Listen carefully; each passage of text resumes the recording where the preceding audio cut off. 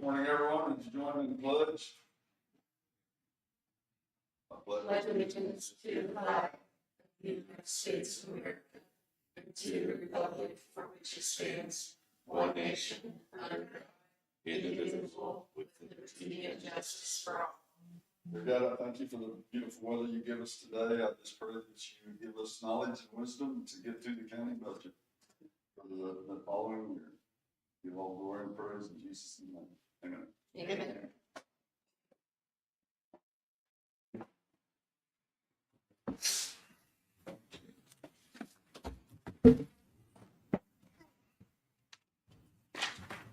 Do I say my name? And I guess we can state your name and who you are. Janet Cleveno, Linn County Treasurer, and my elected treasurer to be Joni Reed.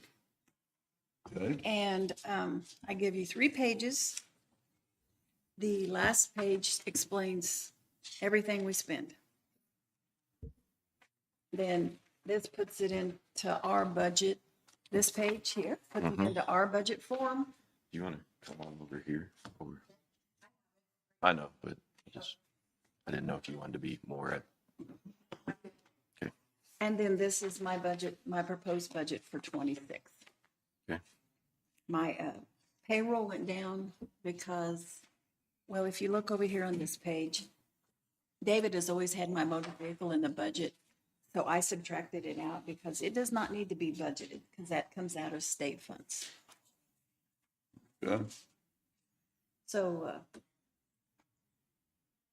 there's my proposed budget, $299,306.27. Do you have any questions?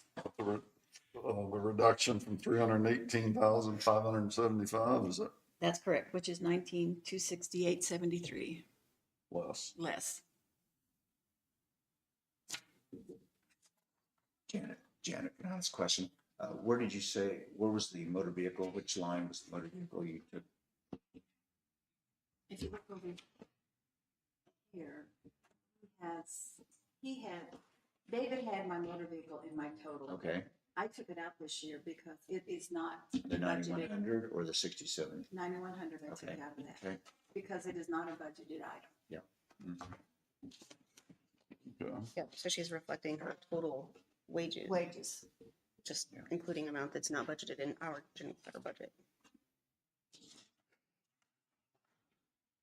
And this is not including any COLA if we choose for a COLA. Correct. It's on there, but it's not in the budget, right? I did not budget, no. Okay. You didn't say to, so I did Right. not. I just want to clarify. Can I ask one more question? I'm gonna be asking a few That's questions fine. here. So on the motor vehicle, do you pay it out of the motor vehicle fund then? Yes, because it's state money. Right. So sometimes treasurers pay it out of the county treasurer and then reimburse from the motor vehicle into general. That's why. At the end of the year, what's left in motor vehicle, Right. I transfer over to the general. Yeah, by June 1st. Okay. Right. Okay, thank you. Which last year, if you want to know, it was about 2,600 is what I transferred over to general. And that's been dropping quite a bit, not A lot. years, because of the state not giving us much money and a lot more costs. And it used to be, I mean, there were some counties I'd have 40,000 transferred to general fund. And that's really dropped off. Yeah. Another one of those mandates that it's State's keeping our money. That's exactly right. Yep, absolutely. We're funding their service.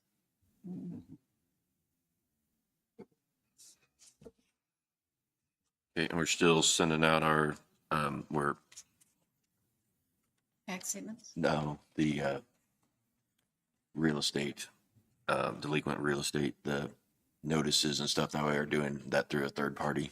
No, Or- we do no, not. We do No, not. but the, what am I thinking? The tax sales? The tax. That was third party. It's probably going to be in August from what she emailed us this week, Okay. probably the week after fair. And that will be paid for by the That the sale itself should pay. Buyers. Right. The buyer premium. That's right. Paid It's the not. That is tax. correct. Okay. That's what I thought, that's. what we That's talked the way about. they explained it. We hope it all works out the way we were told. Have you been involved in any of those where they had the tax sale with the buyer premium? Yeah, absolutely. There's a lot of counties though. It sounds like, do you have one every year or? We try to, but since we transferred to this, it's an adjustment, but Yeah. we're getting there. Yeah. So there's actually, it's kind of interesting. There's some companies now, we do Butler County Audit, which is a very big one, but they have a company and they take care of all that and they get a lot better, I think, results, getting money back to the county faster. Because I'll just be honest with you, the county attorney / county counselor in a lot of smaller counties are overwhelmed with so much work. And so sometimes I've got one county now that's 3 years behind on their tax sale. So you think about that property's not back on the roll. It's not making you money, it's not making you money. So if you get it done every year, that's a good thing. Could be deteriorating more. Yeah, absolutely. Yeah, absolutely. Okay. Okay. You have any other questions, Jason? Or I don't. Ally, do you have any? Is she there? Okay. Are you there, Ally? Yeah, sorry. No, I don't have any questions on this right now. I'm feeling like Okay. So we may need a motion to tentatively approve this or? No, Nothing, we're not huh? making any decisions today. No Okay, decision. Just a workshop. Okay. you're right. That's I like you that. did. Thank you. welcome. All right. first for everything. Yeah. Right? Thank you, guys. Thank you. Have a good day. Thank you. See you later.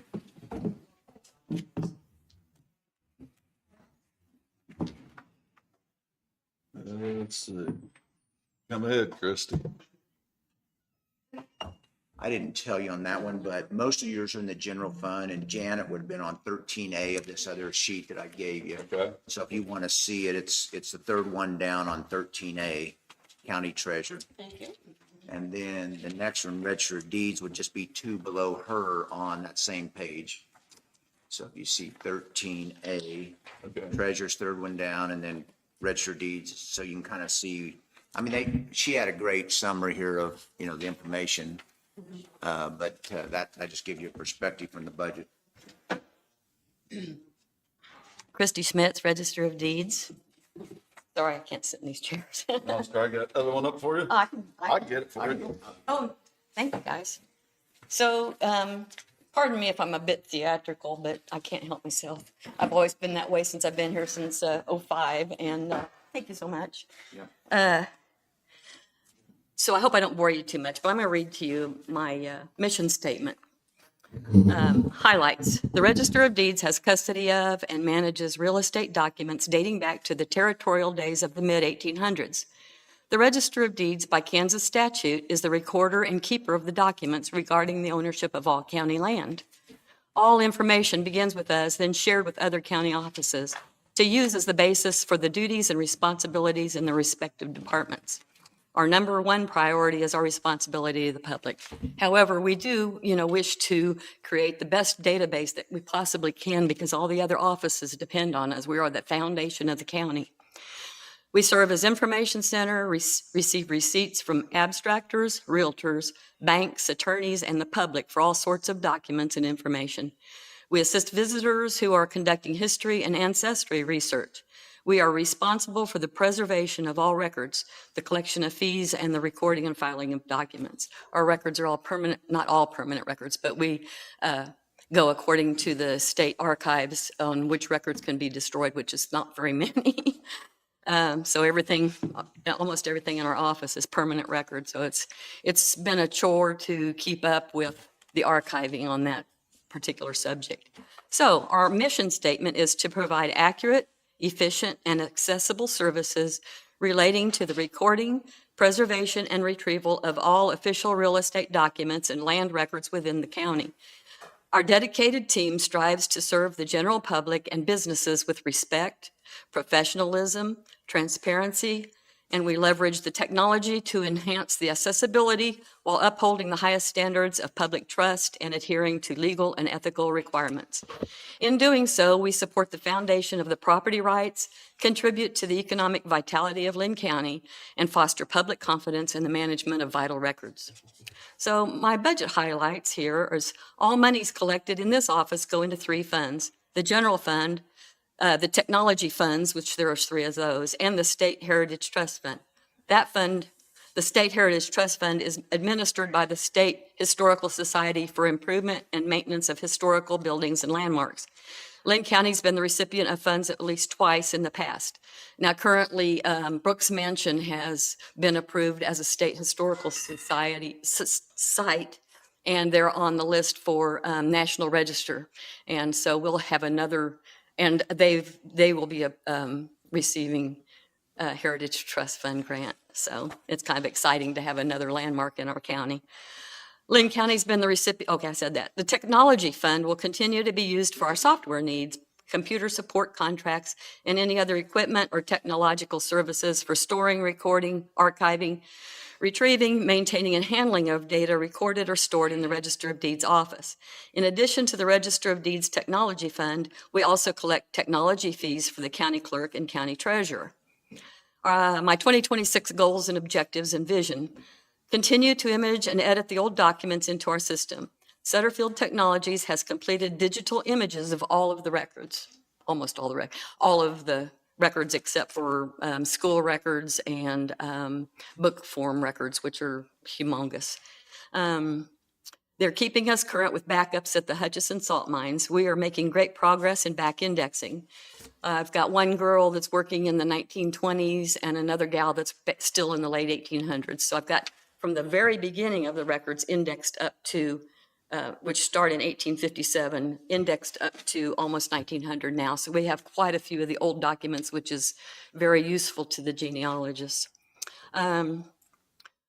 We'll continue to attach the images to the electronic records and improve the value of our system, which we're selling a lot of subscription services online now to attorneys and title companies. Security First is one of our major clients, and we bring in a lot of money just through our subscription service, which is starting to pay for the maintenance of the software that I use. And you just pay for that to use your, They pay it through my software company.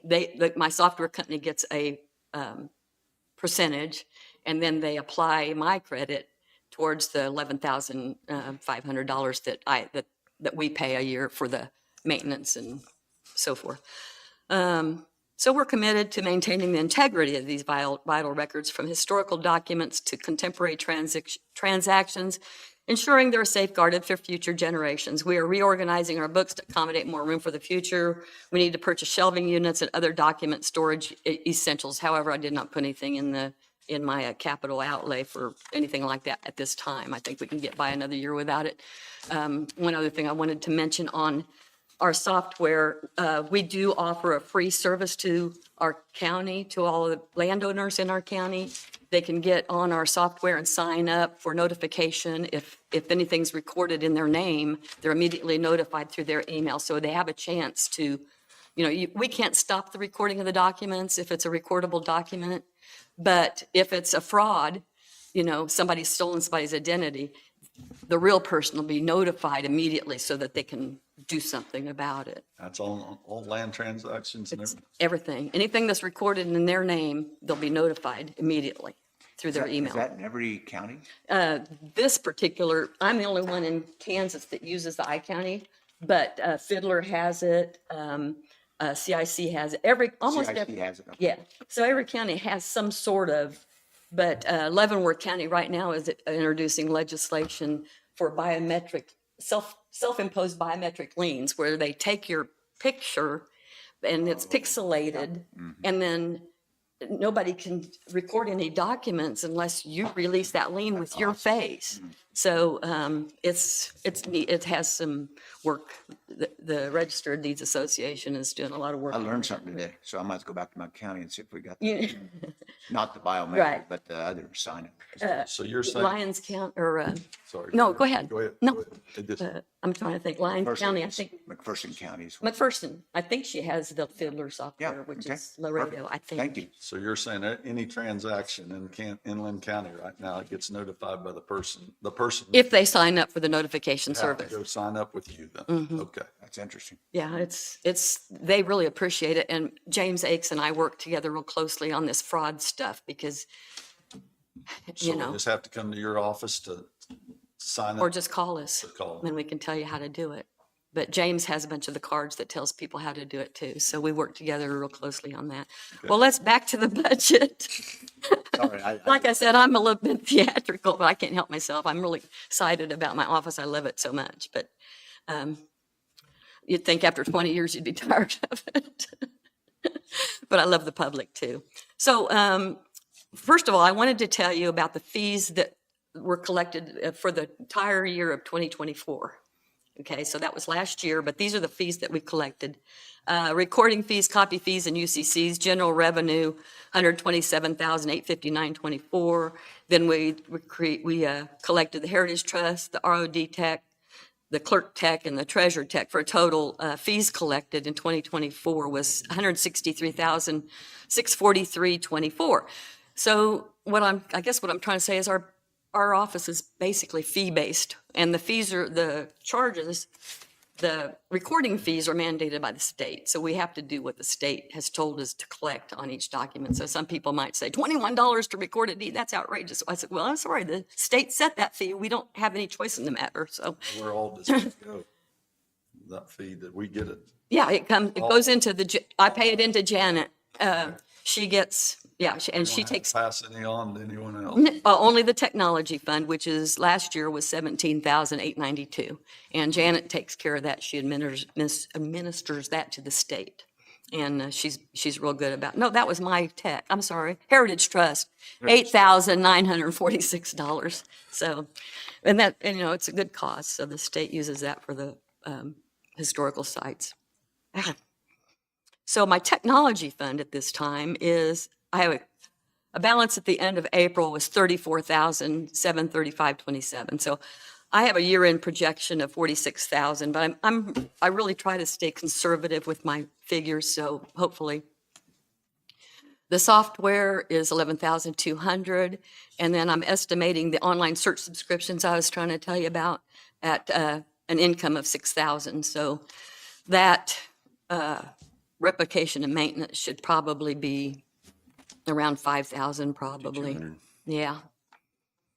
Our computers and electronic devices, well, the three main recording computers are getting kind of old, so we may need to be replacing those, but we'll pay that out of the tech fund and not out of our general fund budget. And then I also have paid the Sutterfield Technologies to keep me up current with my microfilm, and I'm looking at a couple of scanning projects for the school records and book form. I'd like to get the school records out of my office. The genealogists are coming in and they just really need to be scanned. So my proposed budget, okay. I am going to go from 2 part-time people to 1 full-time person. So the part-time people have come off, and I've added a full-time clerk, which we have not, hired yet. We'll have to find somebody that's qualified. So my payroll, and this is including the 3% COLA, is estimated to be $156, $160, $143. My contractual services, telephone, dues, there'll be 2 conferences, which includes the motels, meals, mileage, and the registration fees. Then I've got about $1,000 in there for postage, book repair, microfilm storage and maintenance, which is minimal, like less than $1,000, and my K-Camp insurance when that comes due.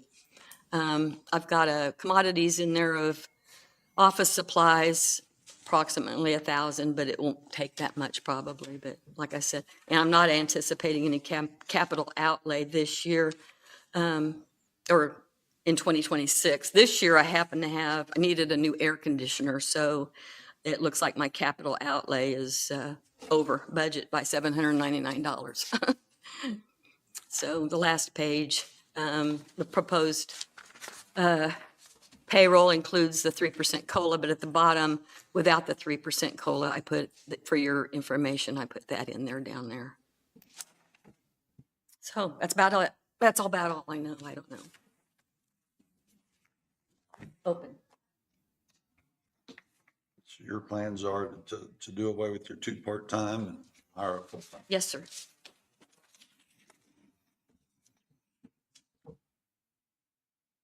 Kind I of just windy, have one aren't I? question. Yes, ma'am. Okay, regarding the Heritage Trust Fund, has that been confirmed to you by the state Has it been what? for 2020? Has it been confirmed to you for 2026? Heritage Trust Fund been confirmed to you for 2026? Yeah, the state will get $1 out of every page that I record.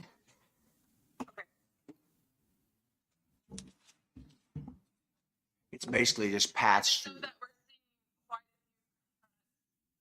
including 80% of our salaries through the Heritage Trust Fund. So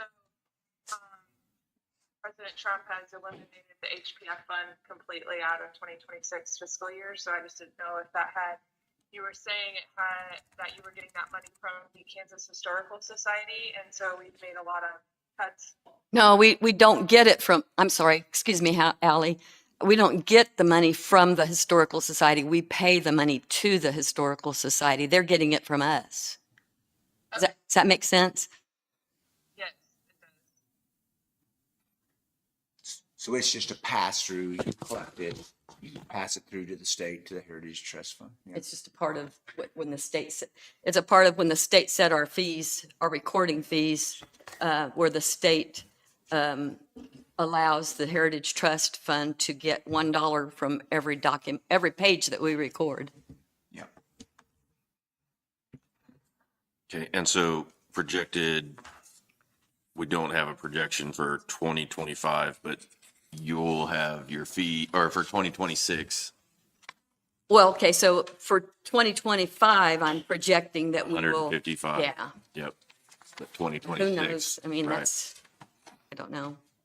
So this is before any income that you bring in, your budget that you're proposing From, in 2026. This is before, you don't have any income factored into no, your budget, no. but we'll have income coming Yeah. in on your budget. So it would just be, I mean, she wouldn't know that Correct. to be estimated because depending on how many people record transaction, all those different Right. things. I just Jason, want to point out that she has the money coming in, but that's not Yeah, in it's not here. in here yet. I could have given you a year-to-date for 2025, but It's fine. things really haven't changed much. They were really bad during COVID.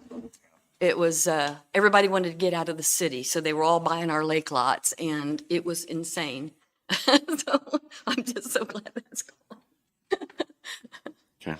But I'll make a general statement. I've done this for 42 years and the Register of Deeds record keeping system for budgeting is unbelievable. Not just her, but I mean, all of them. They literally are so precise in everything they do. Just you can see by her, and every registered deed is that way. I think that's just your personality, and that's why, because you got to make sure you're accurate on your, on your record keeping. Yeah. One thing I was going to show you while she's sitting here, if you look back to page 25, you have what's called non-budgeted funds, and the non-budgeted funds, all they show is current year actual. So on the page 25, it's the first column, it says Register of Deeds Tech Fund. So that's how she gets recorded. The top three up there, the general revenue goes into general fund. And then the Register of Deed Tech Fund is the first one there. And then the other two are the clerk and the treasurer. And they're down on the next page, 26. You see the clerk and the treasurer's activity. These are what I call like the state calls non-budgeted funds. So all you see is current year actual. So she's already got the numbers for you, but that's where they appear in the budget. And then the only other thing that's unique about the Register of Deeds is if it goes over $50,000 in the Register of Deeds Tech Fund, she has to give the okay, but you can use anything over $50,000.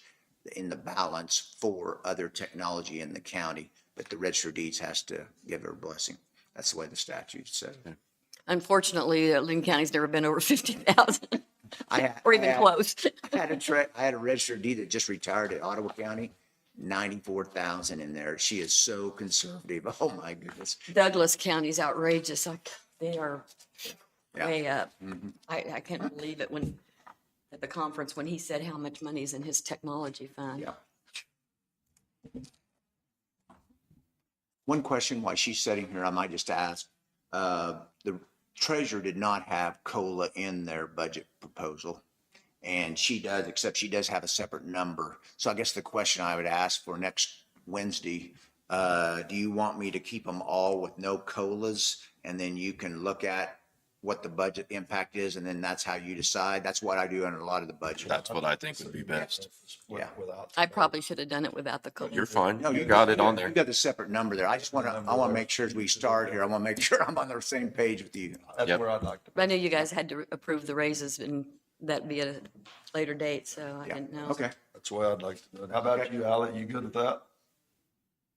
She may not have heard me. Sorry, yes, I'm good with that. Okay. Fine. Okay, perfect. Thank you. Okay, thanks, Ally. Thanks, you guys. Thank you, Christie. Thanks, Christy. Have a good day. Thank you. What was the name of the It's mansion? Brooks Mansion over at Blue Mound. When did that become? Just, I should have brought that letter with me. Just this year, a couple months ago. It's called Brooks, B-R-O-O-K-S. What is that? Johnny? There's Mr. Noxious Weed, isn't it? Yes. Perfect. Thank you. Thanks, Johnny.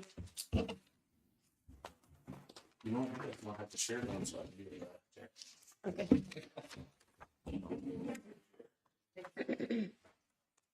Thanks. Oh, I probably did have extra since Alan's here. Oh, you have one? Thank you. Thank you. His You can just Noxious, leave it on my desk. Okay, Thank you. you're welcome. he's on 13C in the general fund. He's about 2 down, second one down.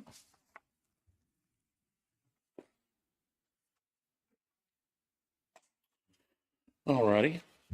You guys ready for me to begin? Yes, sir. I thought I'd give you just a little back history on my experience with the budget, just so you can maybe take that into account, as this is definitely a learning experience for me today. So my first season that I started, October is whenever I took over as noxious weed director in 2021, and I didn't have any certifications, any of the schooling, anything done yet. So I spent all that off season and into the first of the next year getting that taken care of. So my first season, as budget season rolled around, my supervisor said, listen, you've got a lot on your shoulders. You're just learning the spraying and all that. Said, tell you what, this year I will take care of the budget for you. I'll let you know what it is, and I'll present it to the commissioners for you. And so you can just stay out there spraying and learning and so on. So that was my first year. The next year, he said, I do want to bring you in, and at budget season, I want you to see how this is done. And the second year, he did present it to you, or to the commissioners too. I can't remember if you all were here yet or not. But then last year, I sat down with him step by step and went through it for the first time, kind of calculating what we thought cost would be and projecting and so on. And then again, I think I was here when he presented it. I may have read some things to you all. I can't remember. I think you did. But this will be my first year of going just from, working this worksheet that Danielle got to me. She was very helpful with giving information to do this. So kind of bear with me. This will be my first year of just going through all this. And actually, it was very enlightening to me to kind of see too how some of this stuff works. I think that as a department head, I think that the budget is a big part of I don't know if control is the proper word, but control at least. So you see how your department is shaped, what you're going to do for the future, what you're planning for, and so on. So that's kind of what I had in mind as I did this. So I'll just start off the first line item of payroll. And so for the first 5 months, it shows $40,987.66. Estimate for the rest of the year, I just did the math there and figured out the remaining paydays and came up with that number of 55,892.26. That would be a total for the year of 2025 of 96,879.92. The actual budget for this year in 2025 is 101,245. I proposed for 2026 to go with 100,000 based on, of course, I heard at the last one about the COLA. That's what I took into account, that if you added 3% COLA to the amount there in total spent column, then you would get $2,906.40. So if you added it to that 96,000, you'd have 99,786.32, and that's why I proposed the 100,000 on that. So you have the COLA figure. To cover, yeah, I had that figured in. It's not on that sheet there, but I did figure that in for that. On the overtime, actual through 5 months is 172.03. Estimate for the rest of the year, just based on that average, would be 250. That would be total spent of 422. That would be under the actual budget for 2025 of 500. I just propose that we keep that at the 500. Contractual. I wasn't even sure what that line item was. That's why I said part of the learning experience for me. So I went and I contacted Danielle, and she sent me general ledger for my department. And this is just some of the things that I found that are come out of that line item. Heartland Electric, that's for our electric for our shop. The Crochan telephone for our office phone. Verizon for the cell phone. Excuse me. Centos uniforms, rural water department, Harry's septic tank service for our pumping out our septic tank as needed. So that's just some of the expenses that come out of that line item, just to bear in mind, and according to the general ledger. So in the first 5 months, it's 5,786.47. Based on that average, estimating for the rest of the year, it'd be 8,101.06. If you add those together, the actual spent in 2025, excuse me, 13,887.53. The budget is 18,000. I did propose to keep it at that 18,000 simply for the fact that there's so many different things going into contractual that it's hard to estimate if that would go up or down. Bonds, dues, and insurance, those are pretty much as they're stated. I wasn't sure what they were either till I again checked on the ledger. So the first one, the biggest one out of that amount, was the K-Camp liability, property and auto insurance for our department. It's $3,324.04. Then I had a County Weed Directors Association of Kansas dues, $150. Southeast Kansas Weed Directors application dues, $50.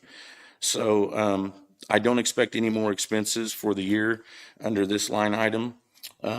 Excuse me, but the total then would be 35,2404. So as you can see, we're over by 2404, and so I propose to up that to 3550 for the 2026 budget.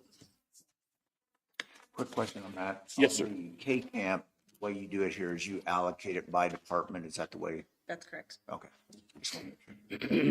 And we were told by K-Camp to estimate our insurance to go up 15%. Yours is 15.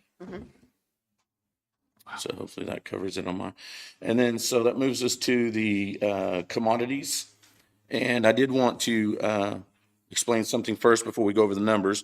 So last year, due to a surplus amount that was left in the contingency chemicals, which is the next line down, the contingency chemicals line item is exclusively the cost share vouchers and what we pay back to the vendors and the residents.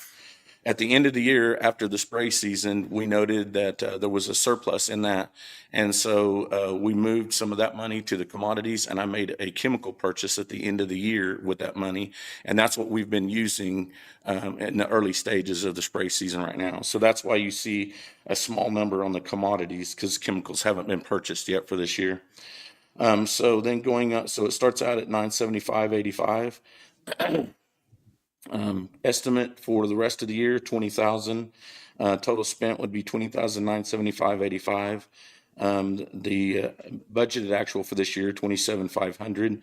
And so I did propose that we could go down to 25,000 on commodities for 2026. I did want to, I had a couple of notes here I did want to make sure that I made aware of. We are getting ready to make significant chemical purchases for the noxious weed and the pest control spraying. Because we have a lot of, 2025 left with the busy spray season. Also coming out of the commodities are any shop products for maintaining equipment, like when we change oil on equipment and so on. Wanted to bear that in mind. Also, all of our PPE equipment, our personal protection equipment, like our gloves, disposable gloves and safety glasses. When we mix in our shop for filling the truck, we have aprons and goggles and things that we use. So just wanted to bear in mind that all those are some of the all things that also come out of that line item. And lastly, on commodities, I did want to make mention that we had a vendor visit and speak at our last Noxious Weed Directors meeting that we hosted here in Linn County. And he mentioned that he wanted to warn that there is impending price hikes based on the tariffs and unrest in countries that chemical components are imported from. So wanted us just to be prepared for that. He didn't feel that it was going to be significant like at COVID where prices went crazy, Right. but to be prepared because of the things going on in the world right now. So again, that's kind of what I bear in mind with the proposed amount. And now to the contingency chemicals. As I mentioned before, that's exclusively the cost share vouchers that we pay out. So basically we pay that money out to either vendors that turn those in, or sometimes we have residents that will pay the full amount to the vendor, and then we owe the cost share amount to that resident, and they have to come into our payables and fill out a W-9 and get on the list to be able to be paid by the county. So, but that's exclusively what that line item is. And so to this point, or up to the 5 months of May 31st, $10,221.75. Estimate for the rest of the year, $24,000. Total spent for 2025 would be $34,221.75. Our actual budget is $35,000, so I'm anticipating to come into that, but I also would like to propose to keep that amount for 2026. And for the fuel. What would you have to do? I haven't had this before, where the landowner can come in and get a reimbursement. Is that, you have to own so many acres, or how does that? No, it's Anybody can. yeah, anybody that is treating noxious weeds, if it's been confirmed that they have noxious weeds on their personal property, then by state statute, they're required to control or eradicate those by spraying. So that automatically qualifies them. So at the beginning of the year, I make a price list based on local prices minus the 20 to 22% according to the state statutes. And then that qualifies them. Okay. And then, then they just have to, the other qualifying is just giving all the information I need for the voucher. All my vouchers are subject to Kansas Department of Agriculture audit. I have to keep 2 years of records. So I make sure that I get their contact information in case they ever want to be contacted to ask where and how they use the chemicals. Sure. Their legal descriptions of their property, section, range, and township. All that stuff is what I get from them before I fill it out and they use the voucher. Sure. Does that answer your question? Yeah, because most of the other 5 counties I work on, they actually just come in and Sell chemicals? They just come in and get the discount and Yeah. don't have a voucher. Right, yeah, we're, so out of the 20 counties that I'm in the district with, it seems to be close to 50-50 with Okay. vouchers, and because each, by state statute, each county can determine which one. I actually was curious when I started and asked why, and I never really got a definitive answer, other than I've been told that if you sell chemicals, there is a little bit of liability that comes with that. Because every time you sell a chemical, like even the vendors, they're supposed to get all the records also. And there's some, when we do a voucher, we're not taking on the liability of how they use the chemicals, where they use the chemicals, if they have an applicator license and all that. So I was told that's one of the reasons that was taken into account why Linn County always did vouchers. Perfect, thank you. No problem. So we're to the fuel, and I did want to mention on the fuel line, just to keep in mind to justify the amounts here. Fuel is used not just in our spray truck, but also the motor that operates the sprayer. We also have an SUV that we use for pest control, cost share deliveries, meetings that we attend, just like today. The side by side, and also we have a power washer in our shop that we use to clean our equipment. So all of those things are what we use the fuel for. So on the fuel line item, so far, because we're just getting started, $726.83. Estimate for the rest of 2025, which, like I said, bear in mind when we get spraying full time, and now that we've got good weather and it's not raining every other day, We sometimes fill up 2 or 3 times a week in the spray truck. So estimate for 2025 is 6,000. Total spent for 2025 would be 6,726.83. We are budgeted 8,000. I did propose to keep that at 8,000 simply for the reasons I stated a while ago on the chemicals too. We don't know, it's hard to project if gas is going to go up again or down according to, unrest in the world and how that could definitely affect our fuel pricing. So I did propose to just leave that at the 8,000. I have a question. Yeah. Historically, in the last 3 years, you've not spent over $4,000 on fuel. Right. Is it okay to leave it at 8,000, or is it something to consider to reduce it? Or should we wait and see where we're at with R&R? It's up to you. I mean, because in the general fund, those are guidelines. All the departments, are guidelines. So, I don't know. I kind of have a general rule that I've always used is till I have done 1 year of anything, and he's newer.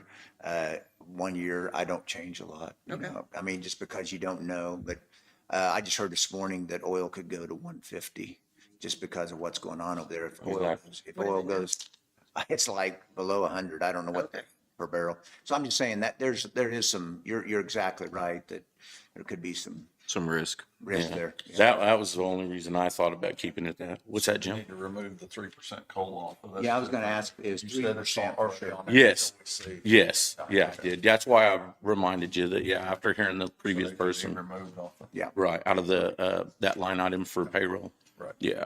okay. You had Okay. that number. Along- What was the number you put in there? 2,000 something. I didn't write it. 3% raise would be $2,906.40. And that would have took the total to $99,786.32. Right.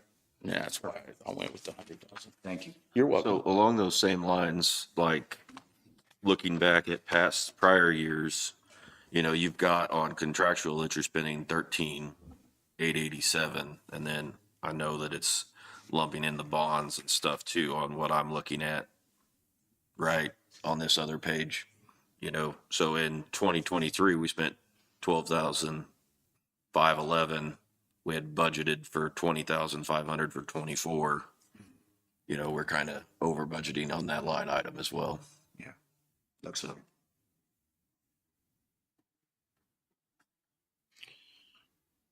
And while we're stopped, I had a question since we're talking about the payroll. So if you budget so you basically are budgeting for no raises, like for my assistant or myself or anything, you budget for no raises. Is that the way you do it? I mean, like, I'm just talking about, so when I future budget, like next year, for the next time I'm doing this, so you just never budget for any raises, or you just budget for your current pay, or? Go ahead. Yeah. So typically what happens, I mean, this is what I've done it in all the other counties is if you don't put it in there and it's consistent with every department, then we have the same measurement across there. And then they come back and say, okay, we're at revenue neutral rate, which is the mill levy, locked in by the state. Then we can say, okay, we have room for a COLA of 3%, or sometimes I'll have a county that maybe due to very unique situations might say, we're going to give 4 this year because of the way the budget, because now we know all the other numbers, but employee benefits and salaries are, like I had one I guess it's Brown County on Wednesday. They have a 20% increase in their health insurance. So see, that makes you have to kind of know what all the other numbers are. So when you come to that, you can understand what the impact is. Does that make sense? Yes. Yeah. And that's why we're looking at it that way, Yeah. Connie. Sure, that makes sense. Yeah. That's why, and like I said, this for me today, like this workshop, I'm trying to learn to do this. This basically, I mean, maybe my own fault, but this was like 2 weeks of preparation when we had the last meeting with him, and kind of seemed like this wasn't all of a sudden. So next year, I'll kind of make notes going through the year and be more prepared is my goal. Yeah. Also, I had a question that maybe you can answer for me on the overtime. Because I had my assistant ask me about this. So if they have over 80 hours, for whatever reason, like my assistant, for instance, I hardly ever have a reason to have overtime. But my assistant also helps with the landfill and works at the scale, operating the scale a lot. And so it's not uncommon at all on almost a daily basis for people to come really late, at the last minute, and makes him be a little bit over. Also, they work Saturdays. So they rotate, the guys take turns, but there's times where he maybe didn't know he was going to have to work Saturday. Like if you know and you prepare, like, hey, I'll go home early one day through the week because I'm working Saturday. But say he didn't know he was going to have to work Saturday, someone else, no one's covering it, and he does it. And he usually takes comp time. Does comp time count against this overtime? Does it come out as part of that budgeted overtime, or? No, so it's accumulated at time and a half, and then it's paid out at regular time. Right, because they use it later to like you would sick time or vacation time or whatever. So it doesn't come out of this line item of overtime. Okay, good. That's good to know, because that's what I want to. If it's paid out at time and a half. Right, because honestly, all the overtime that I have there, that whole amount, I'm sure if we looked at the ledger, it's all for my assistant, and it's for those circumstances that I just mentioned. And so I just kind of wanted to know for budgeting next. I mean, that's something that could go down, because he hardly ever takes. Told me he generally usually always takes it as comp time. Yeah, And what I'm looking at is historically, the last 3 years, your overtime has not been over $200. Exactly. So that's something that we could make note the only reason I was going to leave it at 500 was because I wasn't sure. And with his circumstance, if I needed to cover it in the budget, but yeah, that maybe make note that could go down too. All right. Now I think I was to the capital outlay. And I made note here to propose to keep it at the 5,000 for 2026 for the purpose of upgrade or replacement of equipment needed to perform duties of the noxious weed department. And then lastly, just coming down to the final total. Of course, we've found some areas that we could probably take some off. But in conclusion, while I'm new to this budget process, I feel I'll be better prepared and have better understanding next year and beyond. And my goal is to find a balance between spending tax dollars wisely, but still providing all the services that the noxious weed department is responsible for. I am satisfied to propose the 2026 budget for the noxious weed department at $195,050, and that's nearly a 2% decrease from 2025. Okay. That'll allow us to take another 3,000 off of the bud for the COLA, right? Yeah. I mean, Yeah. okay. I have one quick question. I think Sure. you and I talked about it when we were training, but he has a special equipment reserve, not the noxious weed capital outlay fund. Is that right? Do you know? No, to my knowledge, I do not. You don't have. Yeah, I Yeah, use the capital outlay. Right. And actually, I was curious, do you happen to have just right there, I mean, if you have to look it up, don't worry about it, but is there a total of what's accumulated in my capital outlay? Yes, so when there's unused funds in capital outlay, it's moved over into equipment Equipment reserve. reserve. Oh, okay. And Well, that's different than I thought. Like when I came to you guys about the side-by-side, I was told at that time there was 56,000 in there. Maybe I guess it And was, so they're tracking. right. I didn't know that when you How use much it you- each year that it went right back to the special equipment fund. Okay, well, it's all within that fund. Okay. But we're tracking where it goes and for what department put it in there, Oh, okay. right? that is correct, yeah. I picked up where David left off. He has 56 in there. So how much is it paying out in the department? I'm looking now. I think it was around 30 some, wasn't it? I don't even see it. Is it doing it? Oh, here it is. Yeah. 97. Yeah, he's up. Yeah, he's up to 97. 97.5 is what I'm reflecting. That he has. That's correct. Right. And that's what I was just curious to check on and why I wanted to continue. I mean, So do you have any uses? What are we, yeah, I've mentioned it before, and it again proved true. In fact, your firsthand knowledge of this particular circumstance. So this year I have had a significantly higher amount than usual of reports of infestations by residents to like neighboring people and so on with musk thistle. And every single time, this is what I run into. It's almost always persons that own a little bit of property, by a little bit 20, 40, maybe 80 maximum. And they're not really a farmer or a rancher. They don't have that kind of equipment. They maybe have a four-wheeler, a side-by-side, but they don't really farm or ranch or anything. Maybe they even lease out that little bit of ground that they have that's infested for hay or something. And so what actually what we're, as a noxious weed department, are required by state statute to offer equipment to rental, but to just be compliant with that state law, we have a backpack sprayer, which isn't much to offer a resident. And so that was one of my immediate purchases that I could think of. Was I wanted to get something in the 200 to 300 gallon range that you can pull behind a four wheeler or a side by side or even your truck or whatever that has a pull start motor on it for spraying. And then we could rent that to customers like the one you're familiar with. We could make that offer, hey, when I go to visit with them, first I offer the cost share voucher to them as a way to save them money to purchase the stuff to try to rectify the situation. But then the first thing I get from them is, who can I get to do it? I don't have the equipment.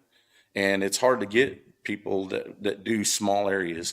Most of the custom sprayers are already booked out through the year for row crop and big, operations. So that was one of the main ones that comes to my mind. Other than that, it would just, most of my equipment is all in good shape and we try to maintain it well. So.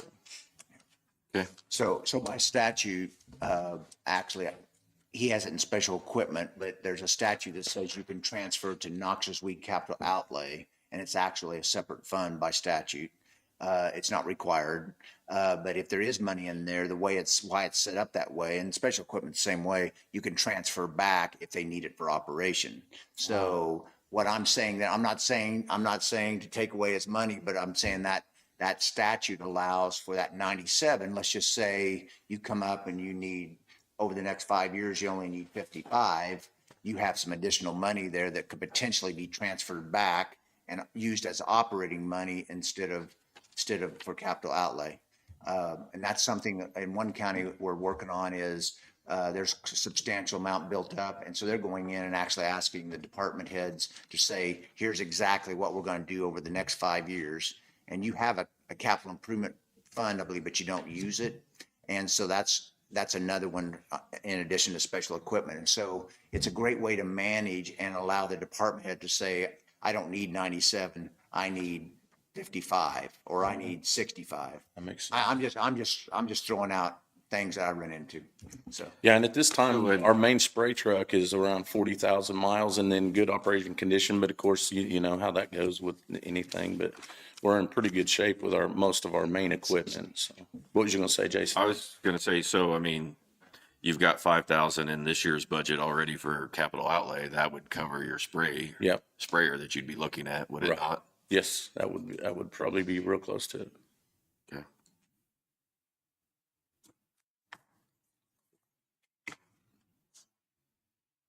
I don't have any other questions. Anybody have any questions? Allie, you still there?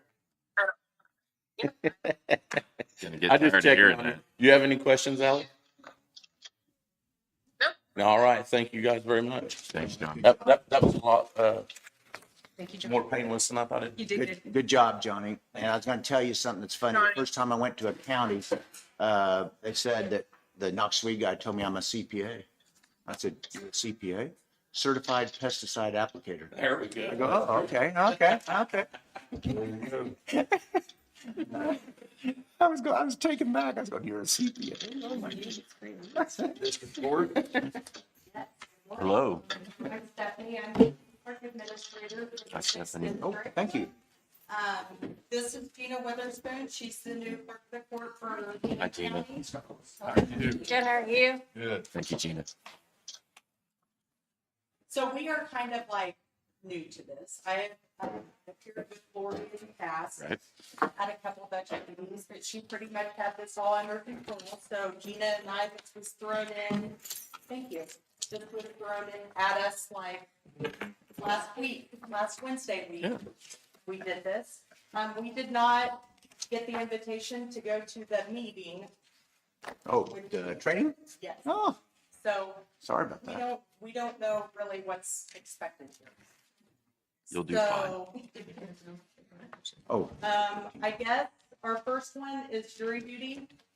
That's for any kind of jury expenses, mileage, paying the jurors, food for them, that kind of stuff.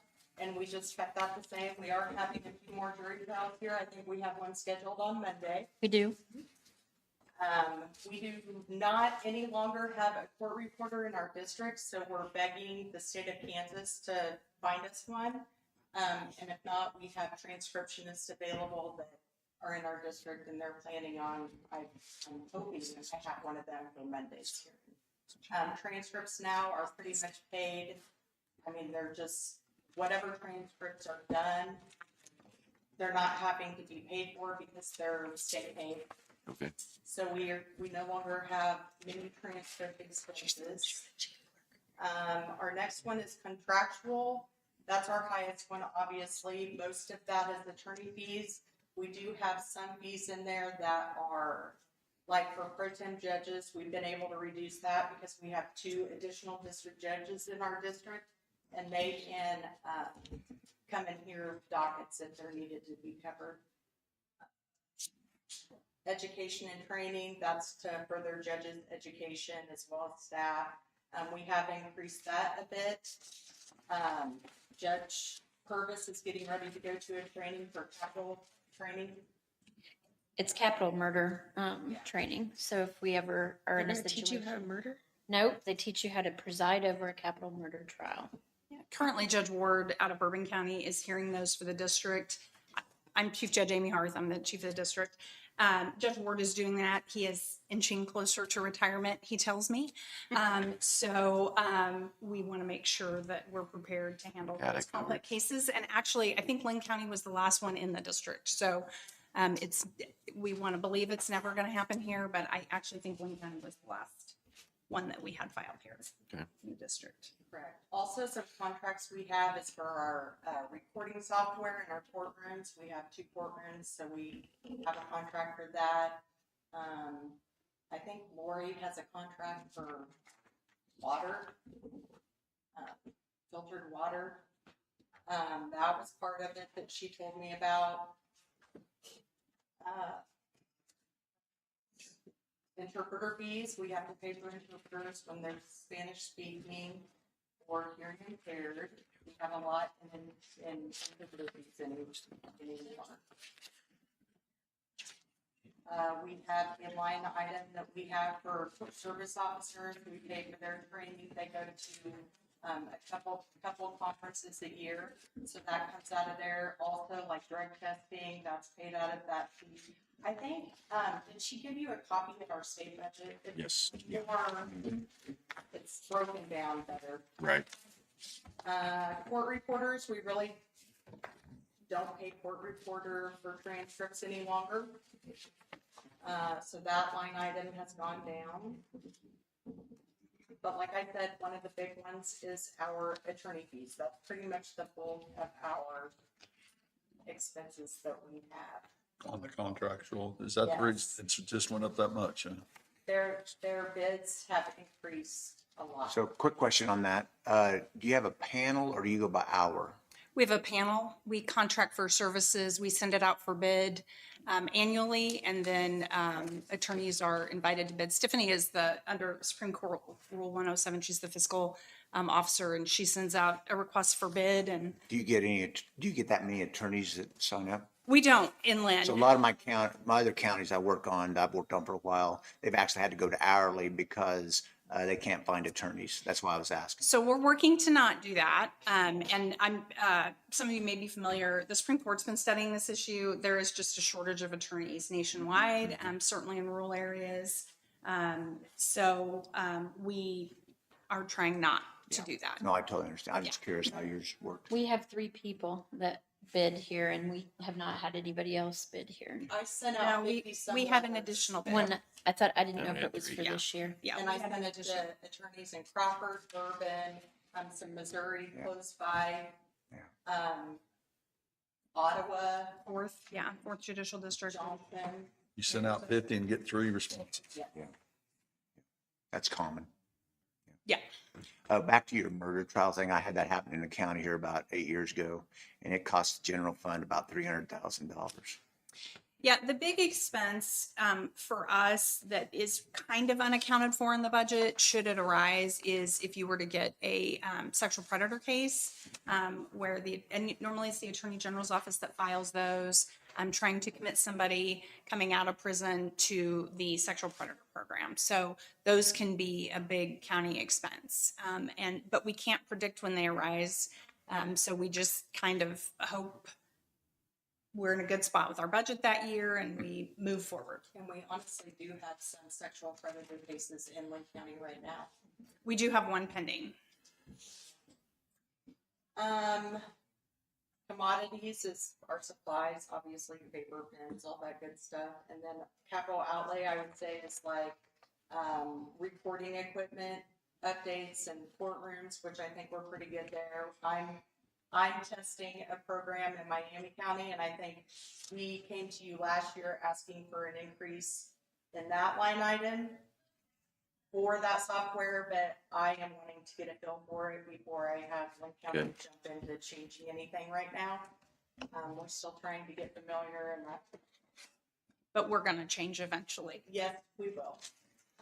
He and I are having some lively discussions about it, but we'll be making the change eventually. Probably next year we'll be talking to you all about that again. But really, questions, I would love to answer any questions that you have. So is, It's been brought up before to us too, as far as the paper towels and stuff, that's on the sheriff's, is that the way it is? Well, Does he take care of that or I'm what? confused about that because Lori used to purchase like toilet paper and paper towels and stuff like that, but I'm thinking that that's not coming out of her budget any longer. Okay. But I could be wrong. Well, when we run out of toilet paper, well, but I just, We'll be running in the back door trying to get. this Yeah. is really all we are learning because Well, I've just things heard are that, done, is what I'm things saying. I are don't done know how here a that is. lot different than like in Miami County, right? We're in Bourbon. Yes, we're in Bourbon County. It's just every county is different, so we're Do you see learning. things that you could help us with, if it's up to, Well, one of the things that we kind of talked about this time, and it's really more for us than for you, I think, and we did not go to the training, is, and Lynn has always been this way, just historically, they don't ask us for a lot of detail in our budget. And we're used to providing a lot of line item, things lined out, even though we understand statutorily, once the money is allotted, that we just spend it. We think it's important to be keeping track of where it's going and Right. why I it's think so going too there. myself. So we're, Steph and Gina are gonna work through that process as Gina becomes more and more familiar with clerk duties here in Linn County. We're gonna, even if you never look at it, we're gonna have it because we wanna be tracking, we move money around in the counties all the time from different places because, if you don't have a lot of jury trials that year, but your server goes kaput in one of our counties, that's kind of what we're facing down, then we can shift some money around. But we still want to know where we are month to month in each of our line items. So we're going to work towards some of that. And that might have been the training that we The missed. training was more just going through the county budget and how it worked Okay. and all that. So theirs is on 13B on there at the very top. And so I know are familiar with this. Maybe Ally's new, isn't she? Yes. Okay, so the district court has no salaries that are paid out of the general fund. It's only contract services, commodities, and capital outlay. And you see that listed out up there at the very top. And then you also have to have a sign, once you're done, you have to have a signed form Correct. from you to say this is the approval of the budget. Yes. Sometimes that didn't always get done right away, so. Yes, and I put the date on it from when we need it back to send to the state. Yeah. We've sent our proposed budget to the state. We have to have that to them by July 15th or something like that. Yeah. But the approved by the commissioners, then we have to have that to Sure. them by August. One other question I have, because I don't know your county, I'm just new here. Is your court system set up in the courthouse or it's back here? Just- Okay. So the security system there is all with the sheriff. I mean, see, like in some counties, that's really a big deal. We're so lucky. Yeah, because if you're at the top of the courthouse, the security systems that have to be put in that old courthouse are very expensive. And so that's why I was asking. So, and I'm sure you know from traveling the other district or counties, there are a lot of counties that don't have security at all in their courthouse. And so we are so fortunate. All three of our courthouses in the district do have armed security. We're so fortunate. So you're saying with this attorney, this contractual, we're needing more attorneys for the court cases that we're having. Well, you've stolen one of them. She doesn't want to. Yeah, She keeps we are struggling. Yeah, we are struggling. And we are actually paying a lot in conflict attorneys also. Yeah. And Not they're here, not here, not in Lynn. but like We are in another in county. other counties, we're paying a lot in conflict attorneys. I had one the other day, and you're going to correct me. I may not be exactly right the way I explained this, but there were 7 attorneys involved in this case because there was grandma, mom and dad, all the kids, and I think it ended up being 7 attorneys just for that one case because of the what's the say? How's that? It's a child needed care case, probably. Yeah, child in need of care. Yep, that's what it was. Yeah, Yep. because each parent's entitled to have counsel. So- Periodically, we do pay hourly for things we need that aren't on the contract. Yes. Yeah. So, And then our contract has a provision that says, if you are in a contested hearing longer than 3 hours, then you can bill us hourly. And the way we pay that is at the current Board of Indigence defense rate, which is pretty standard. We So don't that's pay- where we're going up to 35,000. No, the 35,000 is a result of the attorney bids this year. Right. Yeah. The indigent service. Yes. Yep. And they cover, that's kind of a misnomer, I think. They cover misdemeanor criminal, misdemeanor traffic, not infractions, but misdemeanor traffic, child needed care, care and treatment, domestic contempt, juvenile offender. That's all of them. That's what those attorneys are contracted to cover. So when I hear indigent services, I always think about the Board of Indigence Defense, which is felonies. You all are not responsible for that. Okay. And then we have sent an email where the county can ask for reimbursement. Oh, yes. You could explain that better than I. So the county can actually request reimbursement from the Department of Children and Family Services from DCF for a portion, and I'll be honest, it's not a huge portion. You can request reimbursement. DCF is now trying to draw down federal 4E funding for what they call high quality legal representation. So you will quarterly have to submit a voucher and say, this is how much we spent on child needed care cases in the last quarter, and you can get reimbursed for a percentage of that. And when I say it's small, my guess is from the conversations that I was involved in, it's going to be between 9 and 12%.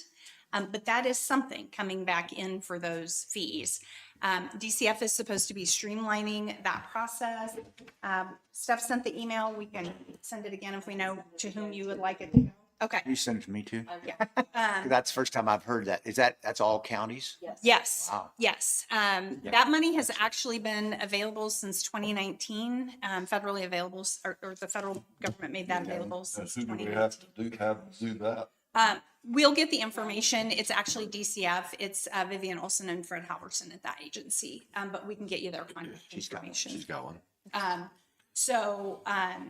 And when they say high quality legal representation, you just submit your bill and they should reimburse it. I don't know how long that's going to be available. As the gentleman before me said, things are a little bit up in the air. But as long as it is, I would encourage you to pursue it. The state of Iowa, who I met with about a year ago, they're very streamlined. I mean, it's a form and you fill it out and you send it and the money comes back. That's why historically in Linn County, the attorneys have bid on all these cases as a bundle. The last 2 years, I've had them pull the child needed care bid out separately because you're not entitled to reimbursement for all of it. It's just the child needed care Okay. attorney fees. So Thank you. I do have one question. The one thing that was brought to my attention had to do with the maintenance as well as sanitation at the courthouse. So is that in your guys' budget at all or no? No. So the only, okay, so the only thing that was potentially overlapping was those supplies like toilet paper, towels, that sort of Correct. thing. And I think Lori has in here, I think we pay for insurance for the building out of our budget. Phones, Can you tell if the Like- engines are broken down? And does she get an electric bill or does the sheriff? For K-Camp, for insurance? No, for like electrical and stuff like that. Oh, Like, I don't know. we what- receive the bill for the whole building and then we break it apart, the percentages for different departments. For like the phone and Correct. internet. So part of that is in our budget. Yeah, I believe Okay. it is. I can pull up. However, I can pull up your general ledger. and- We'll figure it out. We're gonna make some changes and we hope to cut some areas. But at this point, we really don't have a good feel for things, so Okay. we'll get there. You will. And whatever the answer is on the supplies is fine. We just need to know whether you want us to include it in the budget going forward. So which part of your budget has it? 'Cause I know you had mentioned the line items, I think it's under commodity. Commodity, Yeah, I probably. Yeah. We just need to know whether you want us to put it. And we And did we're fine with whatever. decrease that some. okay. Right. I was trying to kind of 3,000. make up for the attorney fees in some areas, but. We'll check when we meet with the sheriff to make sure that we're not budgeting for it twice. Oh, Yeah, and next year, just tell us whether you want us to put it in or not, and that's what we'll do. and I don't know if there's like, the cleaning lady, if she has some kind of budget. I do not know that. And do you Her, does she, Jackie? her boss. Did you put that in your budget or no? Did I put it in my budget? Mhm. No. For Jack? No, Okay. I'm You have no asking, paper I don't know if budget, maybe right? she No. has like toilet paper, paper towels and such, and. No, we just come over and ask for all this money for free. For maintenance. But yes, we would love to build a relationship fun. with you all. And Just if for you fun. have Just for questions free. us, Get us for free. We will answer anything that you have at any time. You can always email us or call us and we can meet. Sounds good. We would like Yeah, to be an we're- open book. Yeah, I mean, we're happy to come over and tell you what we've been up to and. I come over as the person that's here most of the time, but Judge Harth is the judge that does all of the budget stuff, so I don't have any authority on that. Okay. Just FYI. So you can call me, but I probably can't answer your questions. I did meet with the sheriff the other day Bring that about up. the courtroom and the sound. Yeah. And he kind of told me that, were they doing something yesterday and today? Today, I think. I can tell you every hearing I'm in almost that it lasts for very long. There's complaints about not being able to hear. I've reached out to the architect and I talked to him and I think there's some things going on. I stayed out of it because the sheriff was involved in it and, the sheriff's working through the issues. Yes. He's been very helpful. He said he would keep me posted, but I think the 19th and 20th, they were supposed to make some changes in the courtrooms, Good. That's nice. but It's taking a while, but we'll get there. yeah, yes. What other questions do y'all have for us? No, I've learned a couple things, so thank you. Because I know Chris is anxiously awaiting his turn. Anybody have any Sounds great. questions? Thank you. Ally, you have any? I'm gonna give this to Danielle so she can keep track of it for you all. Yes. Usually that's the way it's And done. Steph will I'm email not you the sure. information for DCF to both of you. Okay, that'd be Okay. awesome. Yeah. Thank you. Thank you. Thank you.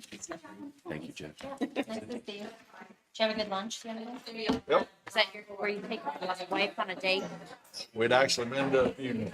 Oh, I'm sorry. That's our whole family went to the funeral. We stopped by there and had my grandbabies all in there. So, I'm sorry to hear about that. but Was that big group of really cute kids, those were yours? the wild ones. Yeah, they were cute though. They were really cute. All right, it was 98 and a half, so she'd lived a long life.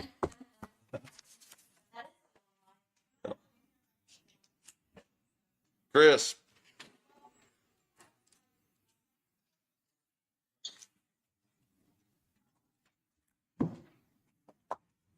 IT is gonna be on page 13D. Mhm. Quite at the bottom.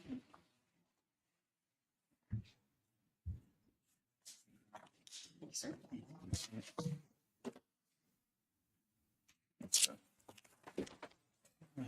Good morning. Good morning. Good. So, budget proposal. I did not include COLA. I marked that at the top. So Okay. none of this has anything with that. Under contractual, as you can see, I tried to break it down where I came up with the total number. Okay.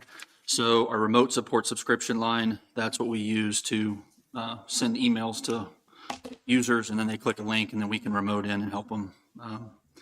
The Adobe Acrobat Pro subscription, we use that pretty heavily to, again, help. And we also do e-signatures with that. Our antivirus licensing, so that's a county-wide thing that we budget for. I increased that a little bit because we've added a lot of new computers in departments. So for every computer, it's an additional fee. Okay. So I included an additional 25 computers in that. Training and travel, I think that's self-explanatory. Cell phone, vehicle insurance, JPS radio licenses. So that's what we use for using our cell phone as a radio, and we communicate with Public Works and Sheriff and other entities with that.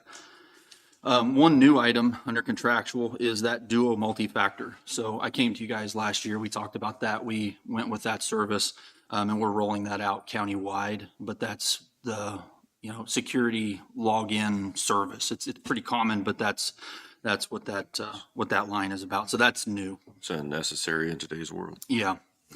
I also added in here Starlink internet service. So that's something I want to request that we add in there. What I've done is budgeted for the hardware, which is $400 for the dish. And I budgeted for 6 months worth of service, which you can pause that service with Starlink. We have times where we need, if there was a major emergency, like we went down to Joplin when the Joplin tornado happened. There's no cell service. There's no internet. The infrastructure is down. And I think us having the option of using Starlink in that environment would be very helpful to the county.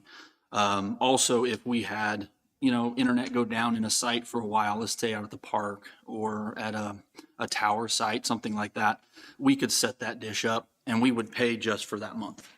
So, because we can pause that service. So like I said, what I did is I put in there, that's where the 800 comes from. It was 400 for the dish, the equipment itself, and then 6 months, which was a guess, as what we would use for that. It may not be that next year. But it's $65 a month for 50 gigabytes, and then they charge you per gigabyte over that, or you can adjust from there. But I feel like that could be a big improvement to our emergency response. Okay. So would that be, I haven't seen that, I was just asking, if that tornado came through, for example, and wiped out the cell towers, is that what you're saying there? You would have a way to communicate? Correct. Yep. So that would get us internet through Starlink to the command trailer or to the new mobile tower that we got, those kind of things. And it gives us a lot of flexibility options to bring internet connectivity back to the situation. Gotcha. Thank you. Under commodities, so fuel and vehicle maintenance, we've got the 2 vehicles. The main one is the truck, and we haven't had a lot of maintenance on it. It's got about 65,000 miles on it at this point, but it's still going good and strong. So I budget for, some kind of breakdown or something like that. I will also add that typically what we've done is at the end of the year, out of those lines, I ask you to roll over into like whatever you call it, special equipment or whatnot. So for the future funding of a vehicle, the day that comes. Office supplies, pretty minimal. We really just mostly paper, toner, stuff like that. We don't have a ton there. Our wiring supplies, we do a lot of that. So we do all the network cabling. We provide a lot of cabling, all the terminations, all the tower stuff, the coax for radios, those kind of things. That's where that line's coming from. Capital outlay, our tower data antennas line. So we have added, and by next year, we'll have 2 additional tower sites in our radio system and our infrastructure. Now, we don't necessarily own those towers, but we own the equipment that is hanging on them that's ours and runs to equipment enclosures, things like that. The main thing with that line is tower climbing. It's getting more and more and more expensive. And we can't really find anybody super local because of the insurance. We've tried, and none of them have insurance that'll cover it. We just had a tower climb done last week, and that bill was $8,000 for the work that was done and the travel to arrive on site. So I bumped that up because of that, the event. And typically we have one climb or one visit a year. It seems to be pretty common. Okay. Security equipment and repair. So that is where we have every now and then a hard drive will need replaced in an NVR, cameras need replaced, something like that. And we'll use that line to replace those items. Server maintenance.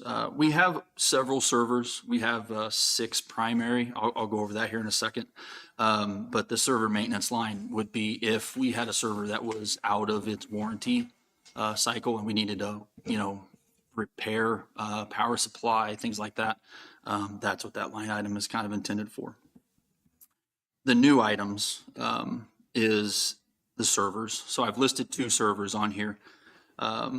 And we have a rotation of servers. We've been very fortunate over the last several years because, especially when COVID came through, we used some spark funds to replace our primary servers at that time. So the county didn't see any, increase on that. As you may recall, 2 years ago, we budgeted to put in a new metric server and a virtualized or virtual machine server for that. We didn't do any additional servers this year. Because it wasn't necessary, but we have 2 machines that are currently running Windows Server 2012, and both of those are EOL, end of life. So we really need to get those out of our environment in 2026. One of those, as I've listed here, is the payroll executime server. So we've had that server in place now since 2015. So it's got good 10 years on it. But with that one, ExecuTime or Tyler Technologies, they require that it has Windows, that it's a Windows server, and that it has SQL Server standard on it.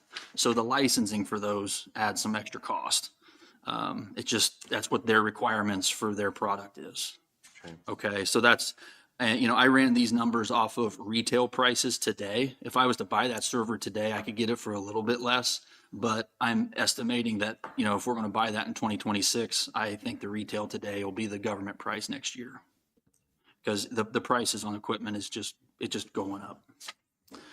The one above that is the backup domain controller. So right now our infrastructure is built, this is standard stuff. So there's no like security, anything here. We have a primary domain controller, a backup domain controller. So that's where all the usernames and authentications happen within the system. Okay.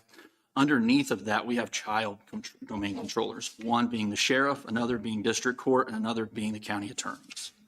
That's a structure that we've had because of previous design that was here before even IT existed. However, right now, the sheriff, their server is new. It was one of those in the COVID timeframe, so they're well within their time. The district court and the county attorney, they're good servers. They're running Windows Server 2016, so they're still within their, life cycle for getting updates. So I didn't include anything with that. And plus, I need to have conversations with them probably in 26 to say, do you want a server?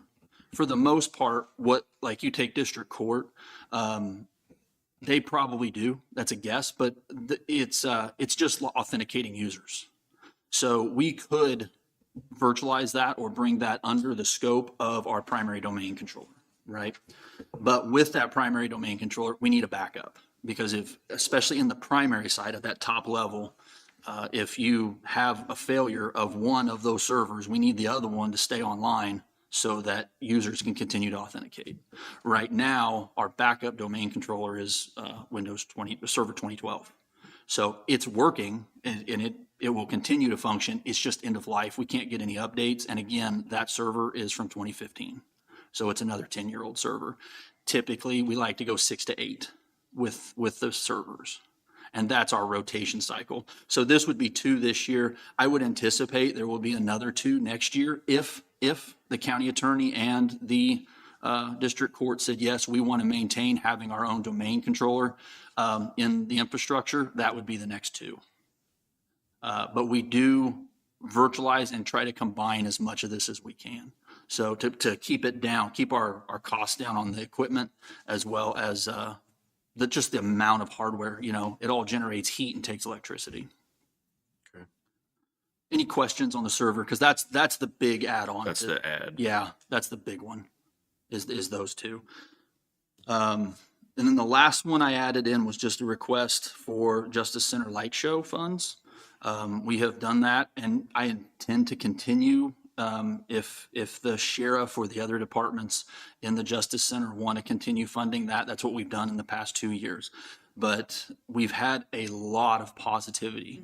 A lot of positivity. So from just general public, from the church right next door, they're setting up, handing out coffee and stuff and doing all kinds of things. And there's more and more people that keep coming to us and saying, we want to see that continue. It's a lot of work. Now, that's not what the 2000, but we got to maintain it.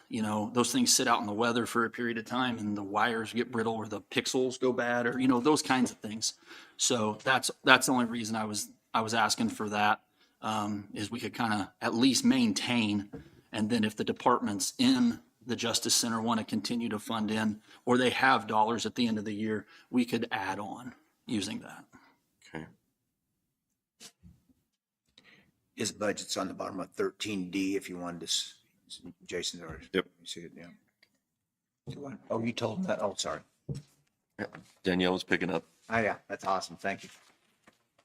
One question I have, because each county is a little different. So you're the IT. Do you buy all of the different computers for the different departments, or did they buy their own, or So- what's your process here? Yeah, I mean, it comes out of their budget if that's what. Comes out of their budget? Yeah. Okay. Typically, we do like to have them order through us because we can go price it out, Right. get the better deals in bulk.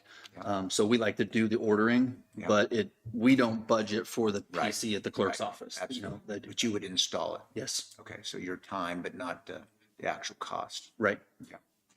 So when we look historically, 151,000 in 2023, 190,000 in 188. Is that all just increase in cost of goods? Yes. Because the one, especially where it went to the 190, that was those, again, we added in those servers. Right. Then I took them back out last year because we didn't do that this time. But now, we've got this add-on and then just the little bumps up. Like we keep adding more and more computers around the county. So we need the duo multi-factor. If we add more staff, it's more licenses. If we have more computers, we need more licenses for our antivirus and our endpoint protection. Everything just adds on an additional component. Individually, like component wise, it's not expensive, but if it's $25 for an additional endpoint license, but we've added 10 more, that's why I'm adding a bump up in that. Okay. How many employees typically are you down right now, do you think? We were talking about that at department, when I did the department training. It doesn't sound like you sound like you're pretty full, aren't you? We have a few openings, but I think we how have, many do you have, James? You have Three. three. Yeah. And then, I don't know what, Public Works is down that money anyway, aren't they? Probably. Yeah. I think we're only advertising for 3 available and open positions in the county. Okay, three. Okay, thank you. How many spots in each position? I'm not sure. He just said 3, so. Yeah. But that's the Yeah. positions. So you're asking for an increase from 188,300 to 226,910. I am. Ally, you have any questions?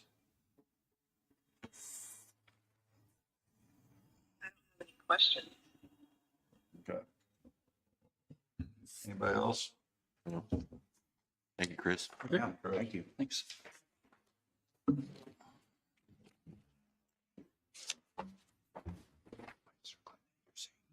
He did not include COLA. Yeah, you did. Yeah. You got Cassidy, is she around?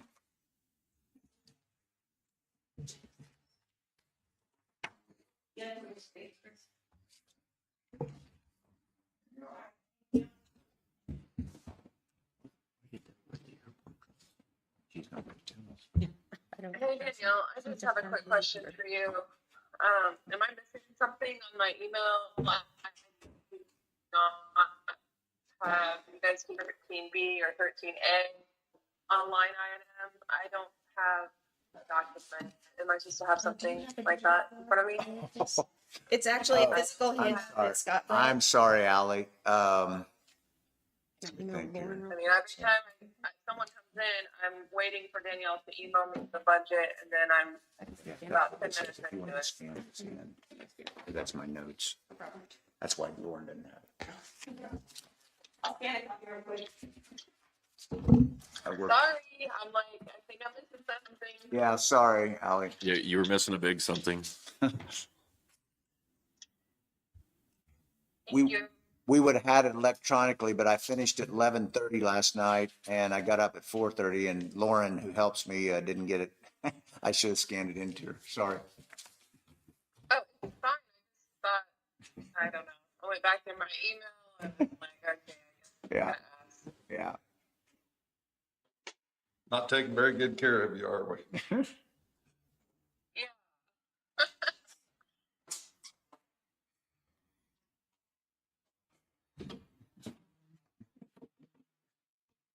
You have copies of that for us, No, but I remember everyone. can you? Please.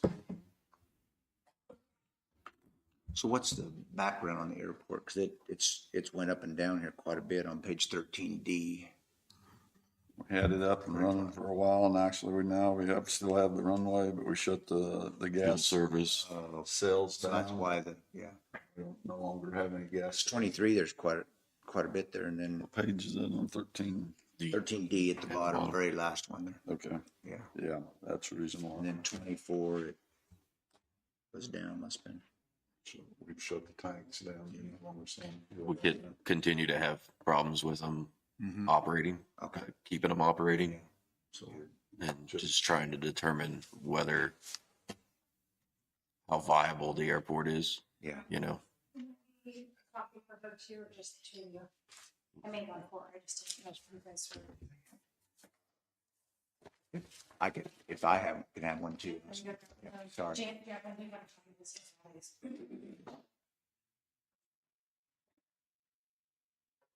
And I don't have a copy of the court one, just so you know. The fourth one? The court one, budget. The big rock. The big rocks.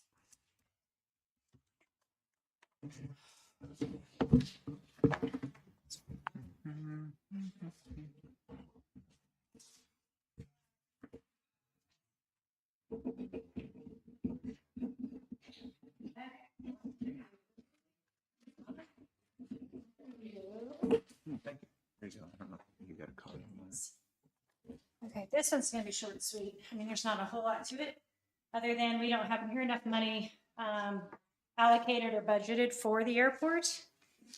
And I guess what I'm getting at is like, for example, insurance there on that itemized line, it says other insurance is $144. Our insurance bill was $3,009, and a liability insurance was $144. So I'm not sure where the trust point insurance for, it's not budgeted on here. Now this is a blank slate, you guys. I've not done a ton with this because I didn't have a clue where to even begin with there not being really a whole lot budgeted for it. I think that needs to be, I mean, obviously needs to be addressed in regards to that. Also the utilities, and I will get copies and give this to you, but I keep a spreadsheet of everything that gets spent out of my different budgets. And we have currently, to date of 6/9 of 2025, spent $4,235.21. So an example again would be, we're talking about contractual, and the previous has been, $200 spent for, according to this, 2025, and that's not accurate at all because the utilities are not listed in here. Again, they have utilities of $144. We have electricity bills that are over that, water bills that are over that. So I'm not really sure where to even begin of what we need to do to get this where it's more accurate and why and where these figures came from on this proposed worksheet, as opposed to what expenses we have. Hey, Chas, I'm sorry to interrupt, but I don't have anything in front of me. Is there something that I'm missing, guys? Yeah, because, The same documents. no, Ally hadn't taken the picture. That's what she's Danielle been, hadn't. has been. I have the budget. Oh, yeah, the budget, okay. I don't have anything from the airport yet. There really isn't, I don't have anything. I handed them this budget, is that what you're talking So- about that she's been sending? So can we we get it brought up as far as what's currently being spent, have those put in there. Yeah, an idea, you've been here since November, I think, Danielle said. So I don't know the history, but if you could, sometimes for me to learn, it's good to go back to a year when it was fully operational. So you can kind of see, I don't know when that was. yeah, I know, but I don't, I have 23 and 24, and the majority of the expenses there consisted of utilities and the mowing. I honestly don't know when the last time it was, up and fully operating. Do you guys know what year that would be? So I can 23. know. Partial, Back up on partial that. 23, Okay, I think, right? I think you're right. but even in that year, there's only $330 of commodities. And so the sales, that, it looks like that's what's been the sales of, Fuel. sale of fuel. So I don't know. Do you know if we can find the history? That's what they're asking. Do you have history of what, because I told, if you could go back to the year it was fully operational, she wanted to know how to find the numbers for like what electrical will be and what would, so that, would you have any history? Oh, yeah, what's her fund code? yes, 50. 50, yeah. So I did page back to 22, what's it say? Yeah, it looks pretty full there. 22 might be a year you want to go back to. 22, okay, that's not Because one the I've total seen. expenditures are 50, what is it, 134? No, that's 134,000. 134,000 in 22. So that, to me, it looks like the line items are filled in. There's, fuel was 23,000. So probably that's a good year to look at. Okay, and that, are you looking at something like this of This is 2022? off the general ledger. So Okay. you could print that Okay. for. Mhm. Yep, that would be great. And it's actually a budget in their system. Their system is set up, you actually have a budget worksheet that is in the system that shows the last 4 years of actual, this is in 25, we don't have the 26 Right. filled in, but it's, Okay. that would be a good one.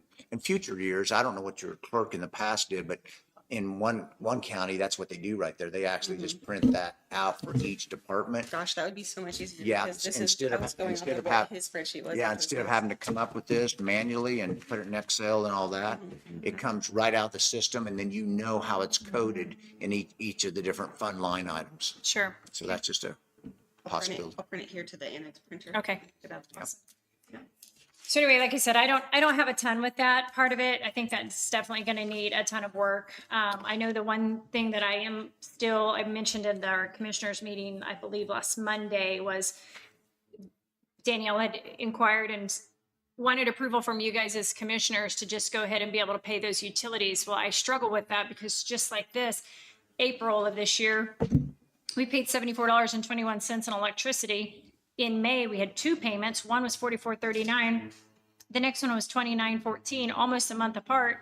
Why is there such a big difference when that's not really being used right now? So I can't justify wanting to sign off and have things paid if I can't see why we have a right raise in. And then there was one even in February that was $88.49. Anyway, so that's where I apologize. This is not where it needs to be. I need some serious help with this. Sure. Because this is such a fluctuating thing right now. We still don't even know what our future holds for the airport. I felt like I'm not anywhere near ready to be, put this where it needs to go. So to give you a little comfort, you're in the general fund and the general fund is literally only has one number you have to look at, the total budget authority. So we can work on your department and you can actually, even as you learn more and we figure out more, even though the budget may be set for the general fund, even in the fall or even into the year when we start, we can actually change those line items as we go forward. There's nothing in state statute that says you can't. Right. Sometimes that happens, like in this case where it's been shut down and you're trying to get a hold of what's going on in the future. But I think this worksheet that you're going to get here, that it'll help Okay. you. It'll show 22 and it'll help you maybe. Okay. Any questions for me, Ally? So another lady that helped, Okay, Alex, sorry. She said none. Okay, so Danielle and I, and Lauren is the other one named. So you can email Danielle Okay. or she can get with us, but Lauren helps behind the scenes and put a lot of this stuff together and helping Danielle with what needs to be, put in certain lines and all that, okay? Okay, thank you. Good. Thanks, And Jay. when is the anticipated date of us to have this coming forward, coming to you guys, do you know? You mean in the future? Yeah, for it to be like completely approved and, Oh, so typically we have to get a mill levy, revenue neutral rate or above by this year's July 18th. okay, It's on a Friday. okay, But the actual budget would be sometime from August 20th to September 20th, because even if you're revenue neutral this year, they're allowing you to go to September 20th to have your hearing. If you don't have a revenue neutral hearing, you just have a budget hearing. So that would be kind of the time frame. It has to be published 10 days before the meeting. So it's all in that, probably from July 20th to before it's published is the kind of the time we'll continue to work on getting numbers right. perfect. Thank you. Thank you. Sure. Oh, thank you. Perfect. He's on the bottom of 13A. Thank you. Third up.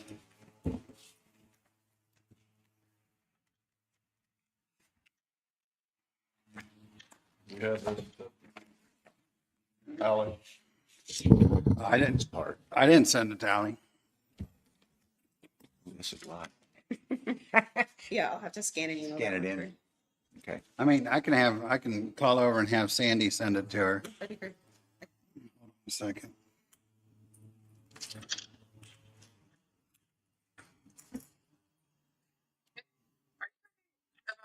So sorry. I Yes. don't need it. You don't have it. It's fine. You can go on. Okay. Well, I mean, I can get it over to you at the end of the meeting too. Yeah, don't worry. Okay. We're gonna go to page 2 is where we're gonna start. Of course, page 1 is our budget proposal and our mission statement. If you'll notice in the second paragraph, the Linn County Sheriff's Office, of course, we patrol a little bit greater than 600 square miles inside the county. The calls this year compared to last year has gone up 2,000 calls. That seems to be pretty consistent. Every year, our calls are going up about 2,000 calls. Our report rates stay pretty close to the same. And our civil service papers were down this year compared to last year. Our communications division, we've actually been very fortunate and added a second computer inside there. What we didn't add was 911 capabilities for it, but this also allows us to train with the trainer, and they physically connect the headsets together. This is a hands-on approach with the trainer, and this has worked out phenomenal. Everybody has loved this. Of course, that was paid out of E911 funds, so there was no cost to the citizens that way. Our outside inmate housing, this will be the third paragraph. Our outside inmate housing is working great. Linn County Jail is operating very efficiently. The process pays Linn County per diem per inmate and many costs which are budgeted. They will be reimbursed for housing, transportation, the outside inmates. And jail has greatly benefited Linn County in the past year. Linn County Sheriff has billed $1,731,352 for inmate housing between May 24 and May 25. We're very proud of our operation, and we come to you with our 2026 budget proposal and hope that you'll finance our operation.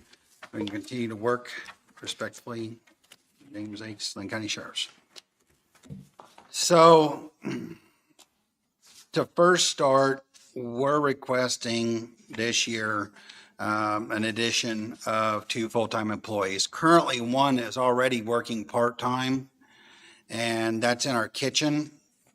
We're requesting her to go full-time, and her pay, of course, there would be the difference between part-time and full-time. And we're requesting one more deputy is what we're requesting. You guys have any questions there? This will be page 4. Do we have any, okay, so back to the jail staff, things that way. Are we able to be fully staffed? Are we able to house more inmates? Are we? We are able to house more inmates. And so our contract, so our bond limits us to what we can hold for the feds. So, but yes, we accept inmates as needed from other counties at all times. So we get Coffee County that calls, and we've got room for them. Yes. Staff wise, we don't go too far over what we can control per person, per shift. Okay. Thank you. We were talking about that at the training, because I was really amazed at the way you run the sheriff's department here with the amount of income that comes in. It's a lot more than the other 4 counties I work on.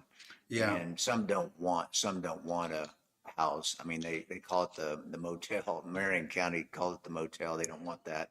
But it is amazing. So one of the things we asked about is, I think, what'd you say you average 52 beds? Yeah, that's an average. Kind of an average 52 beds, and you have capacity for 90. We have 96 96 capacity, beds. yeah. So there's a point there we were talking about, if you add that many more, is it actually make it less profitable than it is? I mean, I'm not sure we were talking about the breaking point, of staff and adding people to take care of. Correct. I know that if we were to double what we were doing now, and I say double, let's say add, 40 more inmates, and that would leave, a short buffer.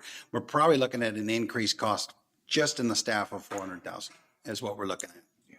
But in real time, I mean, you're talking about a small amount of commodities. You're looking at a small amount of you're in consumables. That way that goes. I mean, you're just talking about percentage wise there, but your biggest input's going to be your staff in order to increase. And we would love to increase the amount of inmates. Right now, there's some factors, with our bond and things like that, but we're almost done with the time restraint on our bond, because I think we were at 7 years on our time restraint before we could start paying it down. That's on most bonds. 2031. Sales tax. But there was a 7-year restriction that we couldn't pay extra on, and I'm just speaking out of turn here. But No, you're right. Right. I mean, I'm not sure about yours, but Marion had the same thing with sales tax. with that, being able to pay that bond down, we will be able to But house. we refinanced so we could house more last year. Correct. And we need to sit down and see if we can do that again. And if we can do that again, So is that what the sales tax bonds for Series 2023 the is? sales tax bond, 2023 bond is the one you're talking about? no. And that I mean, was, what he's talking, oh, sorry. the refinancing. No, it would be last year's. Last year's. We would have done it in 2024, right? We Well, it's refinanced. 12/1 of 23 is the date on here, but I don't know if it may have been I'm not sure. Yeah. Maybe I'm misremembering, but we refinanced a portion of the bonds so that we could house more than what we were currently. Yeah. To get it so that we were at the percentages we needed to be I got you. to take on more of the federal. Where are we at with the first bond as far as being able to pay more off instead of the payment? That's what. Was it I believe- 2029? Yeah, I believe it's a, I believe it's a 7 years yeah, would 7 be, years. if this schedule's right on the statement debt on page 8, These are all, it shows the thank you, these are debt. all Goldberg. But it was June 12th of 2019, and typically in these sales tax bonds, there'll be a 7-year period you can't pay down. And so that would be June 12th of 2026 would be 7 years. So probably in 26, the budget year we're working on, we probably could start paying down potentially. Yeah. That's what it sounds like. Yeah, sounds. Yeah. Yeah, and I think that's Goldberg's, wasn't it? Yeah. Yeah. Or McCliney's. McCliney's, that was McCliney's, it wasn't Goldberg's, it was McCliney. Yeah, you're right. Okay. But that's something we need to look into in also in the future. Okay. All right, so Get you off track. page 4, starting on contractual. In 2026, we'll see a significant rise in our contractual services. The budget request is $704,273. That's an increase of $168,406. This increase is primarily due to the fact that most of our annual contract agreements have expired and are up for renewal. Newly negotiated contracts amounts have generally increased across the board. On examining this increased amount, please consider the income generated from our jail services, which has risen substantially as many of the contractual needs are associated with the holding of inmates. Liability reduction, records management, jail contracts, and costs associated with operation of the Justice Center. Contractual expenses continue to rise. Several factors have occurred that contribute to this increase. The warranty period for the Justice Center has expired, causing the sheriff to be financially responsible for all needed repairs and maintenance. Additionally, several contracts that were negotiated over the past few years have expired. These contracts are being updated, but the contract prices have increased from the agreements that are often 5 to 8 years old. In our line item for prisoner room and board, we should also consider a reduction in our out-of-county jail holding expense rate of $300,000 per year as in the years past. We will continue our out-of-county line item at $10,000. This line item will suffice the need for any conflict inmates or out-of-county costs for holding of warrants or any other incarcerated needs. I do not need to increase that line item. As we consider risk liability for professional vehicle and equipment insurance for 2025, we paid $82,000 and $82,158 and should consider a significant rise premium from K-Camp. K-Camp is estimating a 15% rise, which you'll see that it raises that to $94,482. Now keep in mind, this is our vehicles and liability. Okay, the county pays for the building. They have in the past few years. That's the way it was worked out, and that's the way that was going. So the county pays for the building. We pay for our own vehicle and liability insurance. You guys got any questions there? I don't. Okay. We're going to go to utilities. In the utilities, we expect a slight increase and a budgeted $170,775. It should be noted that the sheriff pays for all utilities associated with the Justice Center. This includes the sheriff's office, information technology department, including the server room and associated equipment operating costs, county attorney's office, district court offices, and courtrooms, probation and parole. We pay for the utilities: heat, air, gas, and water.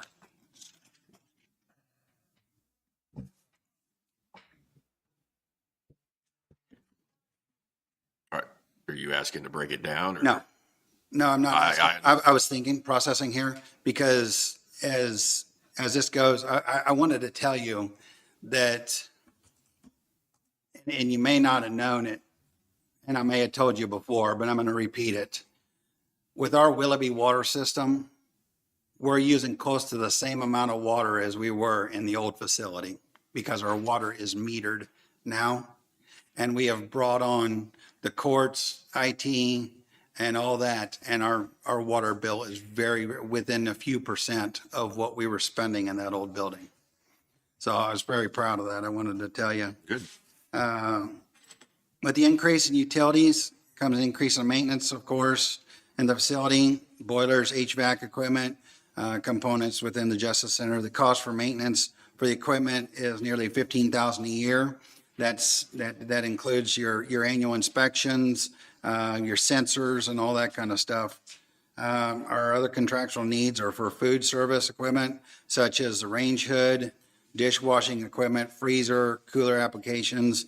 These contractual items are realized at a cost of $16,000 per year for the kitchen and other maintenance items. We have to clean those quite often. Other contractual needs are in communications division, the nice recording system every year. It has a $7,000 a year contract. This records everything in and out of the sheriff's office and on the phones. The platform for Pro Suite, and I wanted to talk to you about this.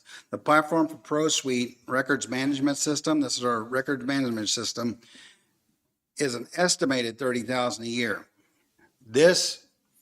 So when we originally signed up with Central Square, before it was Zerker or Central Square and it was Pro Suite. So this was our records management system. This has everything to do, the heartbeat of the sheriff's office. It controls everything. Dispatch and the sheriff's office and our reports, our report writing, everything. And originally when we signed up for this, we signed up for it and we asked them how much a service contract would be that they would maintain it. They threw a silly number out there and we paid for it and we got 8 years of service and they didn't think that we were going to pay for it. They panicked and we got 8 years of service. 2 of the servers need updated, but I'm not getting into that, but because they were supposed to provide the servers and I'm working with Chris on that. So anyways, we asked them, could you give us a total that we could possibly have for our RMS system? And we're estimating right now. I got with Chris, Pro Suite is working the numbers. They didn't have solid numbers, but we estimated with Pro Suite it was going to be $30,000 for our RMS system, which is it's not too much of a rise from what we were paying already. So that's the unforeseen right there of it could be high or low. Okay. On our RMS system. The Justice Center metal detectors for our facility has an annual $5,500 maintenance contract for repair and inspection. The average generator cost per year for maintenance is $5,000. I wanted to tell you this. Another one that's coming up is our Axon body cameras. And the contract has run out for 5 years. We are re-signing up with Axon. We have researched other companies. The cost to go with Axon over retooling and reintegrating the systems, we got with Axon. Axon also let us, or we also let Axon know that we're shopping. I'm going to tell you what, Axon sharpened their pencils. Under Sheriff Johnson negotiated over $100,000 in savings over 5 years with Axon. Now, Axon's what we consider the top dog, and, we were looking at other companies that didn't have quite as many bells and whistles, but then Axon came in and beat the other companies with everything for less than $100,000 less than everybody else. And they treated us very well. That's going to be, the annual contract rate for that one's $81,000, and that covers dash cams and body cameras. Why cameras are so important? It limits our liability. Dash cams limits our liability, 100%. Our radar services, we have to have our radars checked every year. It's been $4,000 a year. It always has been ever since it started here. It's always been $4,000. They come down, they tune it, they give us certification that our radars are tuned and checked.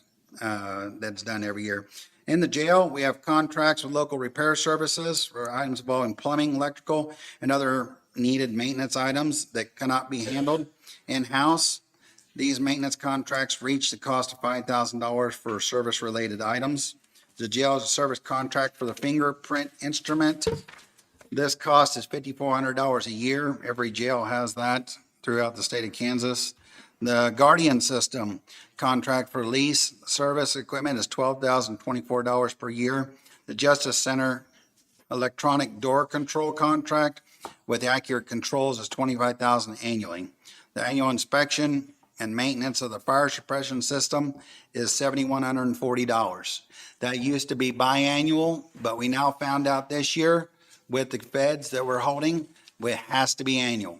There's no ifs, ands, or buts about it. And we just found that out this year and had to pay it. The administration division has a contractual items such as mail service at around $2,000 per year for postage equipment. Over the past 4 years, we've seen a rise in cost of postage, as you know, from 55 to 73 cents, and they believe it's going up again in July. Well, that's 77 cents is what they're guessing. We have implemented our own postage system and for efficiency and convenience. A copier service are rated at $9,385 per year for the 2 copiers on the contract. This bothers me. This contract is about up, and we are going with a different contract. We've already figured out a different copier company that we are going with and going to substantially save us a lot of money. Miscellaneous contractual service is budgeted at $3,000. We have realized over the past year, this includes placing ads, announcements in the newspaper, records to meet statutory requirements, and other services not previously covered. We realized that the amount of advertising that we have to do for the sales and the public sales and the public notices on cattle out and things like that, they have gone up, and we've noticed that we didn't budget for those. And when typically, and so we took an average of what we spent last year, and this is exactly the number that we spent last year for all those services. Inmate medical expenses. We continue to experience savings in healthcare costs. Medicaid is treating us great. We have increased the budget by $9,356. The healthcare contract is increasing by $6,000. They didn't have much of an increase, but it was still about a $500 increase. It was exactly a $500 increase. So prescriptions also went up to $12 per prescription from $10. So we added those 2 numbers. That's how we came up with that. Barring any catastrophic event, we believe the budget amount will cover the cost of nursing services, pharmacy expenses, medical treatment, and covering the inmates' needs. This line items amount is based on past medical expenses considering per inmate cost or expectation of services provided. Just another area that we have some risk is what you're saying. True. Yes. True. Yeah, it's having the clinic there mitigates that risk by, hugely. Okay. Commodities. Commodities are items consumed by the daily operations and services in each division. We currently operate on $125,000. General commodities budget.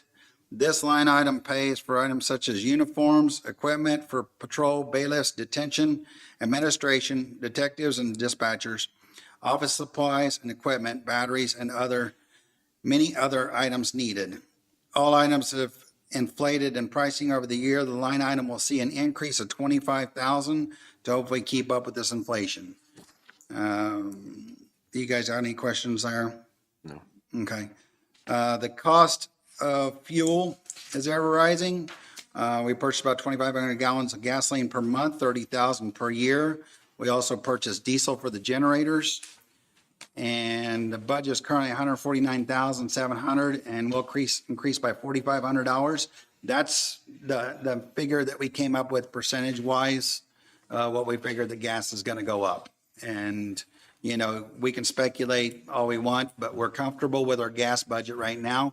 And there's a lot of things that we can do to cut the gas budget down, as far as patrol and things like that. So we watch that very closely, what our gas budget is. We've taken the first increase in 4 years for a budget amount of $154,200. The training budget will see no increase and will remain at $50,000 to maintain training of personnel and operation in order to meet minimum state required training and certification of deputies, dispatchers, and jail staff. We proudly exceed the state recommendations for mandatory training hours by all staff. We've got a minimum of 40 hours training hours for the deputies. Many exceed that 40 hours in specialized areas, and we're very proud of them. Our dispatch has taken on the 40 hours of training, and they continue education in their dispatching area. Our jail, they do a great job with continuing education, and they take a lot of it on their own online without any burden to the sheriff's office. They do a great job of training and keeping up to date on everything. Vehicle repairs will decrease by 19,000. The new vehicle lease program will provide newer vehicles with warranties, which should reduce the overall maintenance cost for the vehicles. The vehicle repair request is 35,000, down from the $54,000 current budget. What I have figured in on this one, I have figured in oil changes and tires, brakes, and I've even broke it down myself, not for you guys, but myself, how many miles they put on their car per year, how many sets of tires they put on their car a year, how much gasoline they use per car in that 35,000 miles, and then I broke it down to how many brake pads that they're going to need. And I think that 35,000 will take care of the whole fleet of all vehicles. Yeah. Let's see, inmate meals and the kitchen supplies, we'll increase that 169,400 to accommodate for normal inmate population. We are seeing food costs rise, but with the Justice Center, we can procure food items in bulk and stay consistent with our daily costs. Due to bulk purchases and new processes, this budget will see an increase of about 15,400 to accommodate for inflation only. Just this year alone, we're experiencing 8% increase on our grocery costs. I have tasked a couple of my jail supervisors with looking for other avenues to find lower cost items in bulk that we don't go straight to the individual that we're using right now, because some of the prices that they have right now, they fluctuate, but I haven't seen them go down. We were actually able to save about $300 a month on just potato chips, and by using the local store down here. Wow. So this store down here does a great job with calling us when there's meat sales, and we're able to purchase meat at a lower price than what we could get it from the manufacturer or the supplier that we're using now. Janitorial maintenance, currently 19.5, supports the services and products. This budget line provides consumable materials for the entire Justice Center. Justice Center facility.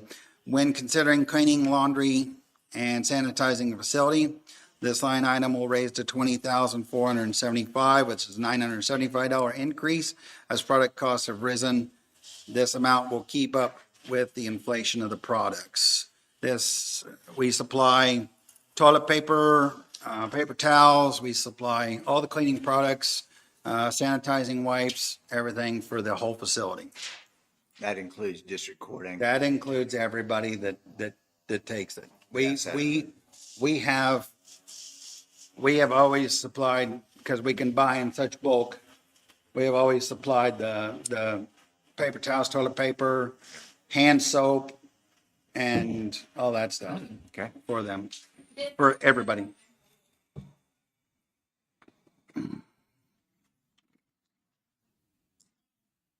Okay. Inmate transportation has risen at the Linn County Sheriff's Office. We spend $50,000 annually for transportation costs with the U.S. Marshal Service. However, we are reimbursed for those transport expenses as we receive payment from the United States Marshal Service for these services. There's a $25,000 increase for this item to cover actual expenditures. It should be noted that the $50,000 amount is not seen as a tax to our citizens, as it is directly reimbursed. This budget is also increased by $10,000 due to new court mandated requirements that states that we shall provide nationwide extradition on all felony bench warrants. This came up and the courts said that all felonies will be nationwide. So we are now responsible for wherever they might be, Alaska, Hawaii, or anywhere else. We're responsible for getting them back here. Those travel expenses, what we figured, we've taken it from what we have in the years past of individuals that have escaped, and we have taken them, and it averages about 4 to 5 in a year. It can be lower. There's some years we only had 1, but we contract with somebody to get them back here, and they run about $2,500 to $3,500 per contract to get somebody back here. The latest one was Florida, and I think it was right around $3,000 to get them back here. So we didn't increase that a whole lot, but the other part of it was what we have been able to establish a baseline of what we're getting for inmate transportation. And that seems to fluctuate between 50 and 60,000 is what that's fluctuating. And that's coming right back to the general fund. So that's what we're seeing. Inmate supplies have remained steady at 25,000. That was budgeted for 22, 23, 24, and 25. We're not going to increase that budget item for 26. This is due to the existence of commissary fund. The commissary fund helps provide a supplemental apparel items for the inmates, as well as many consumables for indigent inmates' needs. And all commodities should rise to the level of $664,075 from $602,000, primarily due to inflation of items such as jail food, supplies, cleaning supplies, and law enforcement equipment and consumables. You guys have any questions there? I don't. Okay. Capital outlay was $311,794 in 2024. It was $152,000 was budgeted for 2025. This line item is used for the upgrade of equipment. The sheriff's office, primarily vehicles. We will need to increase the capital outlay for vehicles to $175,000. In 2026, this will provide us with the 12 new vehicles to help update our aging fleet. With this, we will have vehicles that are not only more fuel efficient, but are under factory warranty as well. When the sale of the old fleet is put into equity, we should see a compensation to keep this price steady while maintaining an extremely reliable fleet. The total 2026 budget requested is $4,732,566 if approved as presented. Please understand that the $50,000 budgeted for the U.S. Marshal Service transport is fully reimbursed, so the amount would not be collected from our taxpayers in the order to fulfill the budget request. This makes our actual requested amount generated from taxes $4,682,566. As a result, our budget would increase by 11.86 from the approved 2025 budget amount. I don't need to read you the income bill. You guys know that. I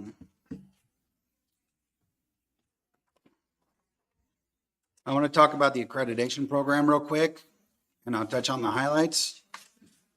Linn County is one of 11 offices that's working toward accreditation.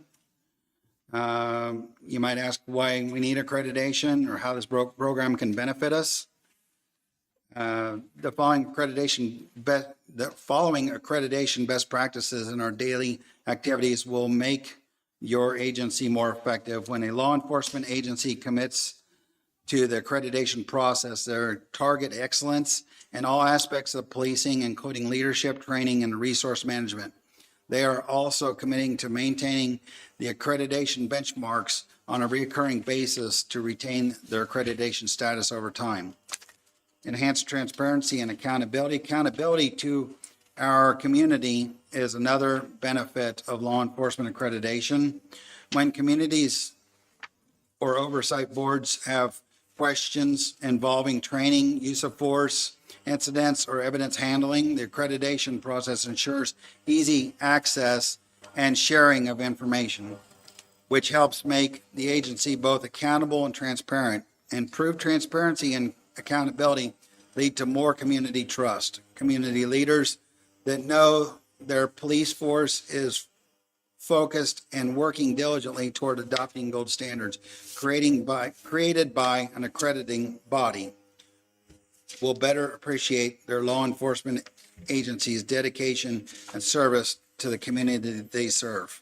Accreditation status can make it easier for an agency to purchase liability insurance at a reduced cost. Taxpayers also benefit from an adequately insured law enforcement agency. Accredited agencies by verified compliance with agency policies and procedures are better able to defend themselves against costly litigation and citizen complaints. Many accredited agencies have reported a decline in actions filed against them. Accredited agencies have an outside objective stamp of approval that is earned through the internal and then the external evaluation based on the best law enforcement practices and standards available. Accreditation establishes pride and satisfaction in the agency and the confidence in the company's success. It is my belief that one day, should all law enforcement agencies not achieve accreditation, they may not be available for grant processes, or those processes may be restricted. Also today, okay, you guys can read that. So accreditation program that we're working on, we're actually leader of the pack right now for the state of Kansas. We're seeing a lot of grants that are tied to accreditation, and they ask right there at the bottom of the grant, are you accredited?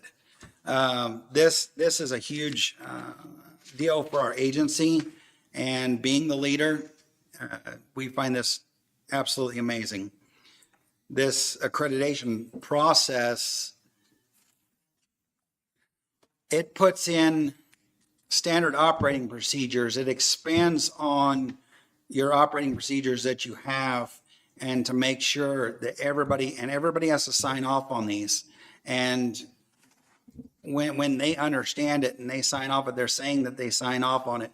And it just bring a lot of things to light that, that we might be doing now, but we could be doing better. And when it comes down to it and we're doing it better, it makes us a better agency all across the board. Thank you for your time and consideration of the 2026 Linn County Sheriff's budget proposal.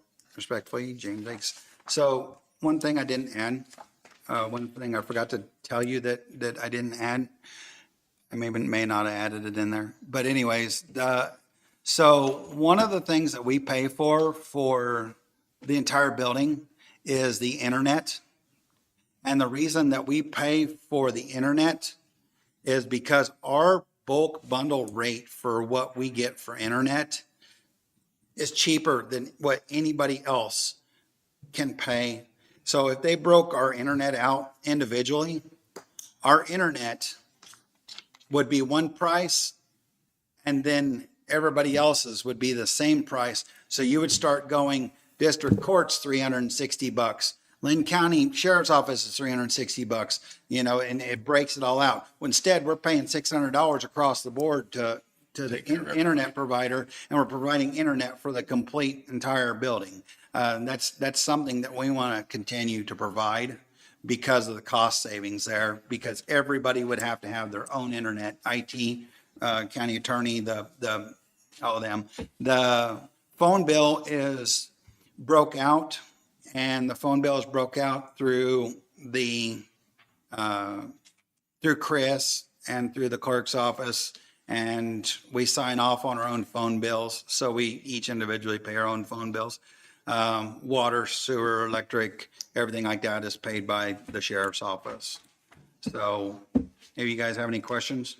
You want to state what your budget is? And Oh, what you're sorry. asking for, James, please?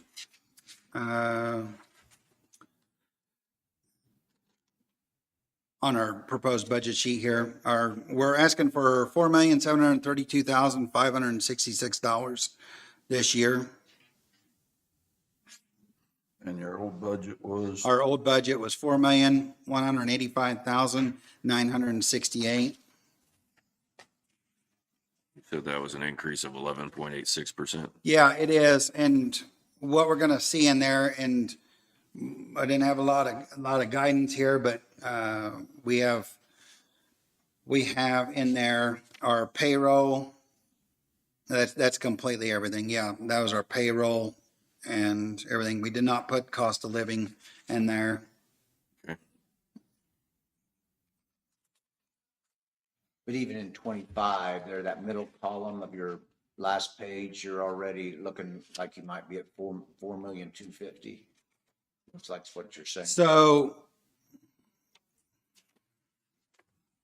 okay, so it's an estimate, and what that estimate was we were looking at, where we're at on overtime, where we're at on our food budget, and as we estimated that actually is very helpful, because that brings it into light that we're going to have to, See, we're going to have to tighten our belt for the rest of this year Yeah. on whatever we spend, and we're going to have to watch everything that goes out the door, and make sure that we do not ever reach that number. That I don't ever want to reach that number. The worksheet asked for an estimate, and that was my estimate. My biggest hit was overtime on the jail, because we're down 2 people in the jail. My other hit was overtime on the sheriff's deputies, and because Your shift differential's going up. I guess you're because anticipating more Yeah. employees. So I wanted to go to page 3. And right down there at the bottom, on page 3, I wanted to kind of go over that with you. Currently, the sheriff's office participates in a contract with KDOT for special traffic enforcement. Although part of the program is voluntary, the other portions are also mandatory. This program is a great way for deputies to work overtime. This overtime rate is reimbursed back to the office by the state. It then goes directly into the general fund. It wasn't until recently, when we realized the large deficit in overtime, that the funds came out but did not go back into our overtime budget. There's an increase in the overtime budget, estimating the amount of hours that we're going to work that will be worked and reimbursed back to the county on this project. Remember, we had the overtime that was way over. That was one of the reasons why. And it gets reimbursed. That Joni sees the line item from KDOT for hours that we worked. Well, we're working these overtime hours. They reimburse us at the overtime rate, but it comes out of the budget and it goes back in the general fund. And then, so we estimated the programs that we're going to work, the mandatory programs, and the hours that we've worked in the past. And that's where the overtime bump comes from. So it can be reimbursed. And we've also found out that, although it was going back in the general fund, it was going into an account that I said, what is KDOT? What is this account? What's going on here? We're like, well, that's from KDOT. Well, we finally realized that it was the step payments. Well, at the end of the year, it got swept into the general fund, but it wasn't until the end of the year. And I'm like, hold on, don't put those in that account. You put those checks immediately in the general fund because those don't go in the account. So I didn't want anybody to think that we had funds there that we weren't using. And anyways, but they got it taken care of over there. They did a good job. So. Are you good? Thank you, Sheriff. Oh, thank you. Thank you. Do you have any questions, Ally? Ally? I don't have any questions right now. I just would like to go over it Absolutely. a little bit deeper. You know? Absolutely. Anybody else? I'm just looking at, just comparing it to like Marshall County at some point. Can you just maybe look at Marshall County, which Sure. is close as far as like population wise, and their budget came in at like 2.2 million. Just trying to see like what are the differences in our county sheriff's department? Just Do they have, and I don't know much about Marshall County, do they have a jail our size also? so I'm not sure on that. I do know that I used to they do, built a new jail and it was a $13.5 million project, so that's why I was kind of comparing that. I mean, if you could just look at like Rice County and Marshall County, I sent a few things to other people that have already presented today on those two counties, just trying to figure out why we're a little bit higher. Well, yeah, and I don't have any problem with that. And I'm also going to look at how much money they contribute to the general fund. Last year we turned in about 380,000 on top of the 1.64 that we brought in to the general fund last year. So I'll look at both of those and let you know. Yeah, just sounds good. Thank you so much. Thank you. Thanks, Sheriff. Thank you. Have a good day. Oh, wait, one last question, James. Sorry. So months ago, I had asked in public comment on as far as Central Square goes. Yes. Am I saying that you already have a contract with Central Square? This year is the renewal for the contract for Central Square. It's, Am and I understanding that you're going to proceed with Central Square? we are. It costs too much for another company to come in and reintegrate our software. It would be in the astronomical range. I can't even estimate it. Oh, perfect. No, I just like to know that. Also, the other two commissioners that I have asked for Central Square regarding our public works, and if we already have it through the sheriff's department, which I had no idea until today. Yes. I would like to revisit Central Square as a countywide option for project software management. Just putting that out there. Myself personally Thank you. has been called 5 times by different police departments and sheriff's offices that are switching to Central Square. So, yeah. Okay, yeah, that was one of the top recommended software companies. I think Chris Martin had even come in there. I'm surprised it was ever mentioned that we already were in an 8-year contract with the county and a department. So I feel into that. If you have a contact, I would like to have that. Yeah, Chris has the contact. Yeah. Just when I heard you talk about it, I was really interested. They can be piggybacked. They can be piggybacked onto Central Square, and you would have your own little area of Central Square. But Chris would have the contact on that. It's IT. Okay, I'll get with Chris and see if we can kind of circle back to that. Okay, thank you. Juvenile. Juvenile detention. We also had you down on it as well. So, We solved that at the meeting. We're not signing a contract on that, and we're just going to contract with per incident, per person. And we're waiting on their agreement, but it's not a contract. It's just an agreement, and it says we agree to house with you at X amount of dollars per day, and that's all it is. And we're covering everything that we should be as a county by doing this. You are. okay. Yes, you are. And everything's okay with that. And Sounds good. Johnson County and Douglas County are going to have the same contract from what we can see. And contract agreement, not a contract, but agreement. And we should be okay. And once you see it. Okay. Sounds good. Thank you. thank you. Chastity? No, we're gonna go on on to the county attorney. Okay. Economic development got moved to new.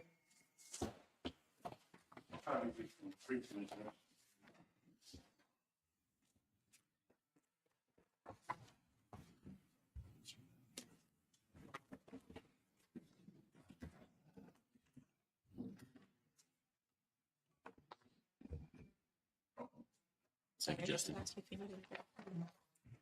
Oh, no problem. You call to have the lawn mowed today. No, I didn't call for that. I thought they just did that Jim. while we're here. Oh, sorry about that. Got me thinking. Sorry. Perfect, thank you. I didn't call for that. Got it mowed though, I guess. Yeah. Okay. Okay, thank you.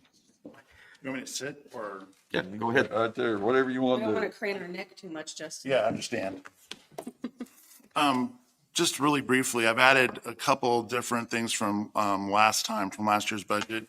I broke up the overtime and part-time into two different line items because, we did have some in the beginning when the transition was occurring.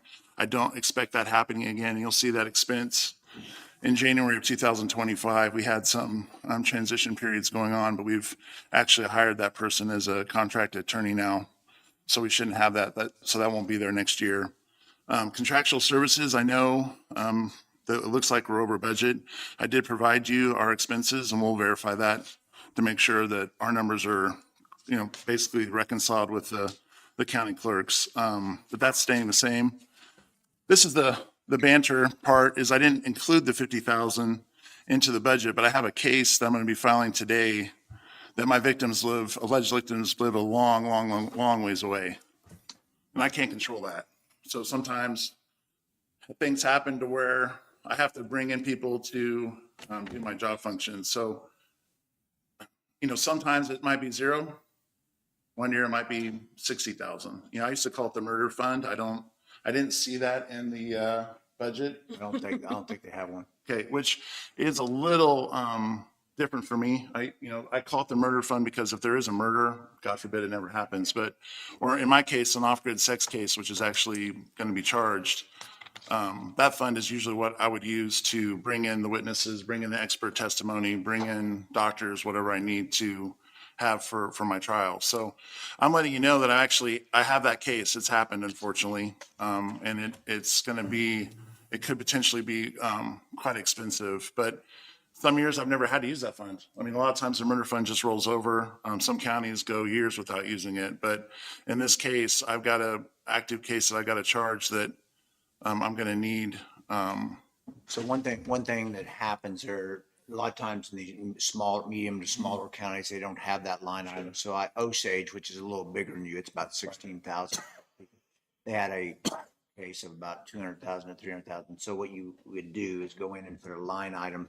You can put it on the general ledger if it's not there and track that so you know how much. So when those charges come back for that, you just put it in the line item and you can track it. And like I said, I've been doing this 42 years. I've only had that happen one time like that to that magnitude. Right. It could be smaller, 50,000, but that one's about 200,000 to 300,000. In June alone, we had 6 preliminary hearings. We have some jury trials coming up. The numbers are upticking, and that's just because we're charging cases. We had 199 cases so far in May, and last year at the same time, it was a third of that. It was, right around 152. So it was about 2/3. It's law enforcement's doing a great job. We got great municipalities, we got great sheriff's office, but the uptick is happening. So that's just an example of what I'm used to with like a murder fund, and I'm going to need it because I've got another sex case that we're gonna have to bring in an expert on, and I can't build that into my budget because I don't know what it's gonna be. I have a question. Yes. You said 199 cases have been charged through May. No, that's just May. Oh, in May, 199 Yeah, cases were charged. Right. And so how many of those go to plea or verdict versus how many of those are ultimately dismissed? Sure. We haven't dismissed a lot of cases, and I can get that data for you. My predecessor and I have a disagreement on how cases are played out. That's why we had so many prelims, because I'm not negotiating down to a misdemeanor on a lot of cases. I believe that if there's a methamphetamine charge, that person should be found guilty of a methamphetamine possession because it gives them help. That's the only way I can do it. This is Senate Bill 123. So that's why we have such a huge uptick in prelims. My predecessor actually told me yesterday that we've done more prelims since I've been county attorney than he did in 3 years. And I can verify that, but that's his belief. So do you have numbers from like year to date Yes. on like how many cases were charged and how many, I mean, obviously if they were filed in 2025, they're probably not to fruition just yet.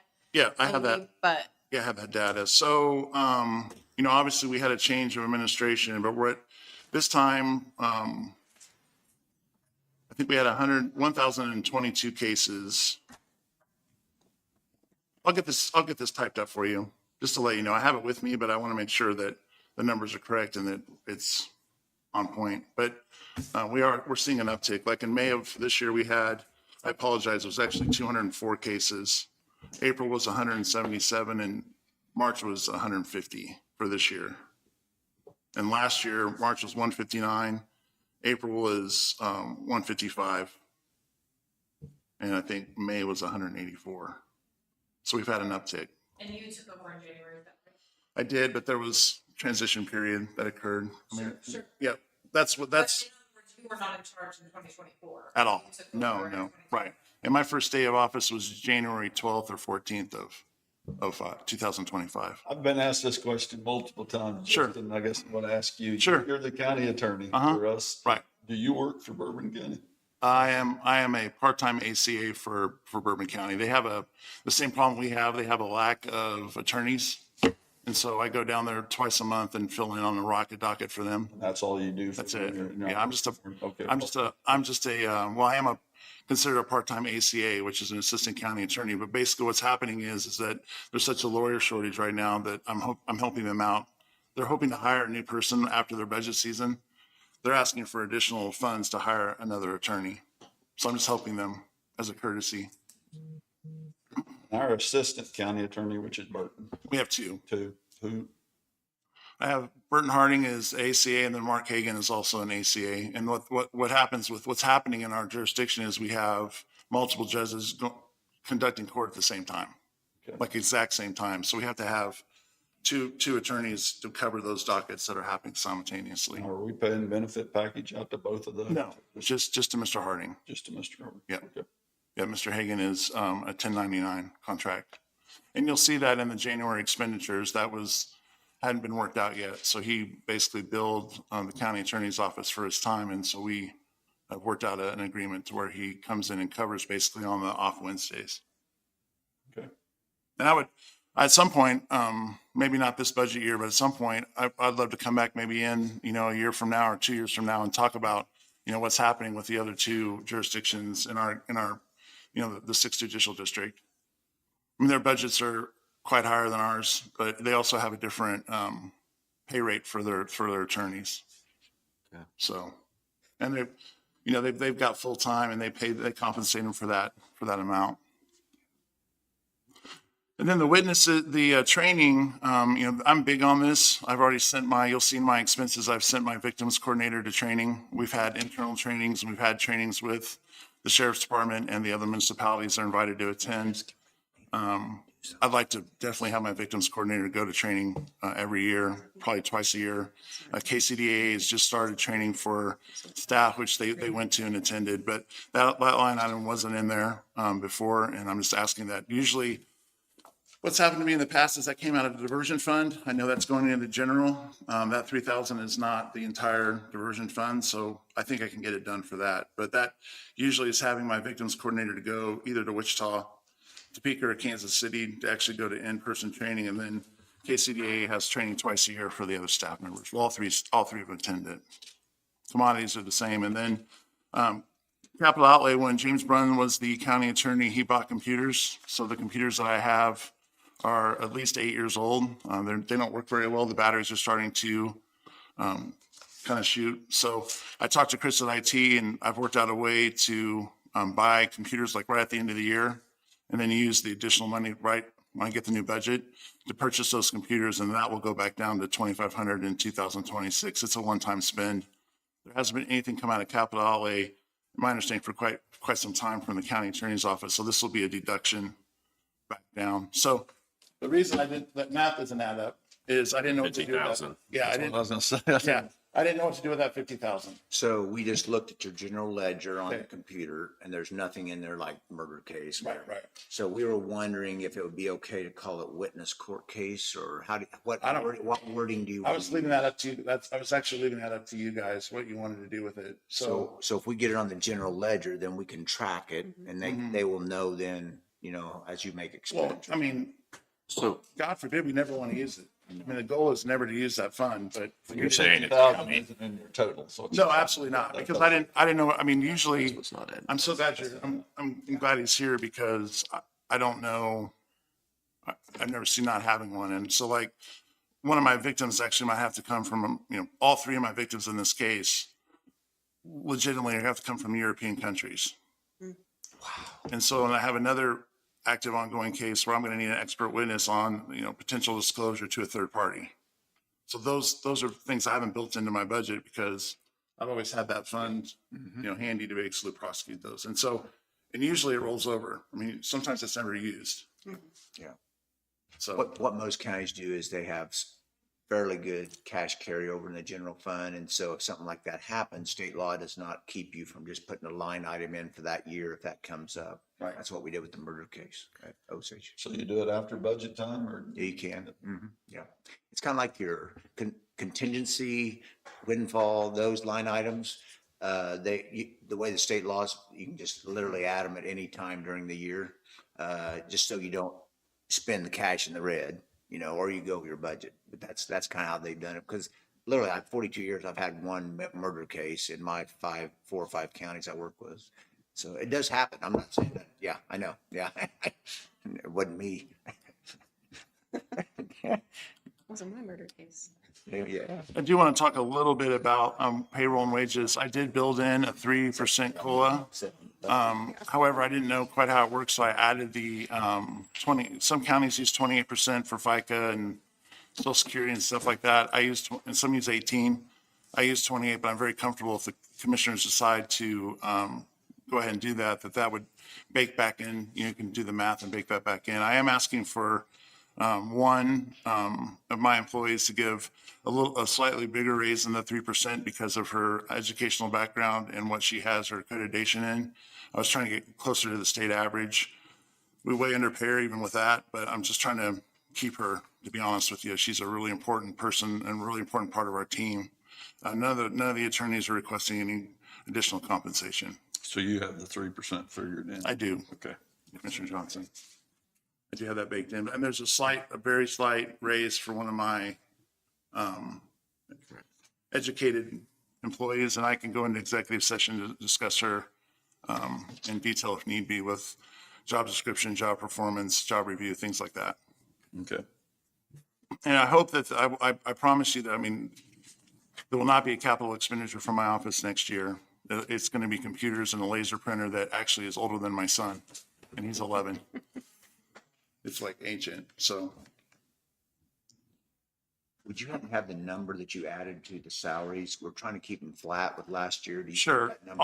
All I did was take my hourly rate. I can get that and break it down for you. I took the hourly rate of each employee. I did the 3%, then multiplied that by 0.28 because the 20% for FICA and things of that nature. And then the third employee, I added the additional. That's the part I wouldn't know. Sure. Yeah, I can so, get yeah, that if you for can you. break that down, get to, then, Sure. so we make sure we're all on the same level. I can have that breakdown. I hope my math's right. I'm sure it will be. I hope. I'm not a math. I don't do math very well. And I do believe that, and I'll triple check this, but my contractual, what I've given you and what is being said is a little off, but it's more than a little off, but we'll figure it out. Just we'll make sure that we'll reconcile that account. Okay. You have anything, Ally? Reconciling the account as far as miscoding. We'll just see what happened. Okay. Yeah, because we've done, I think I've given it to you. We keep track of what we spend. And so it didn't add up. It was a little off. Sure, no problem. Yep. You have anything, No, I don't Ally? have any questions. No, I'm good. Thank Okay. you. Thanks, Justin. Anybody else? Actually, one quick question, Justin. On here, I have a question.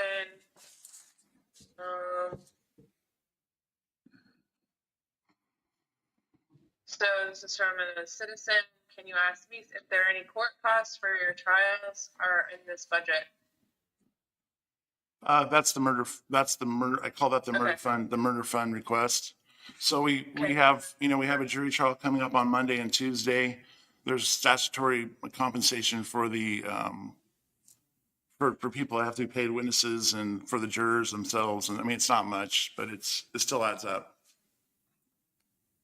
So, I mean, the way that I negotiate cases, we're unfortunately probably going to have an uptick in jury trials because we've been having so many prelims. They usually, a percentage of those will end up going to jury trial. And so by November, December, we'll probably be having one every other week or one a week. Okay. Okay, so just to confirm, then that's gonna be the I've been told, 8,000? yeah, I'm being told that you're gonna line item that. Yes. Yeah, we can put a line item in there. Okay.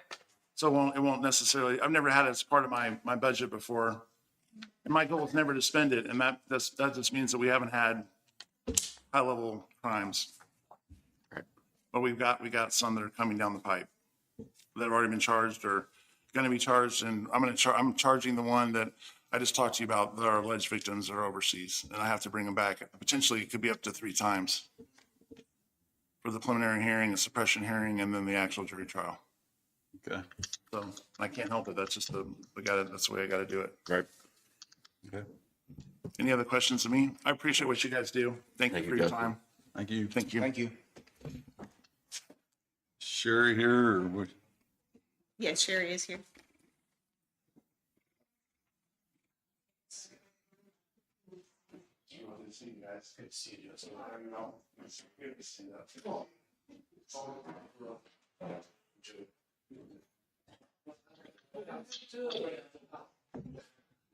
I love it.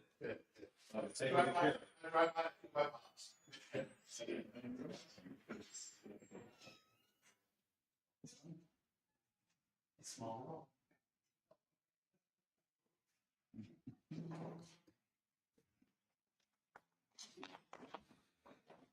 Very.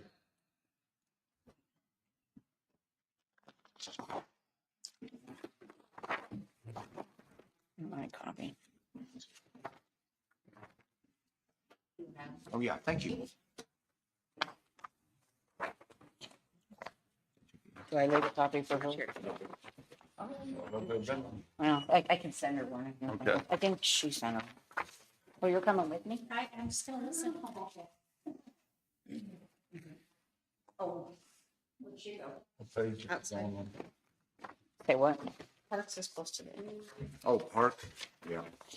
It's, It's the top of 13D. 13D, yep. Yeah. County Park.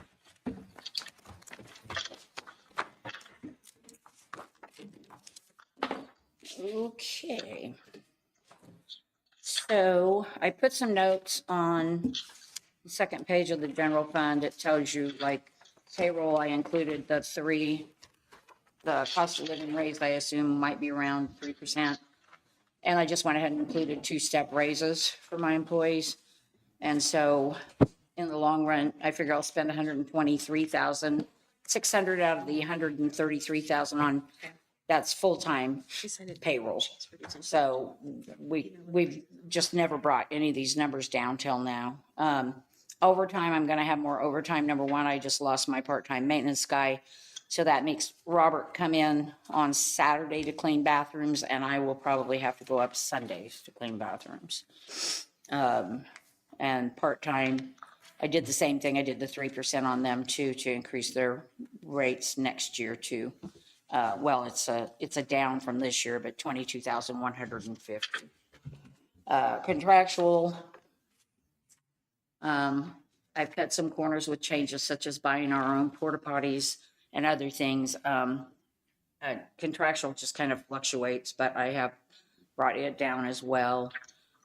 It should only be about 28,000. We budgeted for 52,000. Utilities, budgeted at 91,000, should have come in around 79,700. Now, why is that? Why is the utilities so much lower? They're not lower. We were putting increases in them because we didn't know what was going on in the next year. And so now Danielle said that this gentleman wanted us to bring them down to where they're basically around where they should be Okay. for What budgeting. you're spending. To start all over on budget, okay? Okay, so the city funds has always been a question for me and I've never understood it. I pay for 4 city parks for Linn County. Nobody's ever been able to tell me why I pay for, You pay for Linn the ci- Valley. You pay for the city park? Yes, Really? But I think how, if I remember correctly, it goes back to that whole general fund, but yet itemized under and out of the park. So it's a fund that the county provides to our local cities that have parks, just for park Oh, revitalization. from, for special, maintenance. is it from special park and rec? Part of it is, yes. Okay, Part of it is also from just the park fund. Okay, I it's understand that. not, it's city parks, it's Prescott's, it's Lynn Valley's, it's, Yep. so But we I can don't have ever city understand funds why that the park has to pay it, why it can't just come out of regular general fund. So, I mean, because it's not my I expense. know, it goes back to what we talked about. General It is the funds, general but why does it need to be coded in anything that we do? Why isn't it just coded as courthouse or general funds versus, because the way we're reading this is coming out of her I come funds. out of my budget. it's correct. So the county is agreeing to build it into your funds just so that we have a fund to take it out of from that general pot. But then why can't it just come out of general funds otherwise? Well, park is part of general fund. Yeah. I understand that. It's like a seat on an I see. airplane. Okay. It's But it coming could out of just be it. put as a separate entity in the main general fund, I guess is where, or Is this like a she- common thing that you see, Scott, or is it something that we could just roll into the courthouse department? I personally like it in the park because that's what it is. Yes. And so if someone's looking at it, then they know that, and you actually build a line item in there Mhm. because the general fund gets so big, Okay. and yours is really big. And it's got so many departments, and so if we start just putting them everywhere, it's gonna be hard for these people to actually track it and for you to look at it. Right. But something you need to understand is I don't get money from the taxpayers. I earn enough money to pay all the expenses, all our wages, and then like last year, we had 60,000 over that. That's- So that's still fair to the park, even though we, That's like goes to my question, is the $3,000 budgeted from the courthouse general funds, or is it budgeted off of her income that she's making? I don't know that. it is off my income. It's But taken her out income of my, goes into the general fund. it's taken out of my income for the park, which the income's whatever we earn. See, the problem with the general fund in any office that's in the general fund is if you have revenue coming off your department, Mhm. it just goes in as a miscellaneous receipt and you have a line item in the general fund that tracks. Most of the time, it does not get matched up with yours. Under state law, it's called budget credit. There is a way, it gets a little, I don't like it as an auditor, but you can actually go into the line item where you're spending out of and take the receipt and reduce the amount of expenditure. But to me, that's not really transparent to the public because what you're doing is you're showing the total expenditure, say 5,000, and you're netting it. It looks like it's only 1,000, which is great for you, but the public is not really seeing the total picture. You see what I'm saying? Yes. So that's why the general fund is, like, the sheriff's a great one, he brings in 1.6, but he never gets it applied to his budget in the general fund. They don't match up. And so that's one of the problems. That part is the problem with the general fund. Okay, well, Yeah. it just doesn't make any sense to me, so, never has, because I have to earn this money every year, so then it's like I have to earn 3,000 extra dollars every year before any of it becomes ours. So I think that's a question that needs to be clarified for the sake of the public, is the extent to which the commissioners are actually expecting you to quote unquote raise that money to then cover for the city parks, because I think that is something of a misconception. We have budgeted for the city park money through the money available to the county from taxpayers in general, not necessarily from monies that are raised by the park. Is that right? And so it's not true that you are being expected to raise money to sort of cover that cost. It's just a cost associated with the Department of Parks and Rec. Yeah. Okay. Does that make sense? Well, So it's not your responsibility to raise it. So the money that you're budgeting to pay for that is money that's not being raised by you, money that's otherwise being raised by the taxpayer funds. Okay, but on paper, it looks like it's being taken out of my budget. It is being taken out of your budget, but the money that is covering for that budget, Mm-hmm. is it coming from the money that you raise. Coming from the taxpayer. It's coming from. Yeah, it is taxpayers. actually. It actually is. It comes out of my money. But it comes out of your budget. So let's say that you raise $60,000 a year. Right? I think it's because And let's say that the city park money is $5,000. that's what goes into Right. official Right, right. Is that the So one she's you are bringing in 60 plus 5, to see? because the extra 5 is coming from the general fund money. That's not being deducted from your 60. Does that make sense? I think I do understand where she's coming from, because Danielle and I had a conversation yesterday, and I had a conversation with the treasurers yesterday. There, and I'll talk about it a little bit more with mine, but this is why we only see the expenses Right. when we receive our reports. We don't see any money that comes in. So I have a large chunk of money sitting there for grant money that's not been spent. I had no idea about that until I started doing a little digging. So again, for her, seeing that income of quote unquote $3,000 for the park to turn around and be spent right back out to go from, to the parks, it does continue to appear that this is coming out of her budget. But her budget includes this additional money on the front end. So right now we're in budgeting season. We're coming up with a budget that you need for 2026. So that budget should consider the monies that are coming in, but not be wholly based on that. It is also based on the responsibilities of the park department that include monies that just come from the taxpayers because we want beautification. We want the opportunity for folks wherever they live in Linn County to have accessibility to parks and that sort of a thing. And so when you are producing your budget, whatever department you are in, you need to be not considering only monies coming into your department, such as the sheriff. His budget doesn't include only monies coming into his department. His budget includes any and all expenses that he has for his department. And it doesn't match penny for penny because the county has broader goals for parks, for example, than simply the marina. And so when you budget, you are not budgeting your income, you are budgeting the needs that you have to fulfill the obligations of those city parks, of maintenance, of beaches, of all of the things. And it does not have to match the income portion of the funds that you receive from the park. And you're not the only one confused. I mean, all counties are like this, where the general fund. So just this morning, a registered deed was in here. If you went down on public and asked, what do they generate in their office and their budget? I'm just throwing this number out. I don't remember exactly, but say it's 160,000 for their office. She actually collects almost 160,000, but most citizens would never know that. Yeah, her budget Yeah. just Yeah. stated what her expenses were. Yeah, it's almost exactly the same as their expenses, but see, you'd never see it because it goes in on the receipt side and doesn't get matched up on the expenditure side. I think it is a good, I can't remember. Chastity, yeah.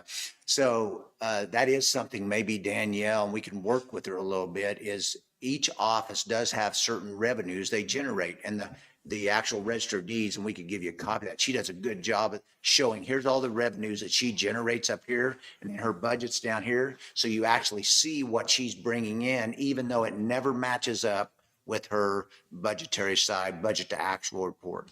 And that might be something that would be helpful to all the, like you as the I just county. know we're held And like- accountable with this grant money. It has to be spent a specific. And grant way. money is a It's whole. Sitting there, and I'm like, Yeah. we need to be getting that spent. And there's another concern with grant money, because if grant money is sitting there and is not being able to be allocated and you can't report it according to the grant agreement, a lot of times the grant money will be put in a separate fund so that you can track that. But I don't know your county well enough, so we can work with that a little bit and maybe figure Jack, out. I was gonna ask one more question. Can you repeat how you worded that?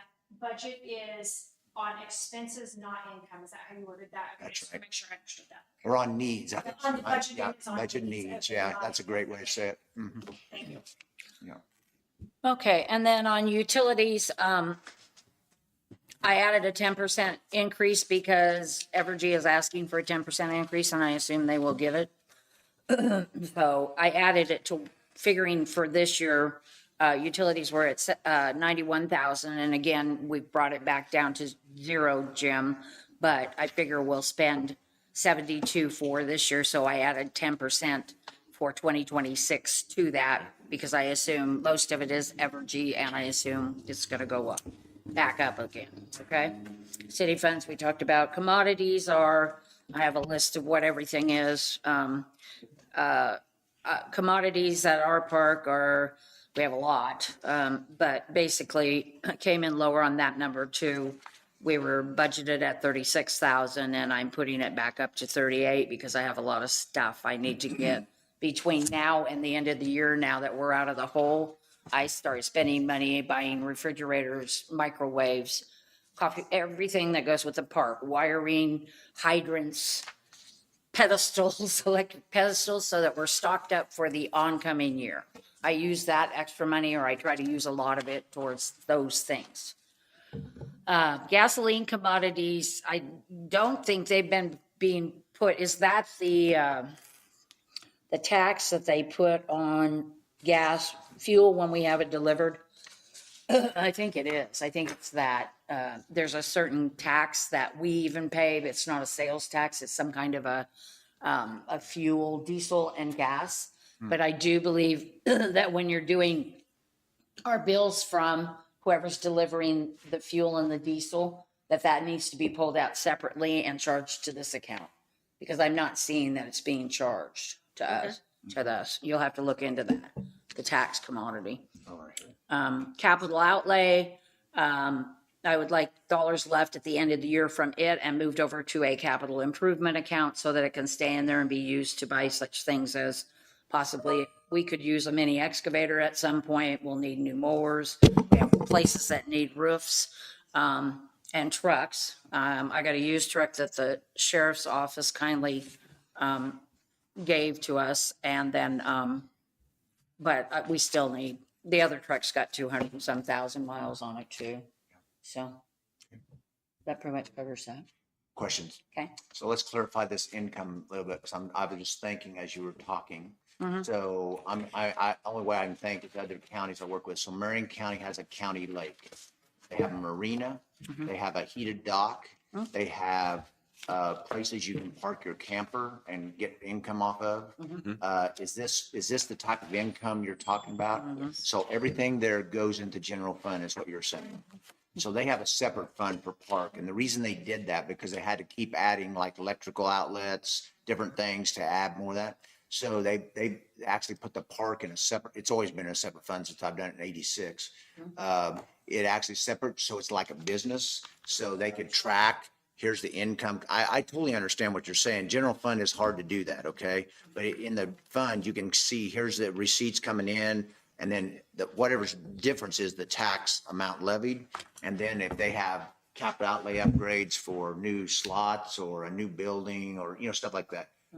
I'm not familiar enough with your county and why it was set up this way. And one reason they do the general fund the way it is here is because almost all your departments are there and it gives you flexibility. And so like if one department needs to go over their budget, you don't have to amend it. It just stays and just operates there in the general fund. That's probably, I don't know. But park is like a business in the Marion. If yours is set up like Marion, it's like a business. They even have a bait shop. I don't know if you guys have that kind of where you have income coming off of that. We have cabins. We have 113 RV sites. Yeah. So that would be something you might help me understand that, not today, but you might help me understand that. And that may be something that you want to look into, because it is really nice when you have a business. I mean, I run a business. If you know what the income is and what's coming in, they actually kind of like run a business. So that's something to think about.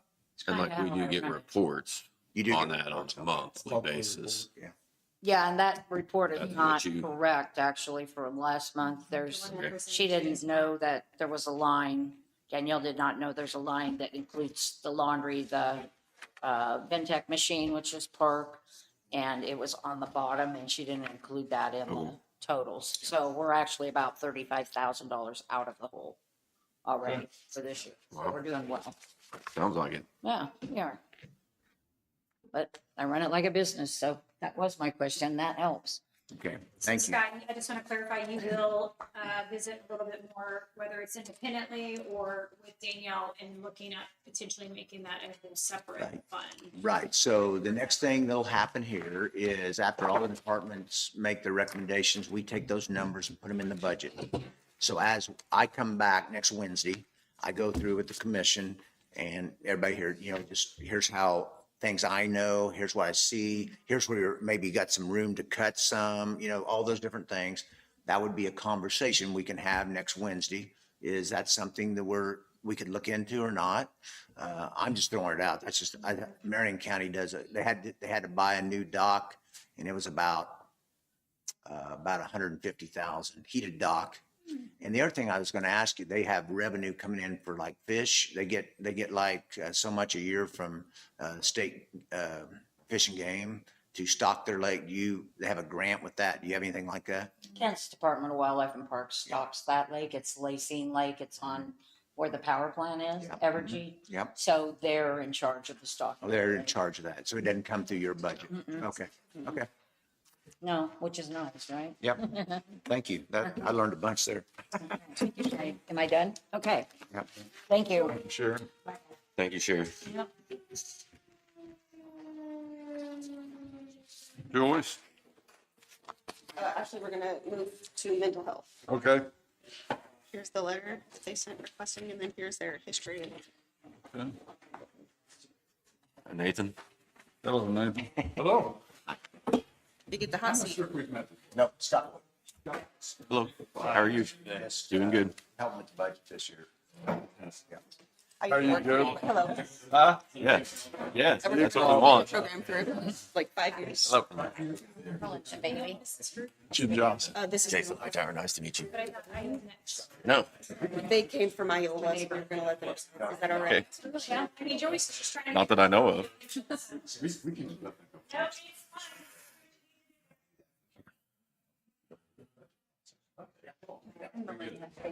Nice to meet you.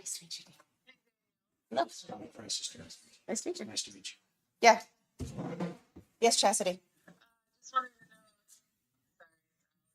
to know. Oh, sorry, Allie. Email me his budget. It's okay. I don't have this budget in front of me. Who's that? For Southeast Kansas, right? Yes, he's handing out some handouts now. So the letter we had previously submitted was more so a letter of appreciation for your support in years past, referencing that in 2024, the contribution made by the county was $70,000. Let me speak to, first and foremost, our continued commitment to the county as it relates to behavioral health services, and even explain furthermore how we have developed over the last 5+ years in strengthening our services and expanding our services to better meet the needs, and how that continued growth has, in like fashion, to the betterment of the county and the contributions you make, has then even lessened the need for contribution, if you will. I'd like to have some open dialogue about that. But let me briefly share what I mean when I say we have grown significantly. And about 5 years ago, we applied for a federal grant that helped us then become, within time, a couple of years' time, a certified behavioral health clinic. What that ultimately means is that we have significantly transformed our services in terms of quality, in terms of types and added services, and also in terms of our ability to enhance the access to our services. From a numerical standpoint, 5 years ago, we employed about 200, we had about 200 employees across our 6 counties providing behavioral health services of various types. Today, we employ over 500 employees across our 6 counties. 5 years ago, of those that we employed, 13 were therapists. We had great difficulty recruiting and retaining therapists to deliver that quality necessary level of care, simply because we couldn't afford to provide a fair market competitive wage. with our grant funding and our certification as a certified CCDHC, certified Community. community behavioral health clinic, that also included the transformation of how we're now funded. And that was legislatively passed in 2021, whereby statewide, our legislature endorsed this newly adopted federal program, which was first implemented in 2017. There were 8 states that were awarded grant funding to develop them and their treatment modalities and change their funding structure in ways that would better support and enhance the delivery of mental health throughout those states. 2 of those states were Oklahoma and Missouri. What we experienced on the outside looking in was that of our professionals, our clinicians, now leaving Kansas to join them because they were now more appropriately funded, more fair market competitively funded to attract them and retain them. We now have achieved the same, first as an organization, and then later as the state, having endorsed that treatment and funding model, which has been so instrumental in helping us grow from now having 13 therapists to serve 6 counties to 60 within just 3 years' time. Can I ask a dumb question? So you're the SEK mental health? Correct. Okay. So this is just, I was just looking, if you looked on page 13D in 23, so is this, I'm trying to understand the grant process and how that, if it did reduce the amount you got from the county also? Is that true? We reduced the amount that you got from the county. As a Oh, commission, you've we reduced, chose okay. to 'Cause reduce. it was 115 and then it went 68 and 70. And that's why I was trying to understand if it was part of the grant process or as part of the way that you funded it. That's why I'm just trying to understand. Yes, that was a county. Well, basically what happened is, if I recall, and you correct me if I'm wrong, we I will. looked at a few years ago. Yeah. As far as the size of the county. Yeah, we were absolutely. compared to the, Yeah. it's a 6-county. 6-county. district. Yeah. And we was paying way more for the Your share. population. Proportionately And we reduced. Yeah, absolutely. to more in line with the other counties. Yeah. All right, go ahead, Nathan. Yeah. Yes, So I was just trying to understand that. great clarification. I remember Brand it new. as well. I Yeah. appreciate questions Yeah. and those clarifications. So I just briefly wanted to describe our transformation of care and the benefits that has resulted our communities, Linn County as well. And I've asked of Melinda and Brian to join me today and speak more from a service perspective about what that has looked like and how that benefit has played out. And then we can conclude on budget as well. Brian, you want to? Yeah, it's good to see you gentlemen again. I was here a year or so ago to talk about what my hopes for some of our services are going to be in Linn County. And I thought I might give you a quick update on that. Some of the things that were exciting me a year ago and continue to be exciting me is our mobile crisis program. And you may recall me speaking about the desire to get more involved, more boots on the ground, so to speak, actually in the community, so that folks that are eluding our reach, maybe they can't get into the office, or maybe they don't know about us, or maybe they've been coming to the attention of law enforcement frequently, but they've not been reaching out for our care. And so this initiative is allowing us to do just that. We've seen quite a bit of partnership with our sheriff's office. We have fully implemented our email system where law enforcement can notify us, hey, we were out on this call, that we're kind of concerned about this individual, this family. Would you guys go check up on it? So far, I've gotten nothing but positive feedback from the deputies who have said, we were having to go out there, 8 times a week. And since you guys went out there and worked with them, we haven't had to go back in the last several weeks.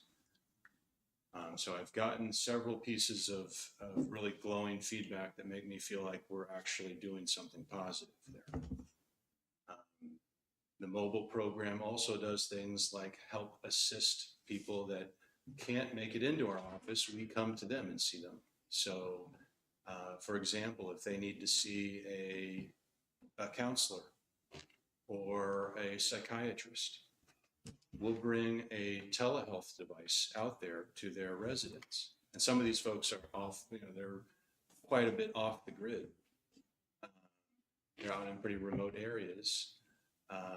And we're still able to get them seen and get them some care.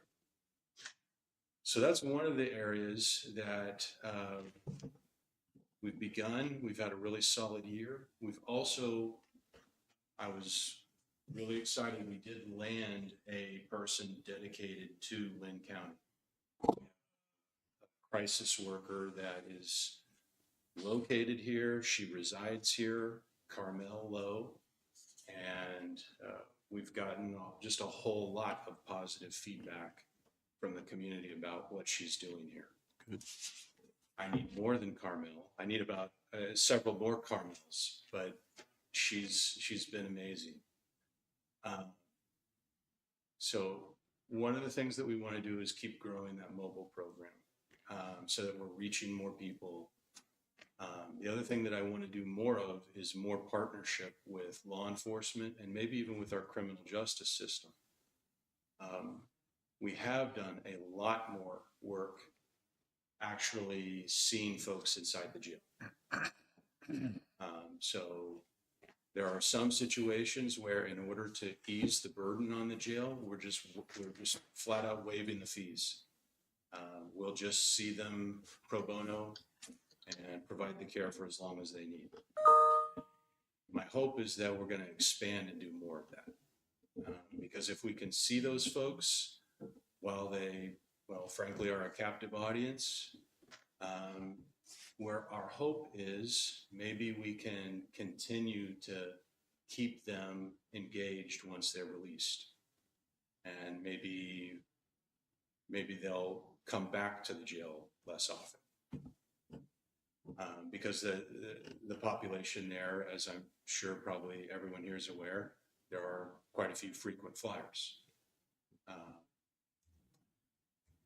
So those are some of the things that are exciting me. We need to, there's always more to do, but I feel like we've made it a very productive past year. Great. What did you want to speak about our community-based services and Sure. children's services? Sure, and I will be brief because I think I'm all that's standing between you and lunch. I'm not gonna be a Sorry. talkie. On the jail visits, before you go into that, can I ask on the jail visits really quick question? Yeah. What's your focus when you go into the jail? Are you going there for people that are addicted to drugs? Are you going there for homelessness? Are you going there for, what are you doing when you go in there? Great question. Do I have to be brief as I answer that? Sure. Allison, it's a great question. The answer is all of the above. If we receive a request from law enforcement, hey, we have someone that is not doing well, they're not functioning well inside our facility, or they're asking for help. And that could be because of substance use. That could be because they're unhoused or precariously housed. It could be because they're having a severe mental illness that's been ongoing. And so many of those things, as you may guess, were precursors that probably continue to contribute to them coming back to jail. And that's why we're hoping if we stabilize some of those, because there's very few people where it's just compartmentalized just to substance use, just to a housing issue, just to medical issues, frequently it's just about every box you want to check off. So there is a lot. So when you make contact with if you make contact with an inmate and you have started a case file, when they are released, are you notified before they're released? Oh, fantastic question. I want to make sure I heard it though. Are we notified when they get released? Correct. Not routinely. And that is a gap that we really need to shore up. So that would be part of this partnership with law enforcement is, the analogy I use is we do liaison work with people that go into inpatient psychiatric admissions, right? And then their inpatient facility notifies us when a patient is coming back to us so that we can have services ready for them. That doesn't happen consistently with folks at the jail. Why not? It should. And that's not a new problem, and that's not specific to Linn County at all, but it's something we can change. Thank you very much. Thanks for the question. Well, I wanted to start with just the services we've had for decades, you're probably aware of, but I've got some updated information. Okay. And I wanted to specifically focus just real quickly before I talk about children's on some services that we've been able to develop in the last couple of years that just really seen make a difference. And I brought several of these in case everyone wants one on rural mental health. All of our counties are rural. And we have a person that really specializes in this field. She grew up on a farm. The family farmed for, I'd say, over 100 years. And so she really took a special interest in that and has started some really great programming in our 6 counties. So that is something that's newer. We really have had an uptick with gambling addiction training for our staff. I know last year I heard that they were even doing online gaming because that's also starting to be something that's really serious. People will online game. They can do it's easy to do on your phone right now, and people are struggling. So we do have services for that. And then this is something that's newer. It's to treat opioid addiction, alcohol addiction. We actually, with the new CCBHC services, have medication-assisted treatment. I think it's Suboxone. It's not my department, but it's Suboxone, I think. And it basically tricks the brain into thinking it's getting the opioid, but it's a safe drug so that the brain thinks it's getting it, but you don't have that high. And so it helps the people to get over that addiction. And so we've got several clinics now that people are able to get access to that service, and that's been a game changer. So yeah, I'll just hand out some of these suicide training information that we have. But children's services specifically, I've worked at the mental health center. I started there in 1994.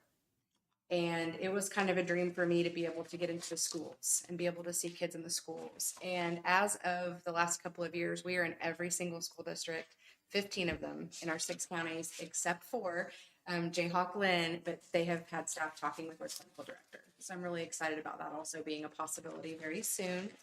In your county specifically, are you familiar with Don Epps, the superintendent? He's a pretty amazing advocate for kids. And so he has really partnered with us. We now have school-based therapy. We have school-based case management in the school. We have psychosocial groups during the summer and school year. And he has even opened up the Pleasanton school so that we have the groups right there in the school. So that's really been awesome for us. My next kind of goal, I laugh, and I've been there a while, but I say before I retire, I want us to also start early intervention with possibly therapeutic preschools. We have been to Crawford County and toured the therapeutic preschool they have. That is really a passion project for me. My daughter's a teacher in kindergarten, and I know that the kids that are coming in the school system and the trauma that we're seeing and just the behavioral issues that we're seeing. And we would really like to start doing early intervention with kids so that we can do some of those social skill set trainings before and emotional regulation until we get to kindergarten. So that's something that we're really looking at. We actually have tried to get several grants in the last year. We were awarded a grant in Humboldt, I believe. And Moran and Fort Scott, not quite yet. But we did get the one in Moran, so we're going to be starting that very soon. We do work with the preschools now and have staff in Fort Scott, but we're trying to get these grants so that we can really expand on those services. And then I'll finish up by saying, you had mentioned working with the justice system. We're working in Bourbon County with juvenile justice, and our superintendent there has gotten a grant called Stepping Up Youth. It's a program for adults that's across the country, but Kansas is the first state that is piloting it for youth, and it's trying to get those kids that are headed in that direction, and law enforcement can see they're heading in that direction because maybe there's been contact. So we did receive that grant in Bourbon County, and we're working really closely with the school district to identify those kids, get services to those kids to try to get them the treatment they need and not have them go into the juvenile justice system. So as we really get going on that program, we're definitely going to be looking to other school districts and talking with other superintendents to spread that program. Hopefully we can also look at that here. That's cool. Questions for me on children's programming or school programming? I don't. I love to talk about it. The school-based program is just, if there was like a single thing that we've done that it's not even my thing, but it's reached so many kids. And as the crisis team, we see that difference quite routinely. We get called more often by the school. Having people embedded right there at the school that I don't have to wait on me to drive from wherever I'm coming in 6 counties or a teammate. We have people right there that can work with the kiddo. And so that, because timing is important when you're in a crisis. Boy, that is just, it's made a big difference. I hear a lot of positive feedback, not just from the crisis world, but teachers and principals and supers and families. Well, and I'll touch on a couple things briefly. I think the schools are so appreciative because when Billy's having a rough day and he's in crisis, and he has to go and see his therapist, Billy's probably not coming back. We're probably not coming back to school.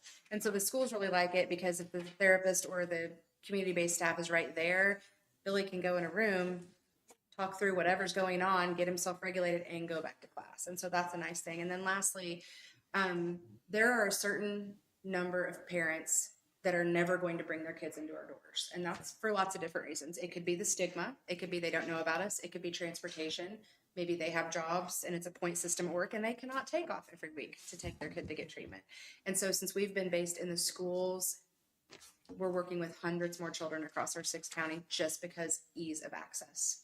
They're right there. Parents are okay with it. Even if it's stigma, it's not so scary to let your kid get services at school. It's not as maybe scary as taking them to the mental health center. I have a question. The school intervention program, is that something funded by the counties or something funded by the school boards?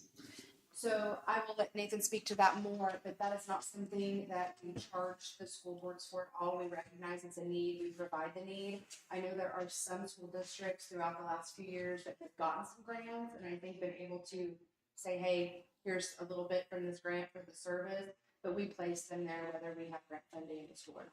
So you're saying that this is just an added service that you provide in general as you are sort of advocating for a budget from the county. Is that fair? And more specific to your question, the monies we have historically received from the county, we utilize specifically for those individuals who have inability to pay. Okay. Whether it's inability to pay for their children's services, their adult services, their crisis services, their in-jail services, whatever they might be. That's how we allocate those dollars. The 900 and some children I have currently in my program over the last 10 years, we're pretty regularly about 14% of our kids don't have the insurance to pay for those community-based services. We provide that free of charge. Well, I'm going to talk a little bit. I'll tell you what, here a month or so ago, I was approached by multiple people about Southeast Kansas mental health. And the number one concern, it was never that there is a need.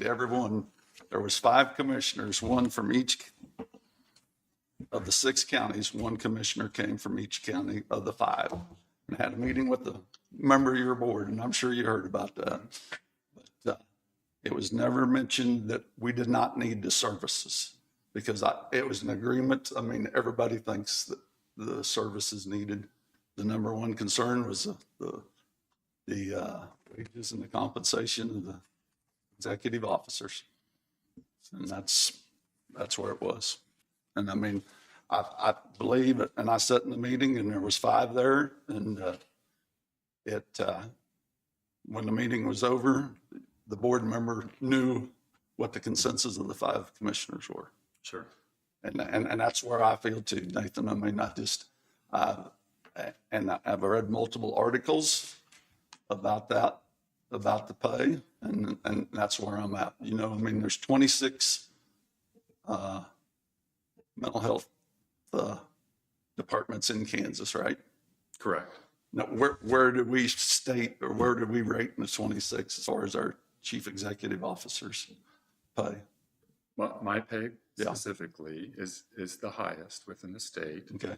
As I've referenced, maybe I'll equate that to where I began, and that is we as an organization have transformed our services, grown our services so significantly by way of a federal grant that was issued to us in the year 2000, which even preceded by a couple years the implementation of this newly certified program that is also now funded differently. When we were awarded that grant, and we're now receiving the council of federal consultants, one of their advisements to us was to adjust our wages to be fair market competitive around the 50th percentile in order to recruit and retain the necessary staff to fulfill the obligations of the grant. As I referenced in the beginning, we had 13 therapists 5 years ago. We had vacant positions that no one had applied for 18 months' time. So we then hired on a national expert to conduct a wage analysis, looking at all 121 positions that we had across our services. They then, in follow-up, recommended what that fair market wage should be in order to recruit and retain at all 121 positions, to include the executive level positions. Our board then reviewed all those recommendations and endorsed that from a budgetary standpoint. We then made that financial commitment in raising wages across the board, which has been key in our development and success in increasing from a 200 member staff to now a 500 plus member staff. And with that came significant increase to my wage as well. Other examples thereof, we increased our therapy wages almost by double, yet necessarily so. Prior to our commitment, our financial commitment to increasing wages, our wages ranked in the lowest, even compared to our neighboring 25 mental health centers. My wage was in the 20th percentile compared to our neighboring 26 mental health centers at that time. Is everyone else's in the 100 percentile? And is everybody else's on the top end? My wage has now increased to that 50th percentile range, which you're asking if every countywide, there's this statewide is what I'm saying, that everybody's pay in the state goes to the 100 percentile. Because I mean, you said you was the top paid employee in the state in your job description. Yeah, you're referencing 100 percentile, which may be an inaccurate descriptor. I'm asking, you're saying you're the highest priced, highest paid chief executive officer Yes. in Kansas. I see what you're asking, Jim. I could probably answer. Okay. So, to Nathan's point, in 2020, when we received this grant, we were one of 6 mental health centers across the state that received this grant. So we had a leg up on the other 20, and we began to implement. We began to implement at a faster pace than anybody else. For the staff, everybody had a commitment because they saw how far behind other states we were. In fact, there was a national study that came out in 2021 that showed that the state of Kansas as a whole was dead last for their services for mental health. Compared to any other state, we were dead last. And since implementing CCBHC, that study has came out again, and we've drastically improved, which shows that, to your point, the services are very, very important. Mm-hmm. But get back to your question, yes, across almost the whole board, our agency really does have some of the highest wages for every job class. But we we started the race sooner. And so it would make sense that we are at the beginning, you know, one of the 6 centers that started sooner than anybody else, we would be at the lead, but we ran faster than anybody else. So everybody should be catching up in time, because if you see what our budget last year as a center was, it was about 69 million. This year it's 75 million. The year prior to the 69 million, it was about 38 million. So we really increased, but it's going to be flattening out because the needs are getting more and more met. And so that drastic increase should play out. I'd like to state again, like in the meetings I had with these guys, everyone agreed that we need the services. I mean, that is not the problem. It just, the problem was, and like I said, it was a 100% of the 5 commissioners sat there as far as how much money we're spending on 5 executive officers. That was their concern. And I mean, I've had multiple conversations with, and I mean, this isn't just countywide. I mean, I'm hearing this. I can go to Kansas City in doctor's offices, and I'm hearing the concern of what's happening there. The concern in Kansas City is related to CCBHC or to CH, or with the Southeast Kansas Mental Health, or what they're making. I mean, it's been told in doctor's offices, doctors are talking about it, about the pay. That's where I'm at with what I'm stating. And I don't want you thinking that I don't believe in the services, because I do. But, yeah, and I think everybody here would agree that the services are the most important. The mission is the most important. The pay is second to any of us. I mean, all of us started before the pay. We were all, there was actually a federal guideline that almost got implemented, that therapists and that level of expertise need to be paid like $44,000. And it's just, and that is not what the 5 commissioners' concern was, as far as the therapist and things of what they're making. That's not, I'm just going back to it's your executive officer, so what they're making. So was everybody brought up at the same level? the providers have actually been brought up higher than the executive level compared to the peers. So in the study that this third party that was recommended by another third party, the Association of Mental Health Centers at the national level, recommended this third party organization for the wages. And it was even vetted through another organization. All our wages, each and every individual one was sent to the state, as well as each and every benefit was sent to the state in a massive spreadsheet. They've reviewed it annually before we've even implemented the wage increases. What was your question? I didn't answer it. I was asking if it was everything was on the same scale, you know, so if. Right. So if everybody saw the wage increase at the same level, or was it? Percentage wise, the providers received the wage increases earlier and was a greater percentage increase than the executive level. They lagged behind and have not reached as high as compared to the peers such as Rural Health, which is just in Springfield, or across the border in Oklahoma, people that we were losing staff to. The national study looked at those as well as other places in the region for what comparable wages were for that job class. Years of experience, there was about 5 or 6 different things that they looked at to determine the appropriate wage.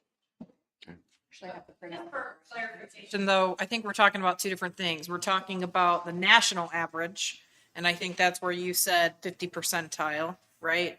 And then we're talking about the 26 mental health facilities in the state of Kansas, which we were saying you're at the 100 percentile for that. So that's what he was referencing. And so Jason is asking, to the extent that the executives are the highest paid out of the 26 mental health organizations in Kansas, how does that correlate to the therapists and the non-executive positions as it pertains to the 26 facilities in Kansas? I think that was Jason's question. That was my question. And I tried to answer that. I apologize if I didn't. They too because we're out front, my analogy of the race, they too, every position is at or right next to the highest level. 30.6. But Okay. to expand just slightly, the money last year, the $70,000, didn't go to anybody's salary. It went to the indigent services that are provided in Linn County. But again, So how much money was spent on that?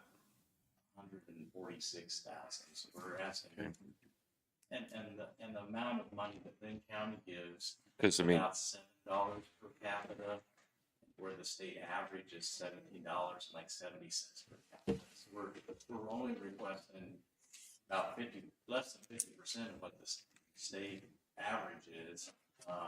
And every county in the state of Kansas contributes to a mental health center. How much is your percentage of your Medicaid payment on the gross revenue? Can you guys tell me that?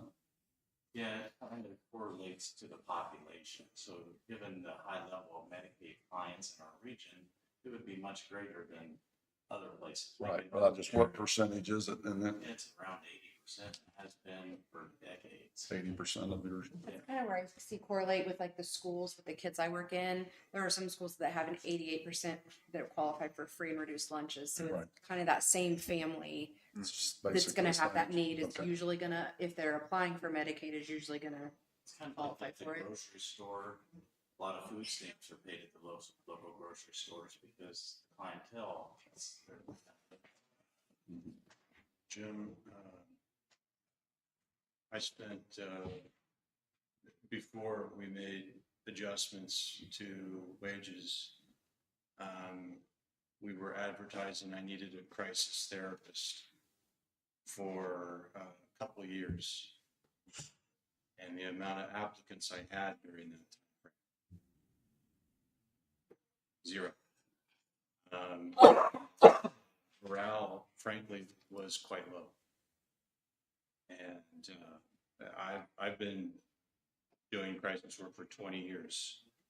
And so most of those years were spent on the hungry years.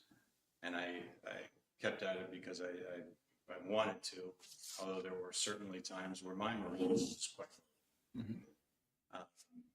And now I think if as I talk to my teammates, not just in the crisis team, but across the agency, we have people for the first time that I recall that are excited about what they're doing.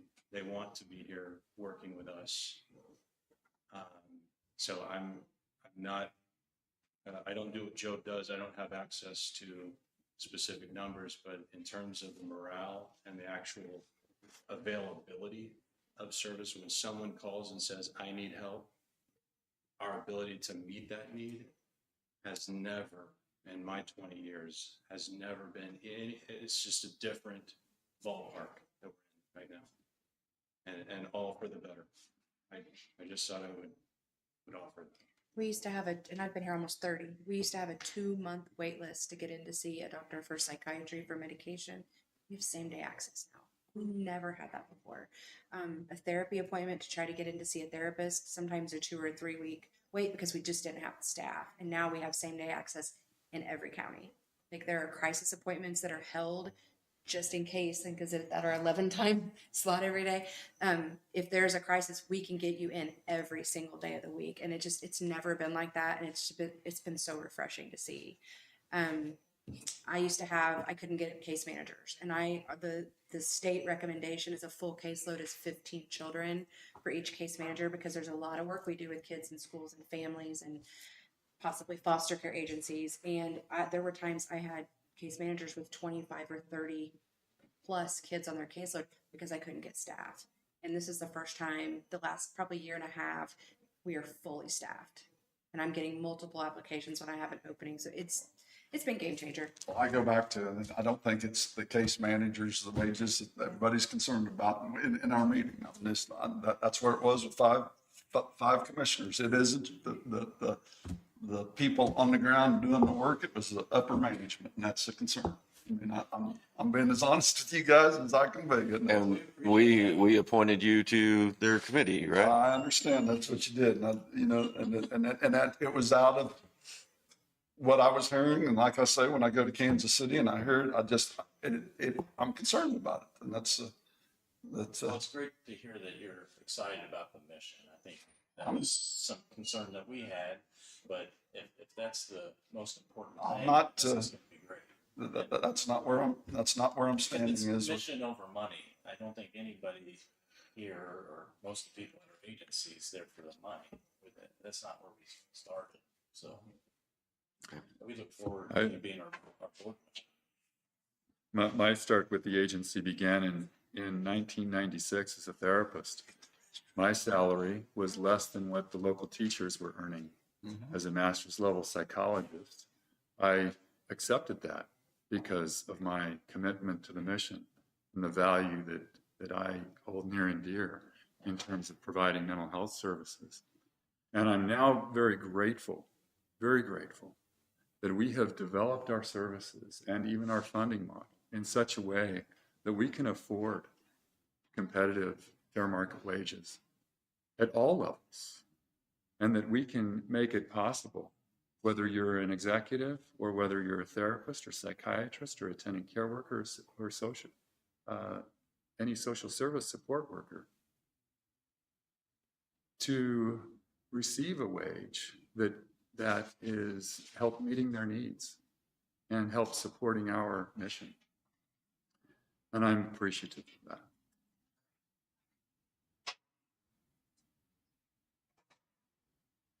Any further questions you have for us? Yeah, one I'd like to know is, as far as the 6 counties, what each county is paying you guys, and I'll go off the base off population. Yeah, I'd like yet to be determined. They're all. We can give you last year's though. We can give you Okay. last year's. Oh, that's what I'd like to look at, is last I'll have year's. to email it to somebody. because Could the you email numbers it aren't to- at the top of my head. Could you email it to Danielle? Sure. And population of the county, and I'd just like to see that, Population of the county. and what they contributed to you. Great. Okay. Thank you for coming in. Yes. Sorry, Jen. That's I have all. questions. So as far as the schools, are you contracted through all 3 schools in Linn County? 2 of the 3. Hopeful we can be contracted with the 3rd here soon. Okay, perfect. Pleasanton Can you and tell me which 2? Pleasanton and Prairie View. We first initiated with Prairie View some years ago per their request of us. And then more recently in the last year with Pleasanton. Okay, perfect. And then a couple other questions. Can we work with Southeast Kansas Mental Health on specific needs that we have for the county, including homelessness, mental health, substance use, and transportation after jail? Absolutely. Are those possibilities? Okay, so I think like in the past, I feel like we do utilize you guys in the county, but just don't really know how. Like if we have concerns, like I have a lot of people coming to me with concerns with homelessness or mental health, a lot of the jail concerns, even people being released from our jail. This is why we lock our annex doors here, is because of the people that are coming out of the jail. So it's like, okay, we have actual concerns in the building you're sitting in right now that need to be addressed. And so I just didn't know if there was a time where if we are giving you guys budgeting or putting you guys in the budget for 2026 than we have in the past.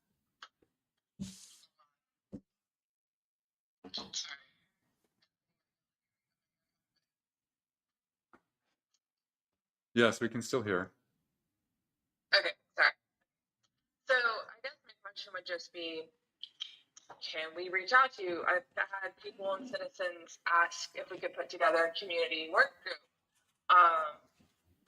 Even people that live in Mound City. I have city council members that are willing to be a part of this group. Can we utilize your services in helping us come up with a plan for our county on how we take care of some of these Fabulous situations idea. that are actual concerns? Fabulous idea. Welcome that So opportunity. that's something like we can put together, with you guys and you guys help facilitate and address some of these issues. And we have possibly. we have what we call an ACT team, assertive community treatment team, that I think would most pointedly address and develop support specific to those areas of concerns you've described. And actually, There's a brochure, I think, right here. I can put a copy of that in her mailbox. implementing that team that Nathan was just talking about, and there is a brochure that's here at the annex building, Allison, is something we are actively working on, building that team. And if Danielle is going to give her card, if she can write your email on it, the work group you're talking about is a fantastic idea. It is needed. The more that we can bring our heads together, like, we need to do a better job of marketing what's available to the community so they know how to access.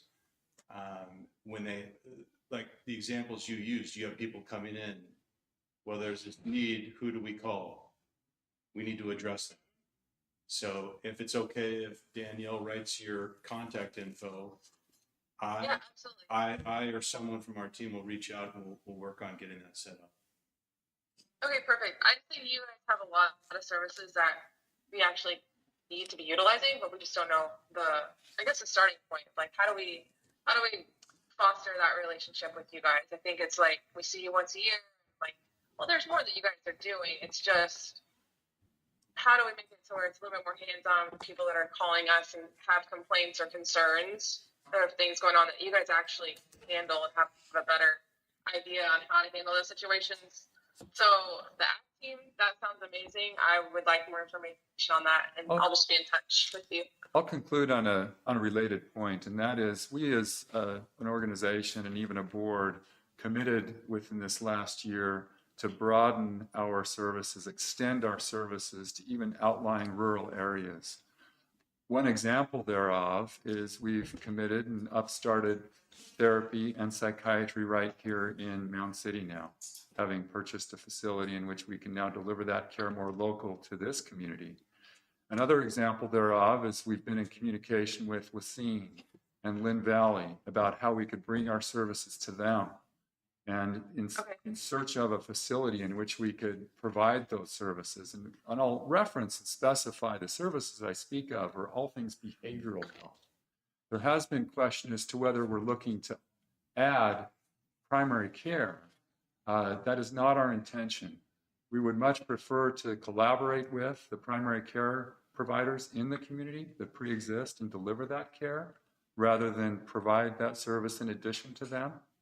Yes, we provide primary care in Neosho County and some other locations, not in Linn County, and nor do we intend to do so at this time or into the future, unless there's a need for that. But we would. It has always been our partnership interest to do just that: partner and collaborate with those that provide that care. Perfect. Thank you guys so much for coming in today. Thank you. Thank you. Thank you, Joe. It's nice to meet you. Thank you. Nice to meet you. Yep. Appreciate it. Yep. And welcome. Yeah, thank you.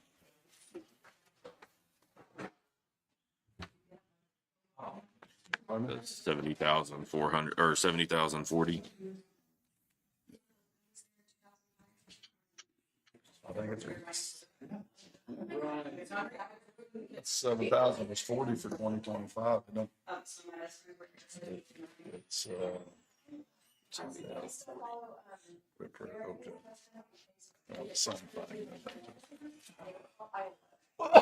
Scott, did you get that figure then? Oh, what was that now? I asked for this, like, glasses. Oh, the amount. Yeah. 7,040, the same, I believe. Same as last. That's what it looks like.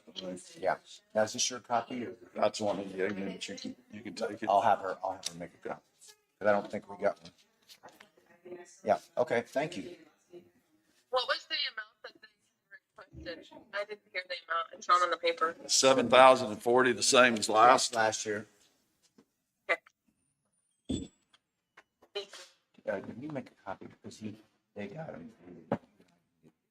What are we gonna eat or what are we gonna do? Yeah, if you want a break for, You want to, or do you wanna keep working, or what do you guys wanna do? I don't care. let's take maybe just a 15-minute break and get plate and come back and keep Okay. going. Yeah. Wanna do that? Yeah, that's. We're gonna take a 15-minute break, Ally. Sounds good.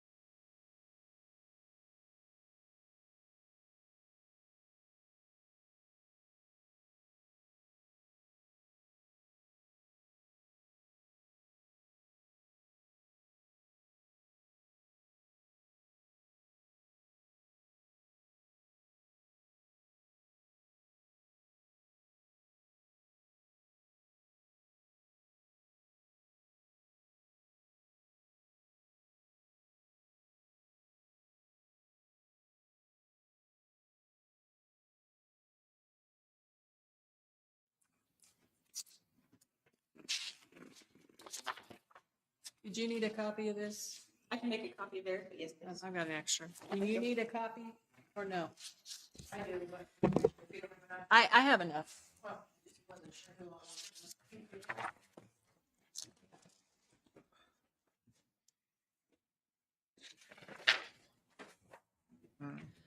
All right.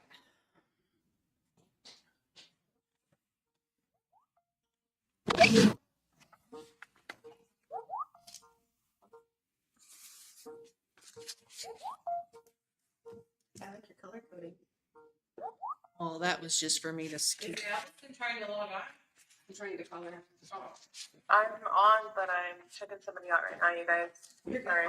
You can mute us, you're good. Or mute yourself. Well, I would, but I'm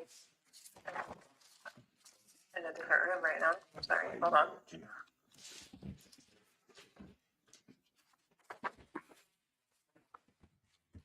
Go ahead. Jim, I brought you a bottle of water. Do you want it? Yeah, I might drink it if you got one. Thank you. Of course. All right, am I ready? Yes. Okay, so I'm here to present the elderly budget. I've never done this before, so bear with me.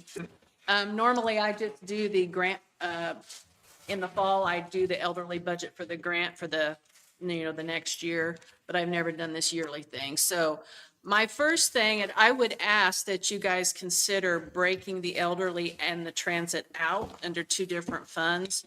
Because right now they've got transit with elderly. Transit's grant funded, elderly, senior centers aren't. So it's real hard to try to figure this out, especially when the transit, when I do my budget, it's fiscal year, not calendar year, but elderly is calendar year. So if we could break out and have a different fund for that going forward, that would be really a lot better for me. Okay. Question, you said you're on a fiscal year for the which part? So every fall I have to submit a transportation grant, and that's based on fiscal year budgeting. Okay. Which is, yeah, Thank you. yes, July 1st through June 30th. So I'll be back in the fall to present my next grant request. But based on what I did for the elderly fund, so right now we don't have any payroll coming out of the the senior center non-grant funding, so that's why that's zero. Back in the day, we used to have one of the public works people that were paid out of the elderly fund. I don't really know why. But when she left employment, we just kind of did away with that. Now, I will say, as far as my budgeting for transportation, there is an administrative cost in there that I budget for every year. And right now, I budget 30% of my salary toward that administrative fund on the grant, but I'm paid out of public works. So I don't know when I get that grant reimbursement, that piece of it goes back into the transit money. So I don't know if my salary needs to be, split somehow, or I just don't know. You get the allocation for the transportation portion. You're saying you get paid out of road and or public works, but how do you turn that portion in to get your reimbursement? So when I do my monthly Black Cat report, I estimate 30% of my monthly salary for that pay period as far as my administrative costs for doing all the transportation. So when that piece of the grant comes back as part of that monthly check, Yeah. that includes the administrative piece, Okay. their percentage. And So where does that get receipted? Does it get it receipted goes back to road? transportation. That's my question. But you're getting paid out of road and bridge? Yes. Yeah, that might be from a grant standpoint, that might be a problem. I'm not sure. I'd have to check it out. Yeah, so, and that's what I'm saying going Because we're forward. putting in a reimbursement for salary that's not actually being applied against the transportation. You're over in Public Works, getting paid out of Public Works. Yes. We might have to look at that. And I think back in the day when the other employee was paid out, what they did when she was paid out of elderly, that was, her payroll was being submitted on that monthly report, and maybe that's why. Yeah. Okay. So I don't know if you guys want to move my salary to elderly or what. So we might need to look at To that. address one thing you said up front, so that we're all on the same page here. So I do 6 counties now, and all of them, well, one, I just got switched, just like you've got it where it's elderly, but it was in the general fund, and it was very hard to track, like you weren't here, but we were talking about how you get the grant money and the receipt. So we switched it over to the elderly. And one way that we made it clearer there is to actually make departments like we have in the general fund. So you have the transportation department in the elderly fund, and you have the senior center in the elderly fund. And so when you break it out like that, then you can track your expenditures, and then the grant money comes in as a receipt up above. The only question I don't know is about the salary being paid by Public Works. Right, Sure. because I have Yeah. multiple duties Yeah, and that's just absolutely. a piece. A lot of these people that do transportation, that's their only job. Yeah. These other counties. And the reason that county wanted it broke out like that between senior center and transportation, they wanted to know, there was some disagreement on how the senior citizen center should have been paid. They wanted to know what the costs were, you know, I mean, you kind of got that here to a certain extent, but they wanted it by department. So, I mean, that's something we can talk about. Okay. And we need to take the 3% COLA off of this too. Yeah, which I mean, that's basically like Right. $2,000. Okay, but we just, in order to keep it all even, we're doing it without the COLA first. Yeah. Okay. So, so on the transit, budget right now, we are budgeted, I've got 68,000 for the transportation. Oh, I'm sorry. Yeah, that's my actual budget. Wait, where am I? Yeah, so far this year, I figure, my estimate spent for 2025 is going to be around 66,682, and I budgeted for the year 68, so I'm pretty close. And the increase on the proposal was just the COLA. So I guess if you don't consider that, I'd say that one would stay the same for the year for now. Okay. Now on the contractual part, so the green is the non-grant part. So right now, and that would be the senior center. So I tried to break out what's paid out of contractual, like the fire inspections, the phone, the other utilities, the mowing.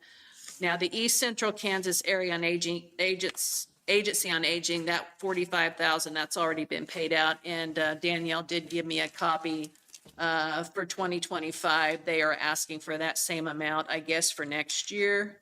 So that's So what we that's pay. gonna stay. For the meals, Okay. Yes, so that's where that money came from. meals and vouchers. So I kind of think we can decrease that budget a little bit, overall for the buildings. Now, when I did this, this included the Parker Senior Center, so, I know With you that guys being- just decided, so I don't know how you're gonna do all the utilities and the mowing and all that going forward, if we're gonna, It won't be us. somebody will transfer over all those utilities, and is the clerk's office doing that, or I don't know who's responsible for doing that. Yes, I'll be We- touching base with all the utilities and the mowing contract. We were gonna go ahead and have Scarecrow mow today, just because we didn't know the answer to all this, but I think That's going fine. forward, we need to let them know, I guess You'll take not care of to. that? Okay. Okay, so, anyway, I think overall on my senior center budget, I think I can decrease it about $4,000 for this next year. Now, the transit piece, that's in pink, so I've got down, where I think I'm gonna fall in that, and I'm right, I think I'll be around a little over 8,000 for the year, but I left it 10 just because I don't really know. Did I add my insurance? I can't remember now. I don't think that included my 15% increase for insurance, but that was only about $350. So I left it alone. I did not decrease it. I could probably knock it down $1,000 if I need to on the transit piece there for contractual. Okay. For the commodities for the senior centers, right now I'm figuring, and we're only about going to be around $2,500, I think, overall, and we're budgeted at 10,000. So I think if we want to knock that down a little bit, we can. Now, I did make a note down here under the capital outlay. I did put a $3,000 estimate for 2025 in that capital outlay, which is for a new refrigerator for the senior center in Pleasanton because it's having issues and there is discussion I might need to replace it. But I put that under capital outlay. And like, it doesn't have to be a commercial refrigerator. We can, So it might be cheaper than that. yes. Okay. I think I just kind of Googled a commercial one because I didn't know for sure what they had. So anyway, so on the elderly, the senior centers, I think we can reduce our budget on the commodity side for them. Transit, again, I left it the same. I figure I'll be close to 24,000 at the end of this year and I budgeted 25, so I left it that way. Okay. Do you guys have any questions? That's probably a dumb question. How many senior centers do you have? Well, right now, we've got Pleasanton, Blue Mound, Centerville, and Mountain City. Mountain City. Yes, I knew I was missing one. Or have we got anybody for Centerville yet, or is it still? I don't know what the situation is on that. I don't need, last I heard. It's, but we still have the senior center. Right, and we still. And they're trying But I to don't know if I ever got fill, anybody. they're trying to fill the Position. coordinator position. Yeah. We still deliver meals. Just. Yep. Okay. We haven't Yeah, gotten they're rid all- of the senior center. Hmm? We haven't gotten rid of the senior center. No. Because we're still waiting to see So what's gonna happen. you're going from 233,000 to 224,000. I believe I am. So if you want to give me a raise, I'd be happy to take it. Let me see if I had some notes. And I did put on here, we average about $4,400 a year in revenue. That's fares coming in on the transportation. So I did not, I mean, that's not reflected here on my budget. And I did include the COLA, which we already talked about. Now, where does that 4,400 go to in our budget? So if you look on page 17, she has her own fund. And I'm gonna read these off so you kind of know, but in 23, we're still working on the 25 budget because we don't have the 26 all finalized. We have if you look there in the first column, about midway down, you have transportation grants of 35,000. Do you see that down at the bottom there, elderly? The elderly funds? It's the very bottom of there. Yeah. So first column and go to that 35,000. And then she has rent, and I don't know what that is, rent for $6,980. So that's incoming, so that would, right, that would be Incoming, yeah. for the senior centers that get rented out. Oh, rented Which, out, okay. that's only Parker and Bunker Hill are the only Okay. two that get rented out. Oh, in Bunker Hill. Yes, that's the Mount City one. Okay. And then the next one down to be donations in 23 was 18,000 at $34. And I don't think, oh, you do have that right there. Okay. And Now, then. what is that? Is that for the no What's that? I don't know what For the that meals, or what is? What does it say? donations. I don't know what that is. And these would be But it audited wouldn't- numbers. So it wouldn't be for the meals because the meals stuff goes directly to the area on aging, Okay, right? you're probably right. I don't know. Yeah, I'm not sure. And then reimbursed expense of 26,283 and sale of equipment of 8,200. So that's the way 23 was. So that 8,200 was one of those vans that I believe that we sold, maybe. Okay. I'm assuming. And then what I was just thinking that, like you've got it here, it's beautiful, the color. But for them to help them, because like the budgetary reports, when you make them up there, is in this expenditure section down here where it just says personal services, contract services, commodities, capital outlay. Actually divide those. So like you would have the transportation as one department with those categories. Yes. And you'd have the senior centers as a department under there. And then you actually have a cash flow, income statement. Here's all the receipts coming in, and here's how that each department comes in, and then there's the total. That's the way we just got done doing it at Pratt County. Because I think it shows you and it shows the commission, a better way of understanding all that's happening here. And then on the elderly, the transit part here too, I wrote down what we're gonna get reimbursed, you know, and I don't know how, I guess your money from the grants, I turn in monthly checks to the treasurer for the grant reimbursements, and I'm assuming she puts those also back in to that transit fund. Yeah, so it'd be like that 35,000, I think's what that is. Right. Is that? Probably, Yeah. yeah, probably. Yeah. Yeah. Do you have that, there's a one-page letter the state sends back that shows do. the allocation? I do. That'd be awesome. Or I can give you, I can make you Get a a copy, we copy. can get a copy of it maybe? So this year, in the spring, they allocated our grant award of 78,301.80. Okay. And I asked for 100 and, I wrote that down somewhere. I requested 118,570. Okay. But again, that included 30% administrative cost for me in that total In that overall 100, budget. yeah. Yeah, so, which is roughly 15,000. So, but yeah, I can give you a copy of it. That'd be awesome. Yeah, or just email it, have her email it or whatever. Yeah. Okay. Okay. Anyway, any questions? No, that looks good. Thank you, Joyce. Guess you're done with me also. Thanks, Joyce. Yeah, it wasn't that bad. No, I'm going.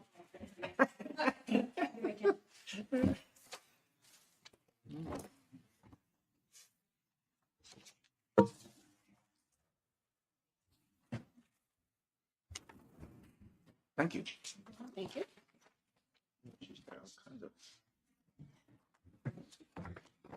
Okay. This would be back in the general fund. So she's on page 13C.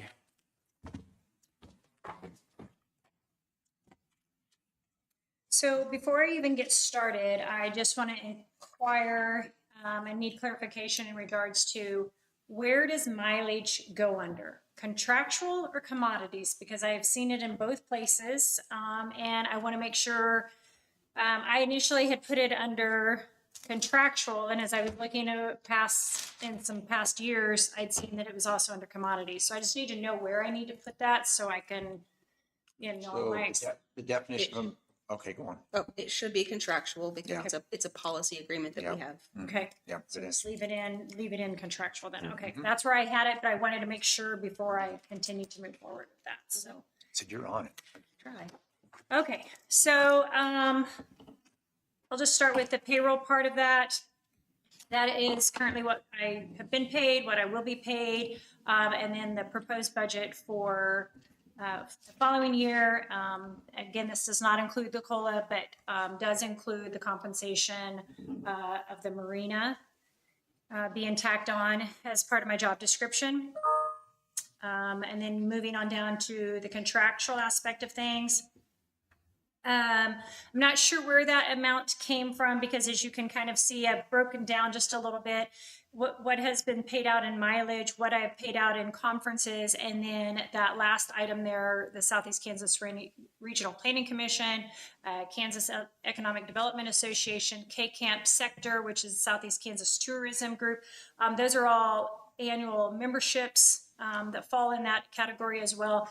So I've already exceeded that $11,500 that was initially budgeted for that. So I'm asking that be increased to $15,000. But if they're annual budgets, are we gonna have more expense beyond the 11,773.90? Well, that 11,000 includes that 5,061. Right. So what do you? I'm saying, are we gonna have more expenses? Oh, yeah. I see what you're saying. So I mean, it's only $223 over the 11,500. We'll have mileage. You'll have more mileage, of Which course. I included that roughly $2,000 there. Okay. And then that $1,000 additional for any That's conferences. extra for this year, the 3,000. Yes. Okay. Yeah, so then carrying over, you can see I increased it just by a few hundred more dollars for 2026. Okay. Does that make sense there? Yep. Okay. And then the incentive aspect of things, that 18,463.58 is a little misleading because that included in our what has been spent this year, and 17,000 of that was for the Rural Champions grant that we rolled over from last year to this year. So that's a little misleading there. Currently, what we provide locally is 4 $250 community development grants, 4 $250 childcare grants, and 10 $1,200 summer youth grants. Okay. I would like to personally see, so you can see what we've paid out so far, what we have left to pay out, and what the budget or anticipation for the remaining of the year is. But for the proposed budget of 2026, I would like to leave the community development where it's at, but I would like to be able to increase the number of childcare, if we have more childcare providers, but the amount as well. And so I would like to increase that from the current $1,000 to $3,000. And just to confirm, these at some point were a grant, and now we're just taking them out of our budget. No, Well, no, they were considered a local grant to begin with. coming directly out of our budget, Ally. The child was from COVID. The child care was from COVID, right? That's how it started. And so I just want to make sure, like, moving forward, that's something we agree that that's what we want to do. Those were provided. I was pretty sure that was because of COVID grants or money that we had received. Okay. Are you saying from Spark and ARPA? Is that what you're saying? Not ARPA. I'm not sure. I don't know about Spark, but not ARPA. Yeah, there was a big thing about pushing, getting paid for having childcare, but what it's doing is it's setting you up, so you're paying it with the grant money, and then it's just a continuing expenditure. Yeah, I'm just saying we're not getting the grant now, so now we're just Right. paying for it. And then how many childcare applications do you think we received? Well, I had all 4 used this year, but I believe there were 3, and one of the daycares didn't apply because they are going out of business in August. But I think there were 2 others that inquired about it. So if you had 8, that would be 2 over what you had applications for, right? Correct. I guess what I'm trying to do is being able to provide if we had more applicants the following year. Does that make sense? Yes. So if there's more daycare providers, that we aren't having to withhold them because we didn't fund for them, budget for them.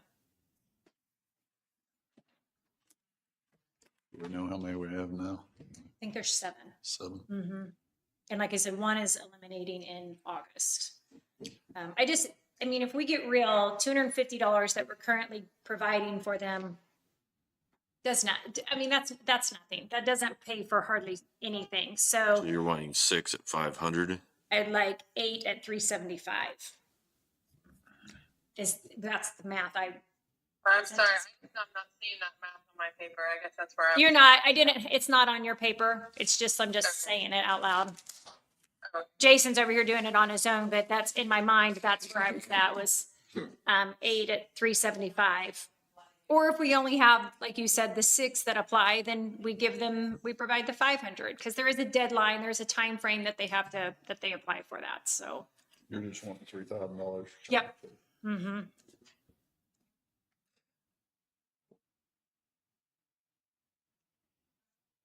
Guess we can leave it in there and see where we're at. Might be something to get cut back. Right, sure, absolutely. You're under budget to what you was last year. That was. And then the summer youth, currently, like I said, we pay out 12 individuals or 12 businesses at 10 businesses. I'm sorry, 10 businesses at $1,200. As I looked back through past documentation from the last couple of years, we have not paid out a full $12,000 yet because some of those businesses didn't have summer youth kiddos filling the exact amount of time. Yeah, so it has been less than that in the past. So we've not even, I don't know that we've come close, probably closer to that $10,000 range versus the $12,000 range, but. And then my next line would be the commodities. it's been at $5,000, I think, the last couple years. And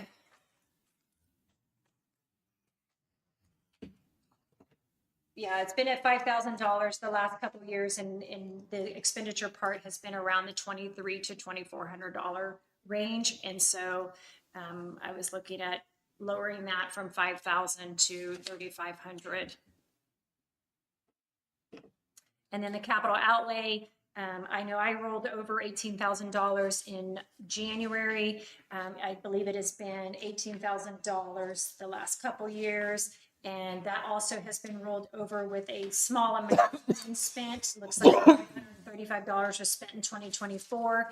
I've spent $449. I anticipate maybe a maximum of $1,000, give or take.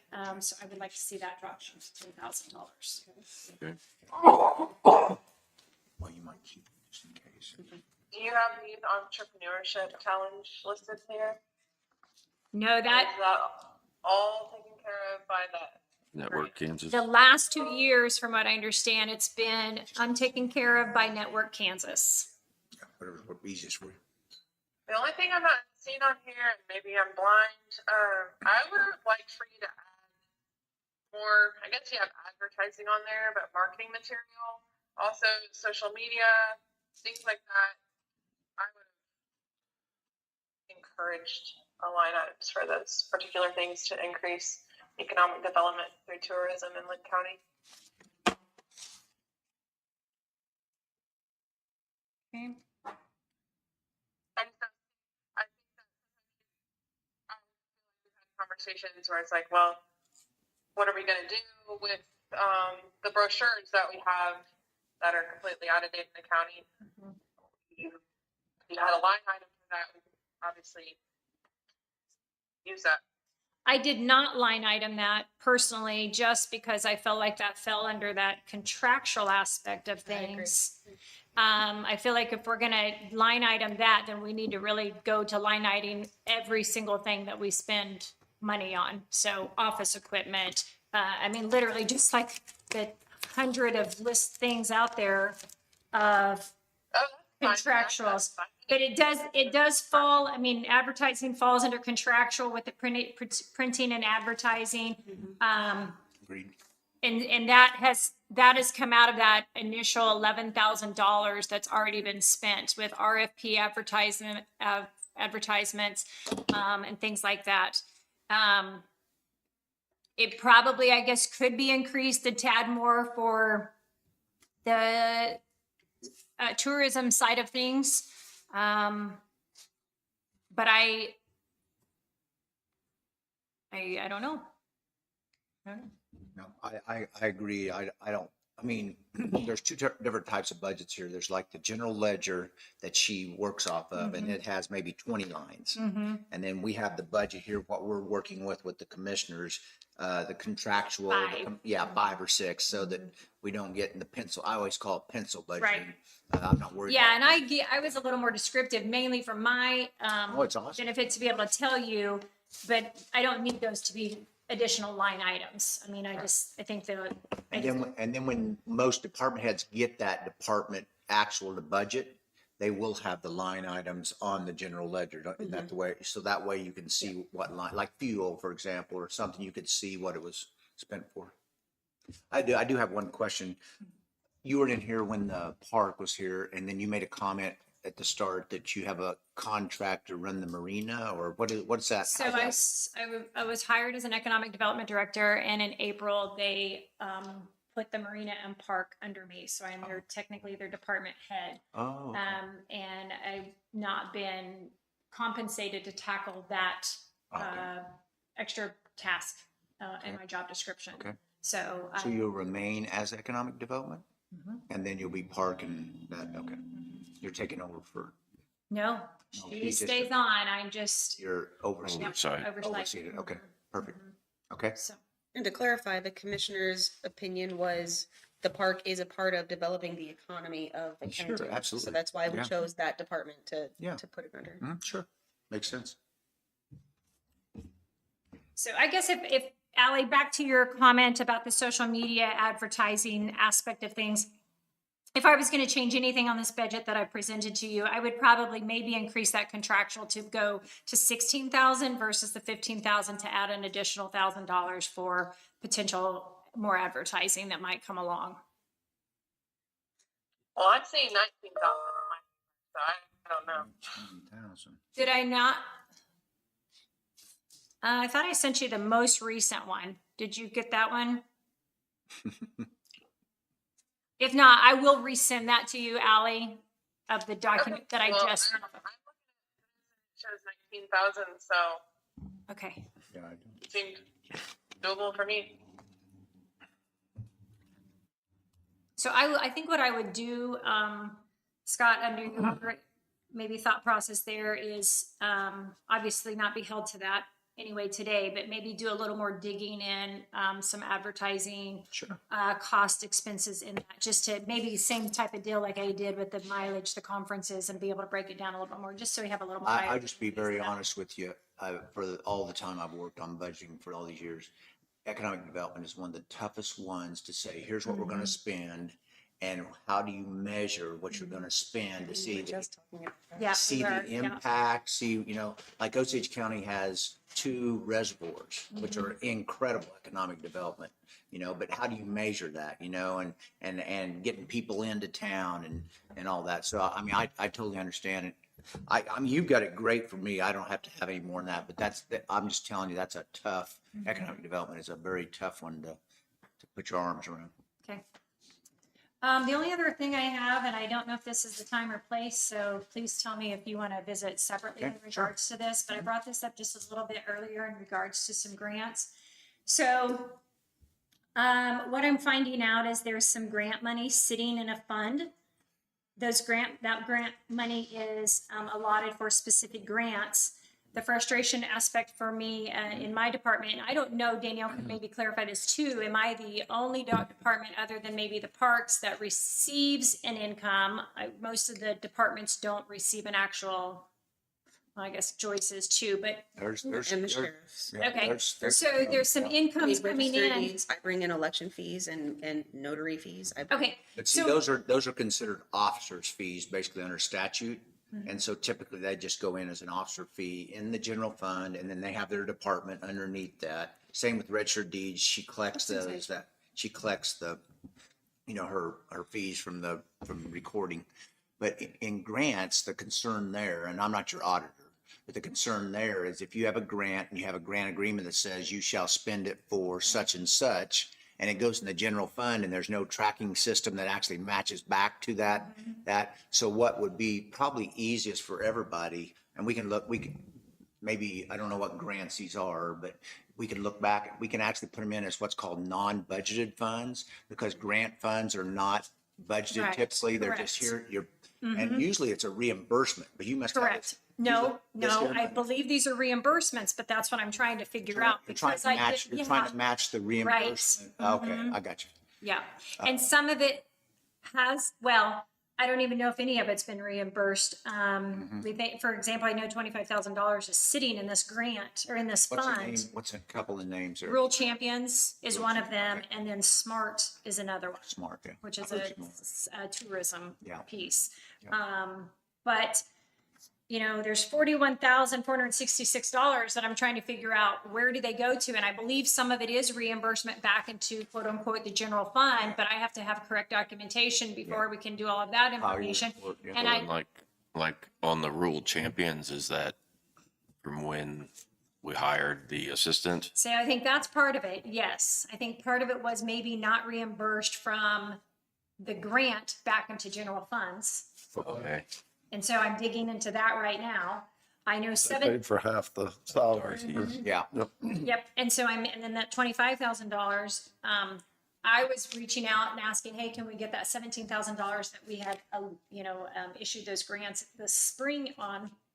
And she goes, well, you received that check back in September 23. I'm like, where's that money? So Danielle started digging, finds out that there's money sitting in this. That's how this all came about in literally the last 3 or 4 days, is we're like, there's money sitting here, but We need to get it moved where it needs to go to, type of deal. So you could talk to your auditor too, he could help you maybe, but do a journal entry from the general fund to a non-budgeted fund Okay, and make sure it's the amount that you received. And then we'll have to figure out, like you said, half of the salary maybe was used, and we can match it. That'd be this fund though, right? Do what? This fund is an income fund. It's a fund 151. 151, yeah. Oh, economic development. Yeah. It's its own fund. Mhm. Okay, so the expenditure side is in the general fund, Yes, and she's got a 151, which is the grant fund. that's correct. Okay. And the money went into that. Yes, the money went Back in into 23, the yeah. grant fund. Yeah. But it was spent out of Other the general funds, yeah. fund. So what I would do is get with your auditor once you figure that out, and then you would make a journal entry to match up so that you're record keeping, and then you're gonna have to file a grant report to show that you spent it appropriate, or it's all matched up. well, from what I'm understanding, the grant report was already submitted. Oh. The prior economic development director submitted that information. I mean, I've been visiting this morning with the Real Champions director lady, and she's like, I have the paperwork. Yeah. I just think what happened was it didn't get communication between, The general ledger doesn't get match, from one the account to the general other. ledger doesn't match up to the grant report that got filed with the state of Kansas or whoever, yeah. yeah. Yeah, that's. And then a this red- other one I'm digging on because I don't know what that Is that how you consists found of. it? Yeah. Oh, okay. Yeah, I was that's, like, you have money sitting right here. You don't have to spend it. There's no expenditure. I don't. is that it? Nope, I don't have. Okay, thank you. You have any, Allison? Oh, yeah, I'm great. Okay. Thanks, Chassie. Thank you. Yeah, thanks. Yeah. We have John from Trico. Okay. Come on up, bring an extra chair with you. How are you, John? I'm good. How are you, Jason? Doing good. See you. Good to see you again. How you doing? Nice to meet you. Hello. Jason and- Allie's on the computer. Yes, they are. Hello. Yeah, I almost you. put on my owl socks today because first thing I was coming to. Oh, there you go. But I told my wife I'm gonna put my ice cream cone socks on. I noticed them, they're cute. Oh, And today okay, is a thank you. Good day for ice cream. Yeah, absolutely. On you. It's hot out there. Right. Before I jump into our budget request, I just want to introduce Kathy Kay. I am in the process of retiring, and Kathy has been selected as the incoming executive director. So you'll be seeing a lot more of Kathy. Nice to meet you, Kathy. Nice to meet you. All right. For your benefit, our agency is named Trico, and we provide services to individuals with intellectual and developmental disabilities. Yeah. Because every county has the mental health piece and the development side. Yes, absolutely. And did I hear you say Osage? I do. I've done Osage since 1986. Awesome. Yeah. I came from COF. Oh, okay. Yeah. So, Yep. yeah, I'm Absolutely. familiar. Yeah. Absolutely. Yep. All right. So we are located, our catchment area is Miami, Anderson, and Linn counties. And like I said, we provide those supports to the disabled Linn County residents. To give you some demographic information, we serve a total of 157 individuals, and 26 live here in Linn County. We have 104 staff, and of the 104, we have 23 that live here in Linn County. Our total payroll, including benefits, was budgeted at $6,105,541. And our total FTE number is 105. Okay. We have a 9-member board of directors, 3 representing each county. Our Linn County reps are Charlene Sims, Russell Pope, and John Morse. All 3 are very active and come to meetings and are good representatives of Linn County. So I've got just a page of general information about what TRICO does. And on the backside of the first page is our budget history, what Linn County has provided us in the past several years, what our budget has been during that same time period. And our budget request for 2026 is $59,000, which is what was given to us in 2024. I've also included a supplemental page of information that shows you what our non-reimbursed expenditures were for Linn County for the past year at $77,667.54. Our economic budget, what we're giving to Linn County as an employer is projected salaries and benefits, $943,557.16. So we feel like we're a good partner for you guys. So that was the information I have prepared for you, and I'd be happy to answer any questions. Quick question, when you said the 77,000 there, that that's the amount you didn't get reimbursed for, but does that include the amount you get from the county? So would I? 59,000. Yeah, it does not include that. Yeah, so this would be over and above. Correct. Right? This Okay. is what we use the county Gotcha. funds for. Gotcha, yeah. Okay.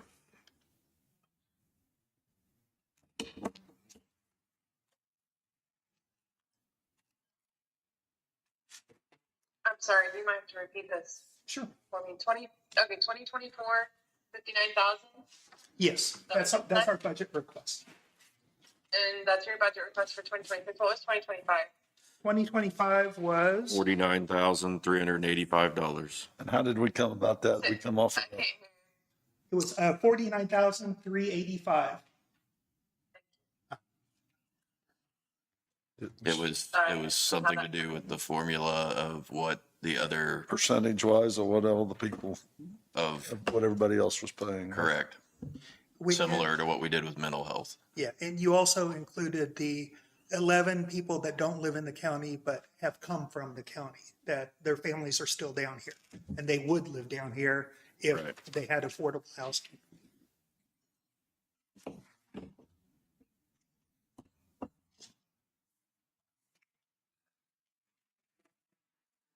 Okay. What area do you guys serve? Miami, Anderson, and Linn counties.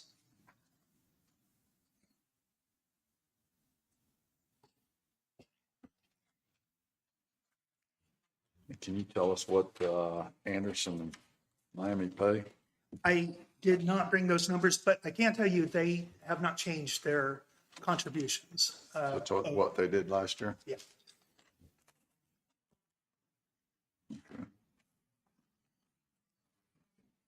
How many days a week do you guys transport those individuals out of the county to get them care? Yeah. Work with them?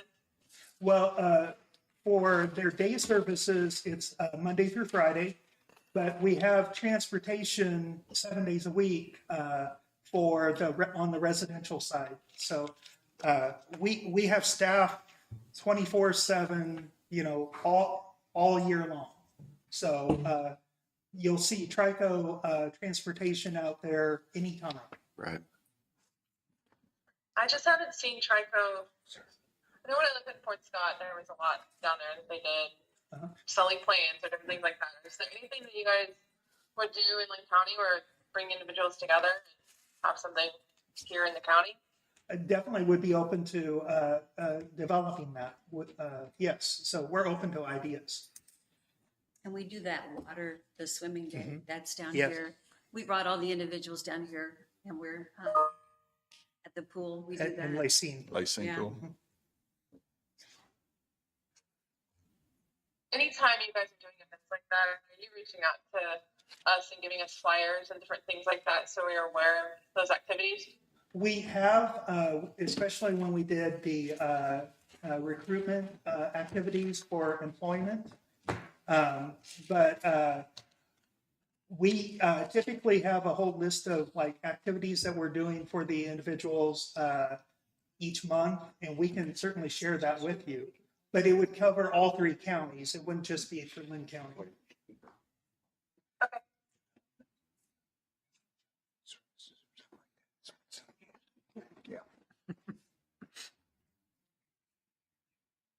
So they've already told you they were staying within what they did last time. What do you think, Jason? I think we'll have to see how it fits in. Don't you? Change. You can look how it fits in. I appreciate that. And, you know, we understand how tough it is, and it's not going to get any easier in the next few years. Right. And we do appreciate the support you guys give to us. Okay. Thank you. Thank you. Yeah. Thank you for Do what have you do. anything- any So more? the only thing I would like to say is, I'm just on your website now. That's what I was looking into. Sorry. I think it'd be beneficial for the county to, as we develop our new website, to somehow incorporate your services into our website, because I'm just looking on here. This could be a great opportunity for people to reach out to you guys individually, to see what you guys are doing, the activities, and things going on in the community. So, very nice website. Good job, guys. Thank you. And like Kathy said, that's a great idea, and we'd be happy to partner with you on that. Absolutely. And I look forward to meeting you in person, but all of you, Allison, Jim, and Jason, come up and do a tour too. We'd love to show you what we do. We can tell you what we do. We can give you this, but if you actually see it, it's completely different. And I think you get a better grasp, and you'll also see the, how well the staff works with people and how much they care about people and how much the people that we serve realize that we care about them. And it's really positive. If you're having a bad day, it's a really great place to come up and be at. It is very positive. So please let me know. We will be glad to do that anytime. Thank you. John, real quick. So Danielle and I was just talking. So this is the way it used to be way back in the budget, and it's still here, mental retardation, TRICO. So we were saying maybe we should change it to development services, or how, what's the proper wording there? The current terminology is IDD, intellectual and developmental disabilities. Okay, intellectual.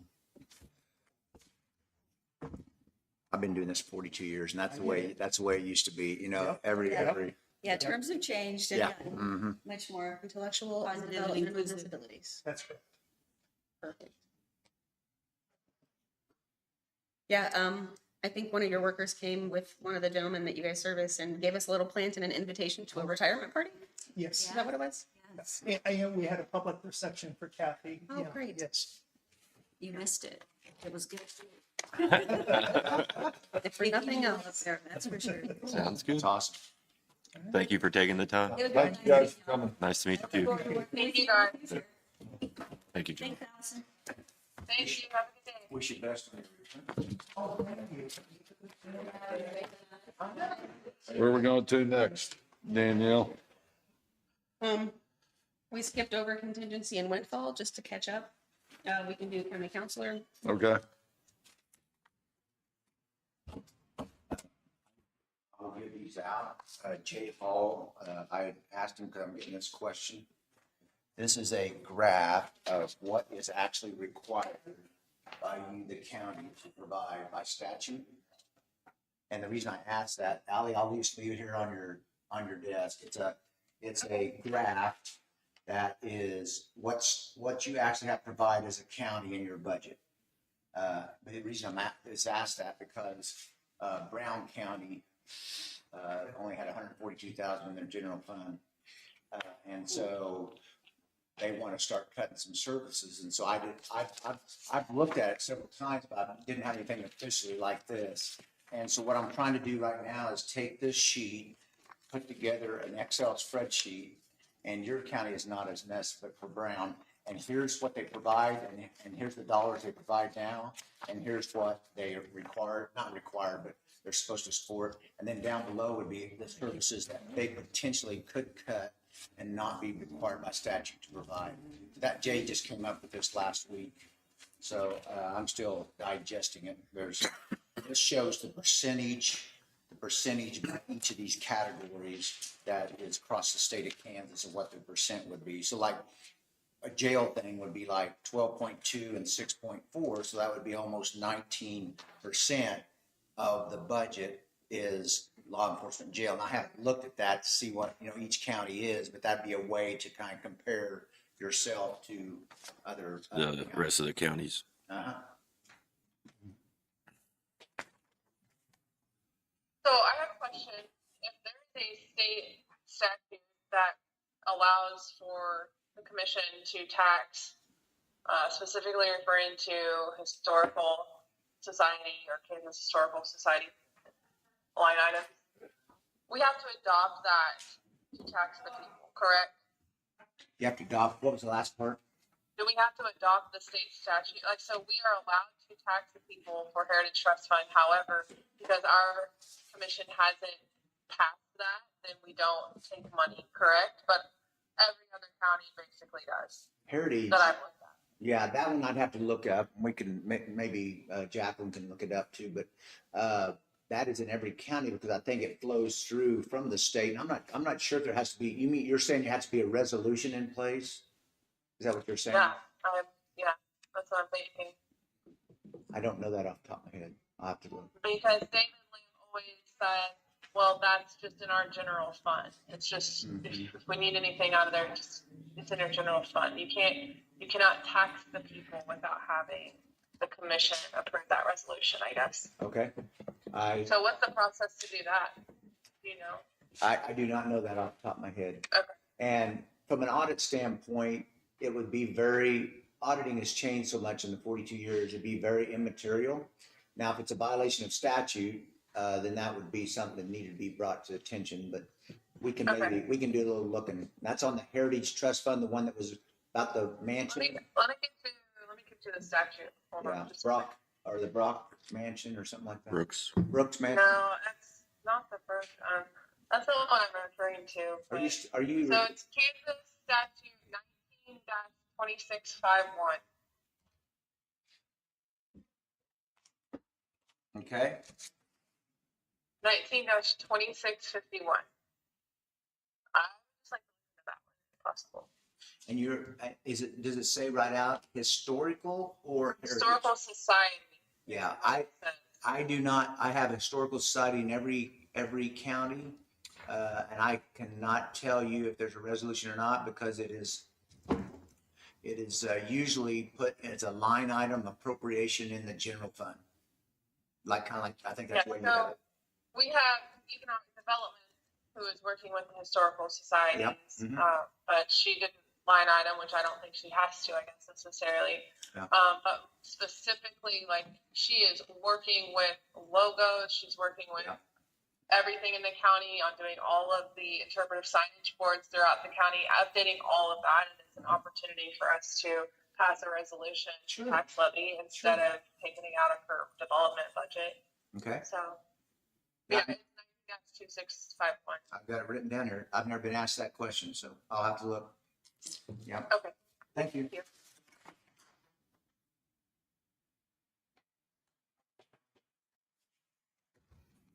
What's the county councilor think?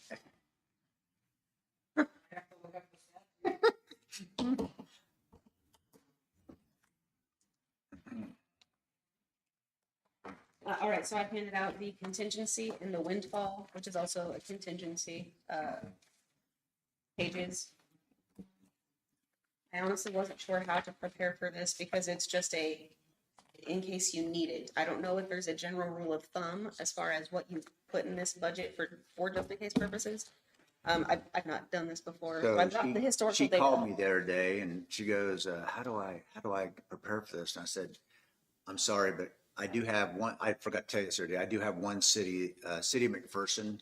He's a former Farmers Alliance executive vice president, so insurance. So he developed a contingency fund in the general fund, kind of like what you have, for like if certain things would happen out of your control, like deductibles on if a tornado comes through, just things like that. I've never seen the line item windfall. I mean, I've never seen it that way. Usually what happens is you set up a capital improvement fund and you transfer the money from the general to the capital improvement fund, and then you actually lay it out kind of what you're looking at on the windfall or contingency. That's more for the unknown. So that, there's another fund called the Risk Management Fund. And you can actually transfer from general to risk management. And I've started doing that back when that second tax had come along, because there was some risk there of, I don't remember at the time what that was, but think about the insurance on your building. So you have Pratt just had a 30% increase on their buildings last year. Okay. And so they had the money, but I mean, that's the things I think that would be set up for. You're just having a line item and you would charge it to that. To me, the transparency of having either the capital improvement or the risk management shows the public, this is why we have $5 million in the general fund. See, right now, that's the way this is set up, is the general fund has 5 point. And if you'll look on page, you probably saw this already, but you look on page 11 and 11A, and there's a lot of hand scratching here. 12. I guess I got 12 in here twice. But anyway, you see all this hand scratching. What I was trying to show Danielle was, here's what the balances are. And here's, like, if you look on page 12, that has all the writing there, the budget there, and I just did it from 25 there. Just see the top of page 12 there, it says 2.5 million is contingency and 1.3 is windfall for 3.8. And what I was trying to look at is, if you look right below that, the actual from 23 was 8,733,000, and you have a total expenditures in your 25 budget of 14 million. So the difference is cash carryover. And state law doesn't require this, but if you'll notice there, that next line, there's no cash carryover. You see that right there? There's a rectangle I have there. That's zero. And so about 5 years ago, the state of Kansas came in and said, when I first started budgeting, it was just like this. You would go in and put it in capital outlay. You'd put it in different categories, and that would be your cash carryover. And there'd be no cash carryover noted down below.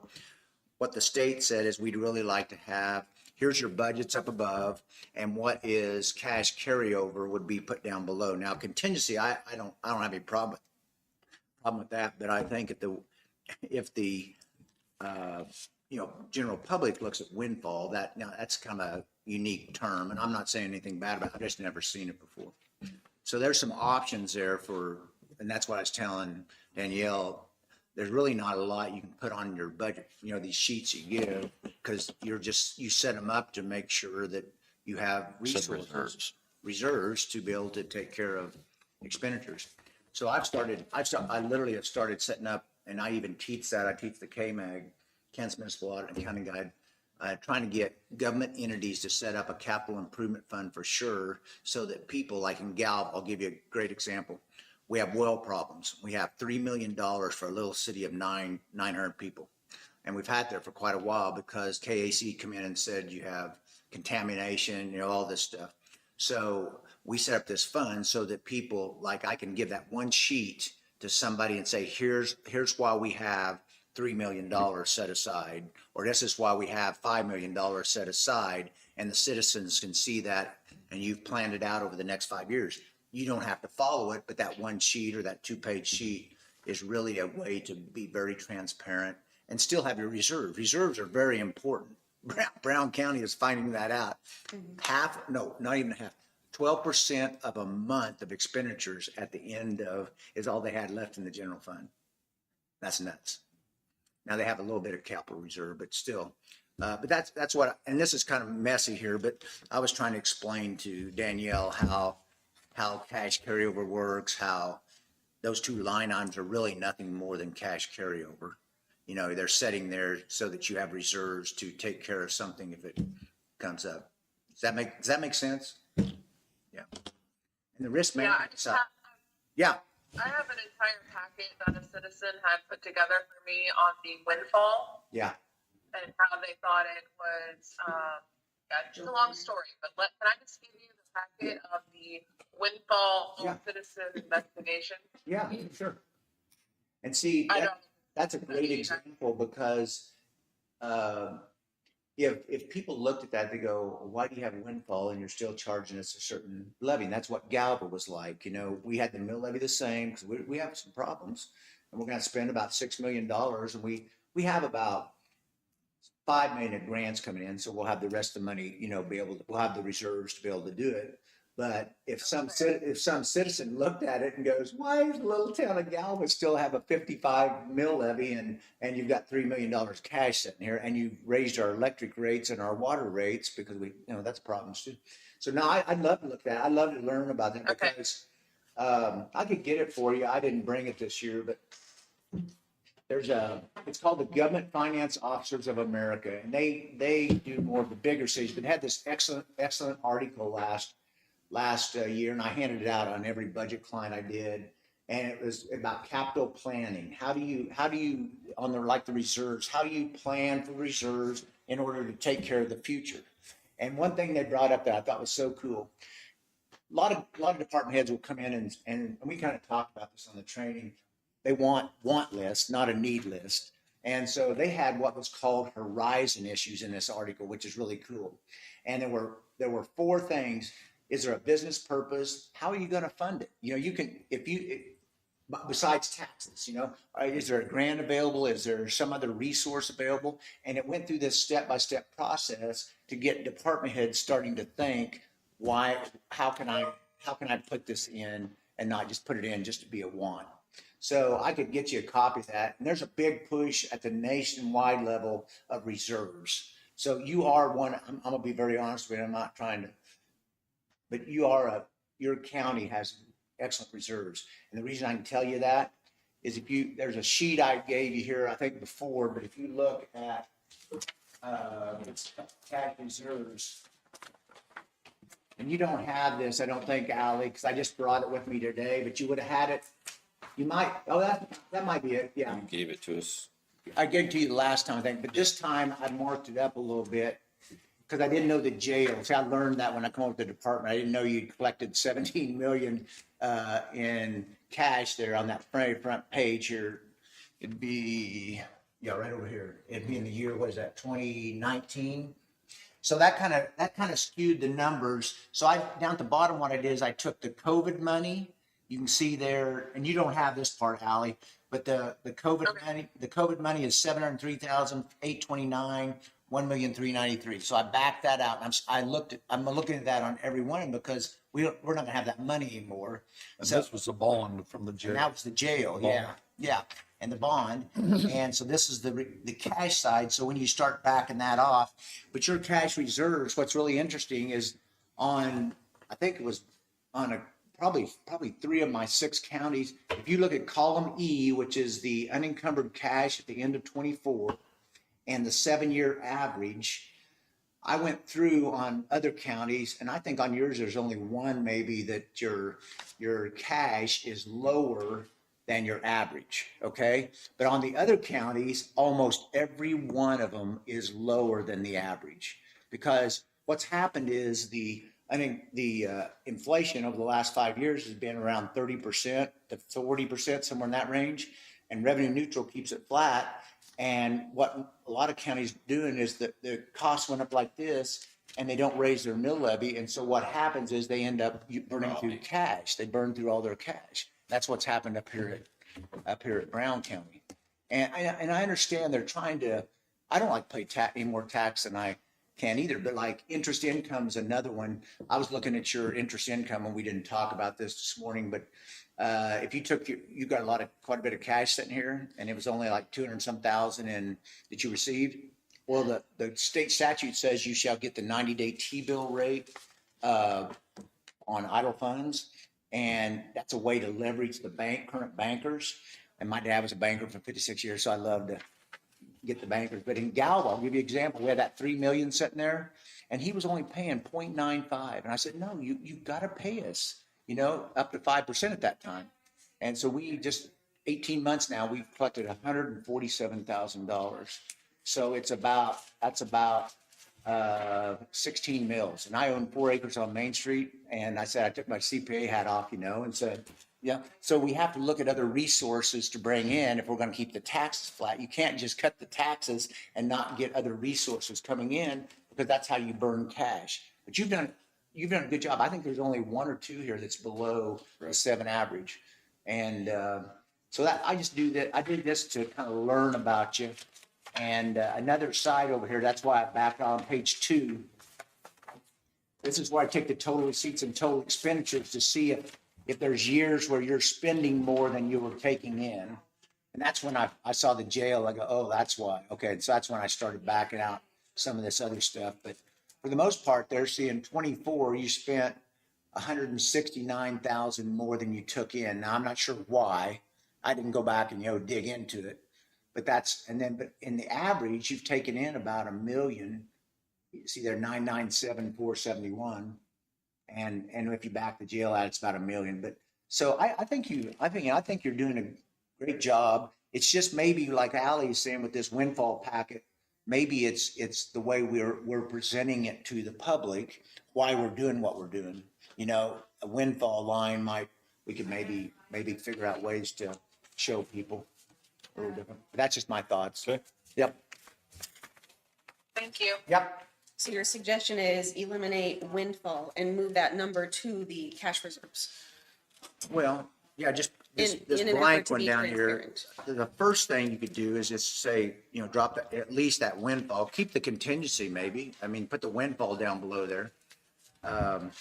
But the other side of it is that risk management, capital outlay. You've got the equipment reserve. See, all three of those, what's nice about them is all three of those transfer funds, if you got it over there and you run into a contingency over here, they allow you to transfer it back. You don't get, it's not stuck over there. So that's why it's kind of nice. And then people, you can say, we're trying to plan for the future of Linn County and show them, and they could see it then. I don't know.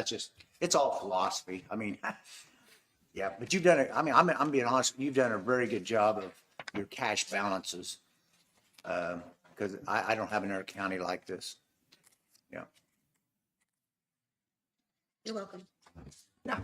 I had nothing to do with it. Except I called you. You work fast. Yeah.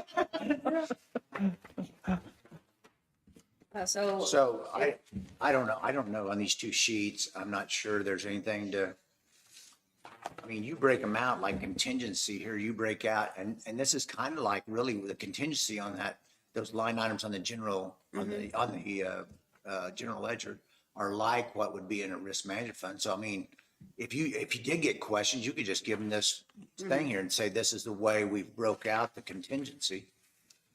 The windfall is just sitting there, but the other ones. she has a customer. Oh, okay, sure. She works at that museum that's just down the. Oh, really? Okay. 152. Okay.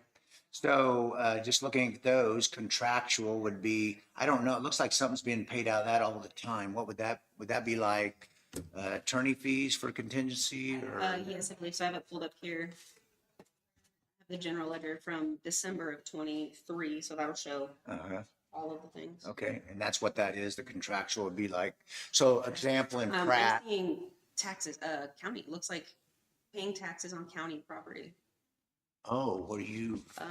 So like the airport? Yeah.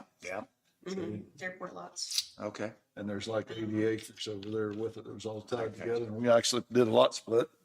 Looks like that's also where we put, late fees.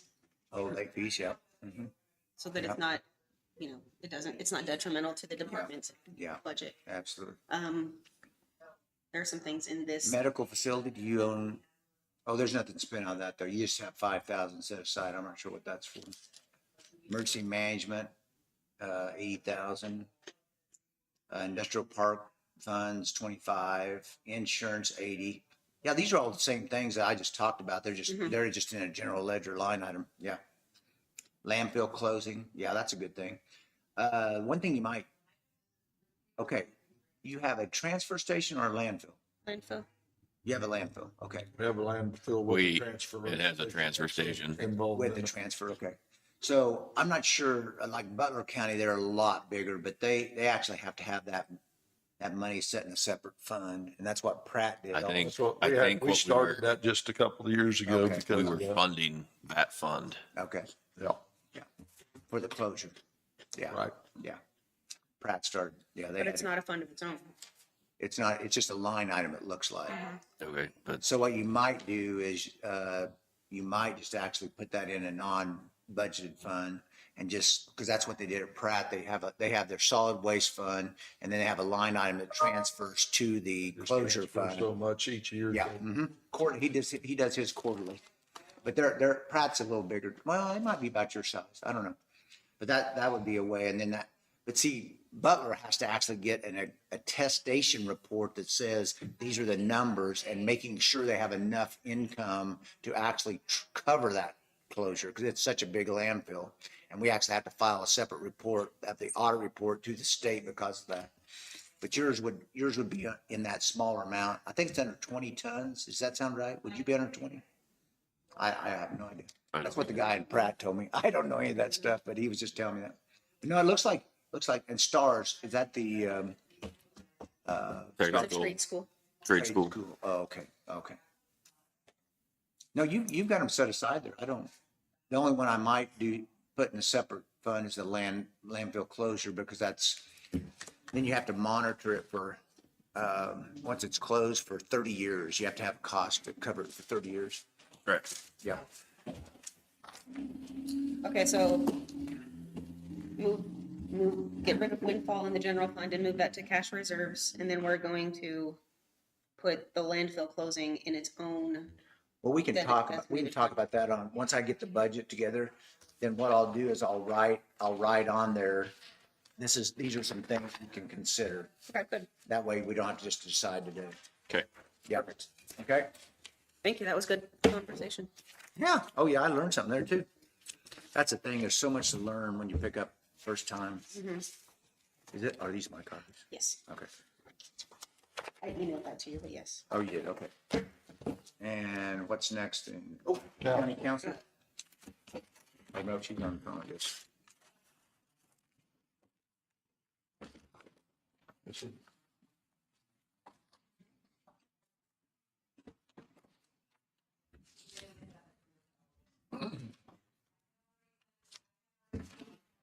So to catch you up, we had the same county counselor for, how long was Gary here? 20 some years. For 20 years. Mm-hmm. And he was paid both by payroll and by contractual. Okay. He left in 23 or 24. Do you remember, Jim? 24, wasn't it? I think it was spring. Yeah. Spring of 24. I would say the early part of 24. Okay. If I had to guess. And since then, we've been contracting the services to be hired. Jacqueline. Yeah. Who right now gets benefits from the county, Okay. but is not on payroll. She's billing us. Her contract is for an hourly rate. Oh. I talked to Jacqueline, and she said that's something that she might like to see changed. So that's what I budgeted this for. Okay. So And she hasn't seen this yet, so, and she's on the phone. That's right. She gets paid for benefits, employee benefits? Correct. Like health insurance? Correct, yes, she gets employee benefits. Is it everything or is it just insurance? Did she get all benefits? I believe it's everything. Okay.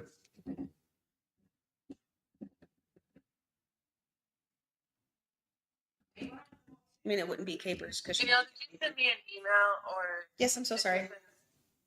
Okay. Sorry. Or page number. Oh, yeah. You do have it. So 13B. Oh, page number on the, yeah. Yeah, 13B would be the third one up from the bottom. Yeah.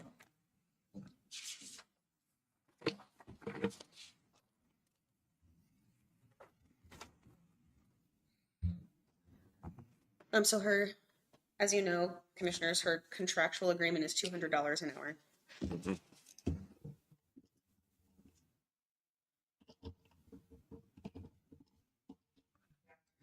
She hasn't not billed the county yet for her services since she's taken the position. She said that her plan is to bill us quarterly, which would be at the end of June. Okay.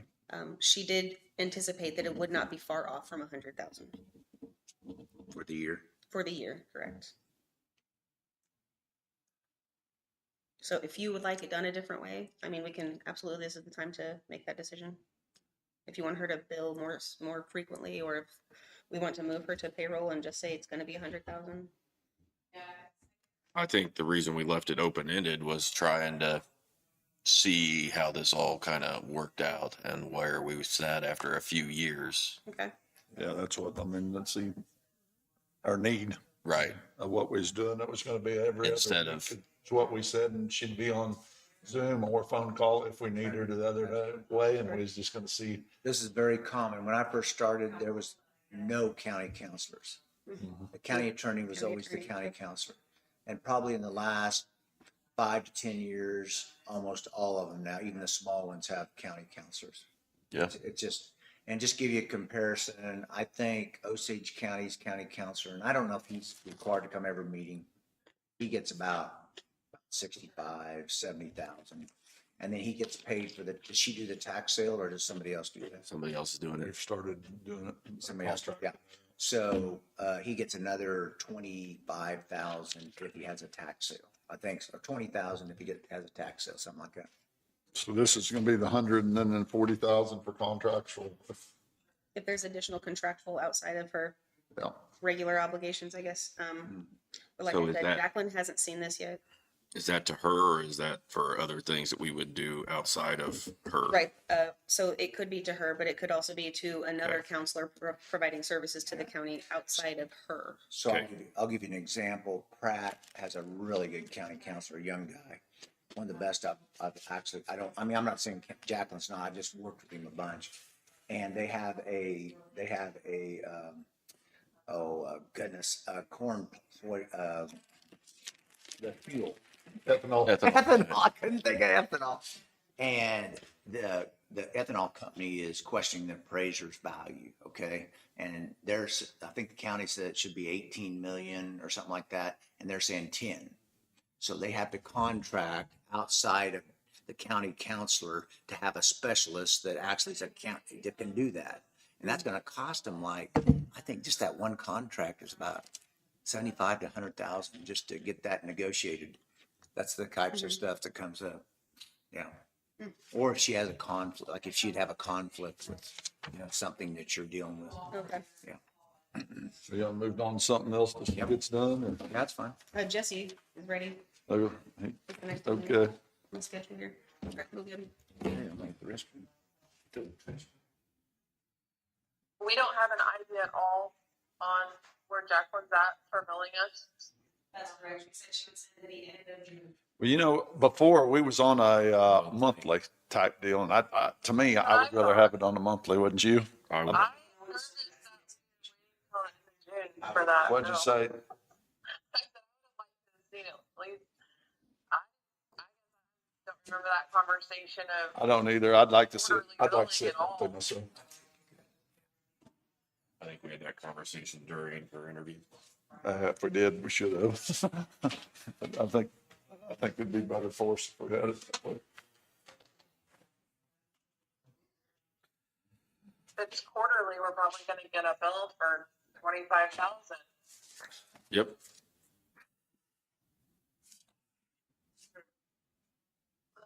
Okay. Everybody left you for a little while, Ally. We'll be back. Jason and I still here.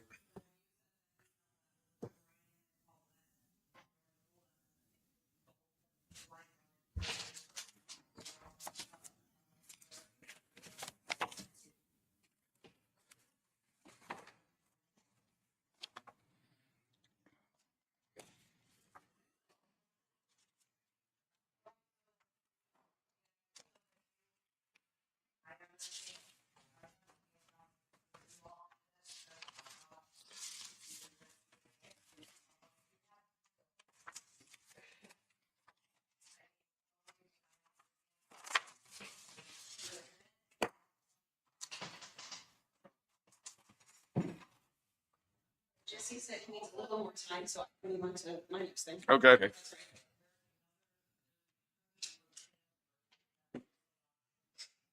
Right, I've got similar form for the commissioner budget. This one's super easy, doesn't change much usually. I just let everyone else choose their times and then I fill it myself in with the blanks. Okay. If I'm gonna be here, I'll take them.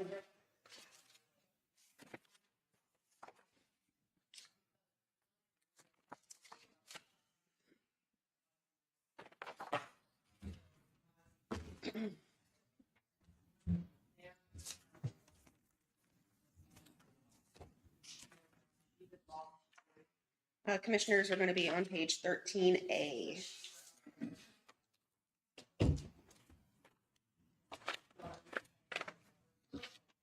The very top. So you'll see there's not a whole lot of change or movement. It's really just the COLA increase, the cost of living increase. The commissioner wages haven't changed. Things that are included in contractual would be conferences, traveling to conferences, hotels. But the COLA's not in it yet, I mean, right? Correct. Okay.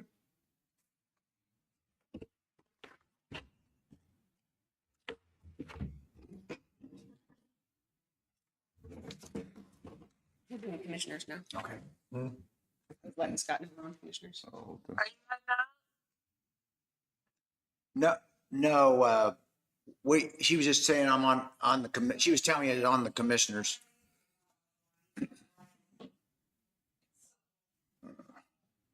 She's like, are we done? We done yet? All right, so yeah, when I'm looking at contractual, I'm only seeing mileage reimbursement, membership dues to belong to the Kansas County Commissioners Association.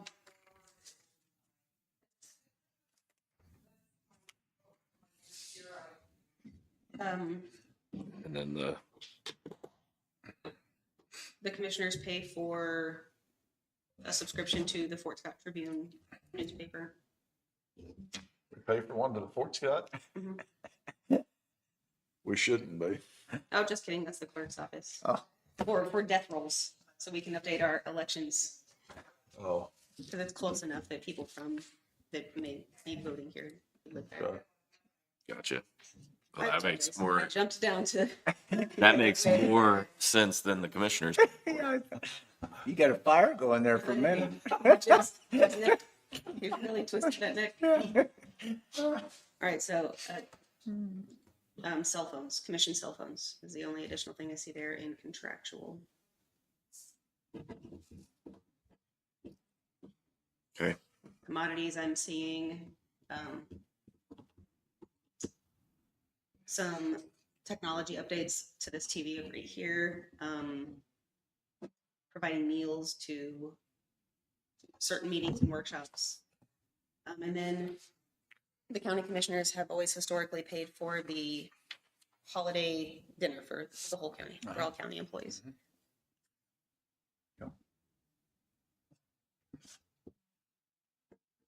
Okay.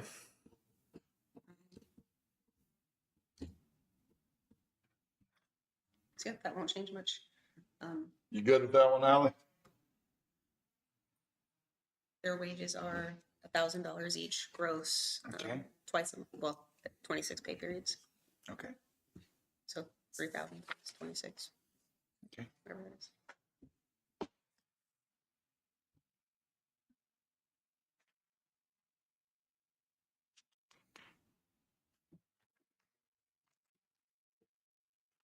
You there, Ally? She don't.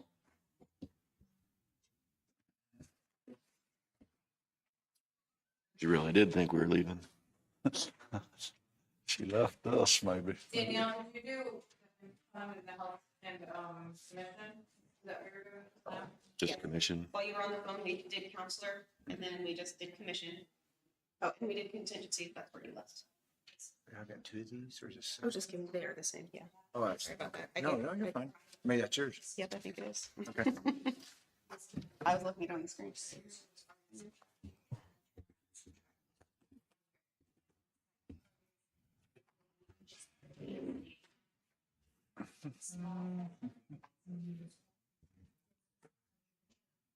So are you wanting to leave it the commissioners the same then, or did you want to change something? I don't have any changes. No changes? No changes. Okay. Jacqueline, we talked about yours and, as far as the billing, we'd like that happen monthly if we could. Can you do that for us? Okay.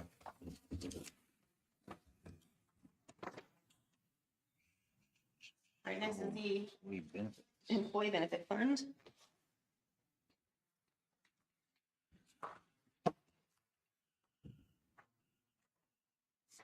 Also, I did the percent of change on most of these to get the updated numbers.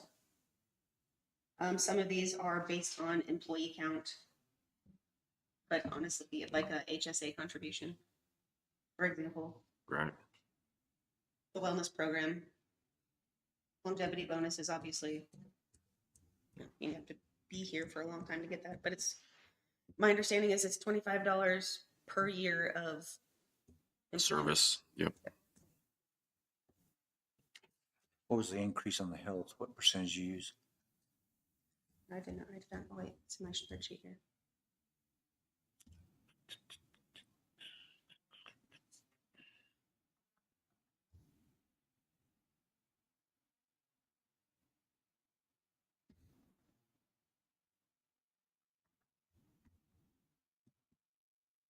Where's the total at on it? Is there a total?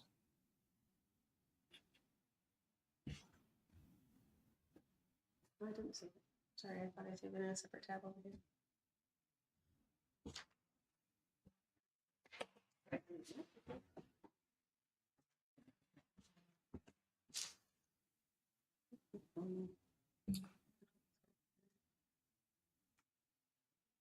Health.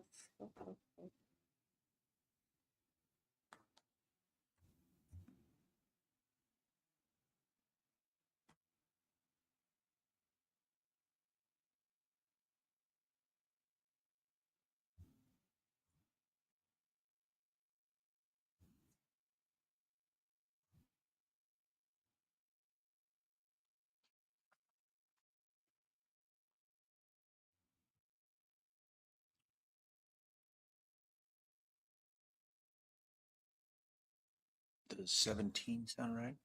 16 or 17? Am I doing that wrong?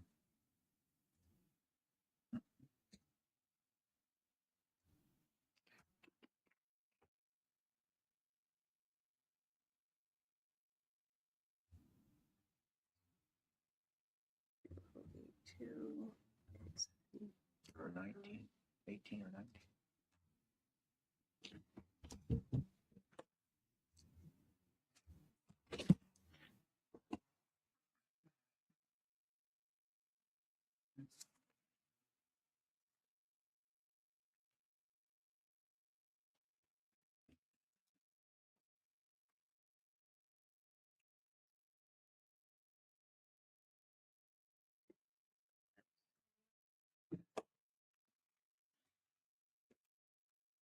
At 12%? 12%.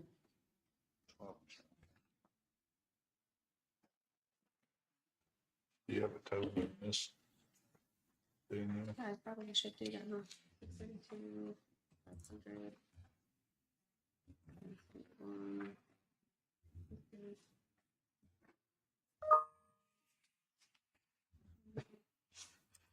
Daniel, have we finished commissioners? I'm sorry. No, we're still going.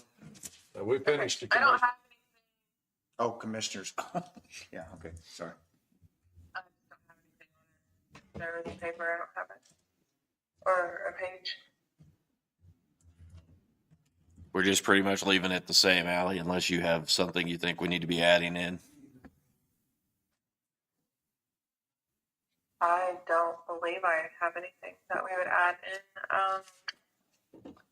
We left it the same. I would just like to mention that our laptops, our Chromebooks are not compatible with PubWorks. That is why I'm not able to get on PubWorks because of the Chromebook, and then we need regular laptops to view those.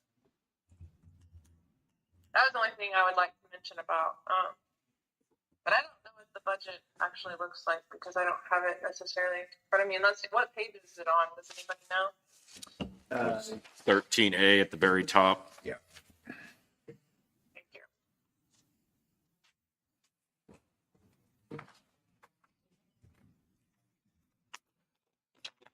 I don't have anything else on it. All right, commissioners, I've got a total of 5,212,950. 5,000,000. One more time. 12. 212,950. Okay, 5,212,950. got it.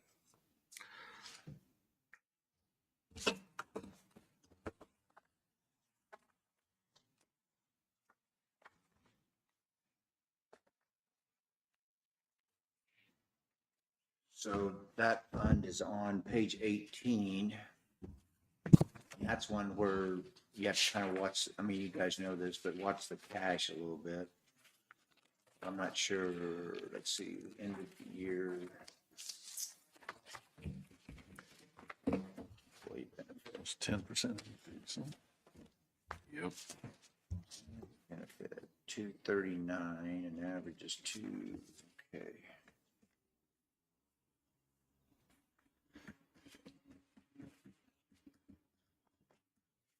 End of 24 is 239.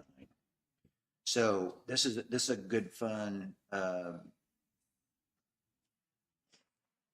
good fund to look at. So at the top there, you see I have a rectangle on page 18, and the rectangle in the 25 column is 617,872. You see that number? Yep. So what happens is I always watch that number, because if that number is less than what we anticipated last year when we did the budget, then that's going to make the fund a lot tighter, because we are 239,038 in cash carryover at the end of 24, and here we projected it at 617. So that difference of that 378,834 is, we're that much lower than we were when we anticipated the budget on 25. And then if we have this increase here of the 5 million, that could, I'll just have to, this is one I'll have to, you literally, I'll have to put all the numbers in and see where it comes out. But the cash carryover may not be there as much with that kind of increase. It might be a little bit of a mill increase there, it looks like. I'm just telling you on a quick overall, just because where the cash started, because that's about 1 mil, just your cash being that much lower. Right. Yeah. And then with the increase, projected increase that she just calculated.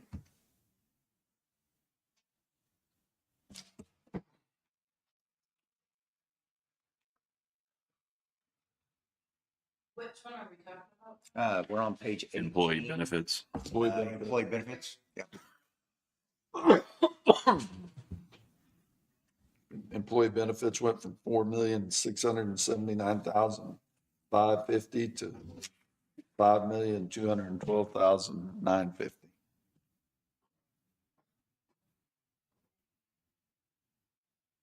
Which part of that could be even like the police officer and fire. Yep, KPF. The KPF, we went to that this year. Yeah, that is, okay. Workers' comp has gone up exponentially because of the death of the firefighter Oh, in the line of, so. oh my goodness, yeah.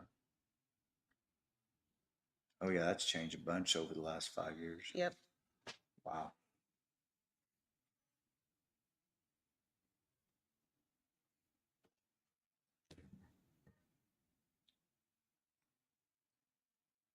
Explain just real quickly, how's your health? Are you self-insured here? I can't remember. Yes. You're self-insured, because what was the lady's name that sat back here, in the department training? She used to be in the clerk's office. Amanda Snyder. Yeah, she knew a lot about, she was explaining how everything worked. I guess she used to. She used to work in the Right in the clerk's clerk's office. office. Yeah. Yep. Mhm, yeah. Yeah, she was very good at explaining how it all worked. Mm-hmm. Yeah.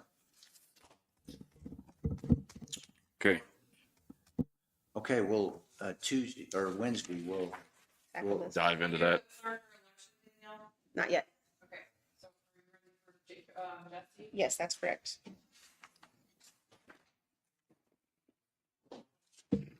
Got you your special chair.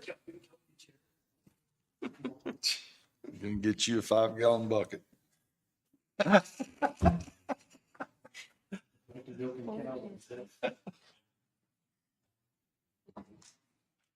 Thank you.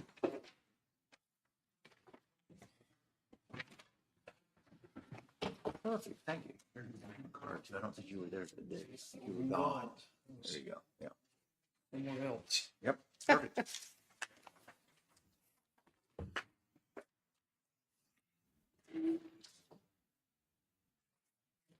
There's your page. There it is. Page 16, Commissioner.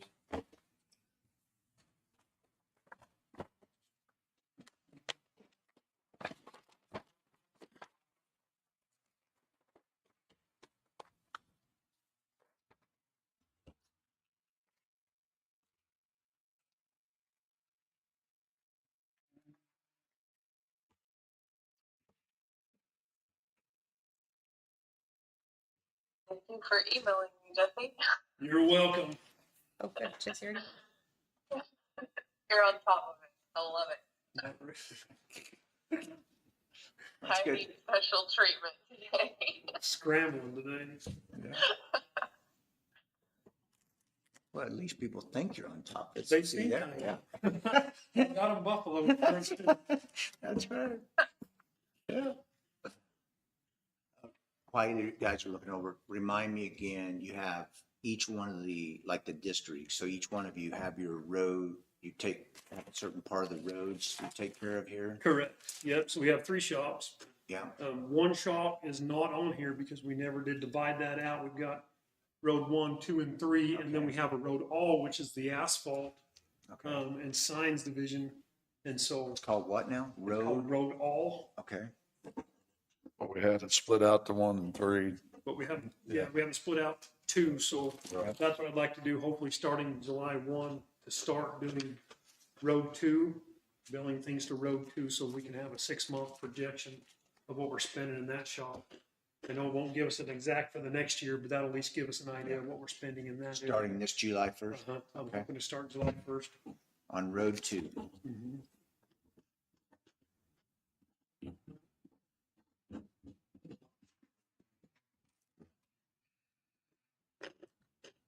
And you'll look at 6 months to kind of give you an idea of what. Give an idea where we're, because road 2 is meshed up between road 1 and road 3 right now. Okay. And so So your increase is in the asphalt, no doubt. I mean, it is, that's good. asphalt is our big increase.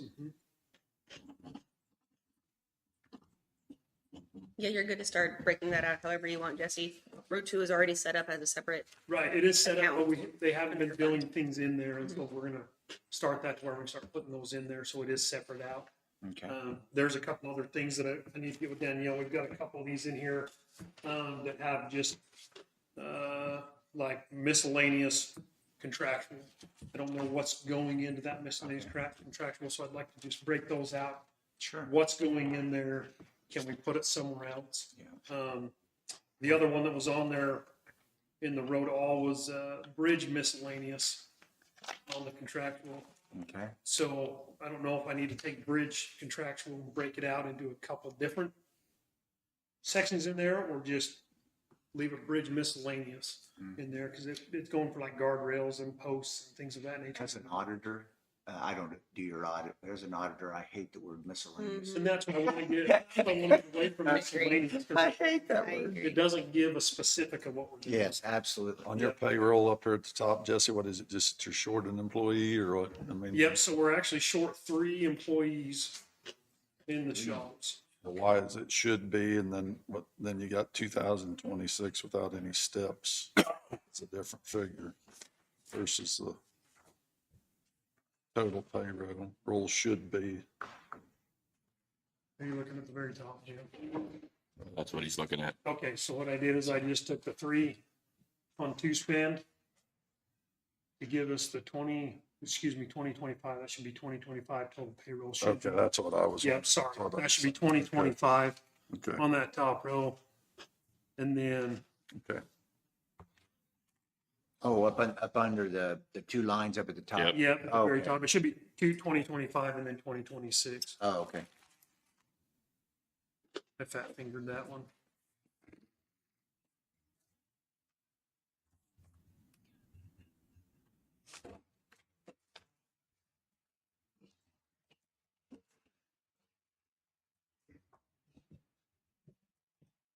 So what you're really doing here is, had you always had it like 1 and 3 and then all districts? Is that the way it used to be? Yep, Okay, and then so now you're going to try to track District 2.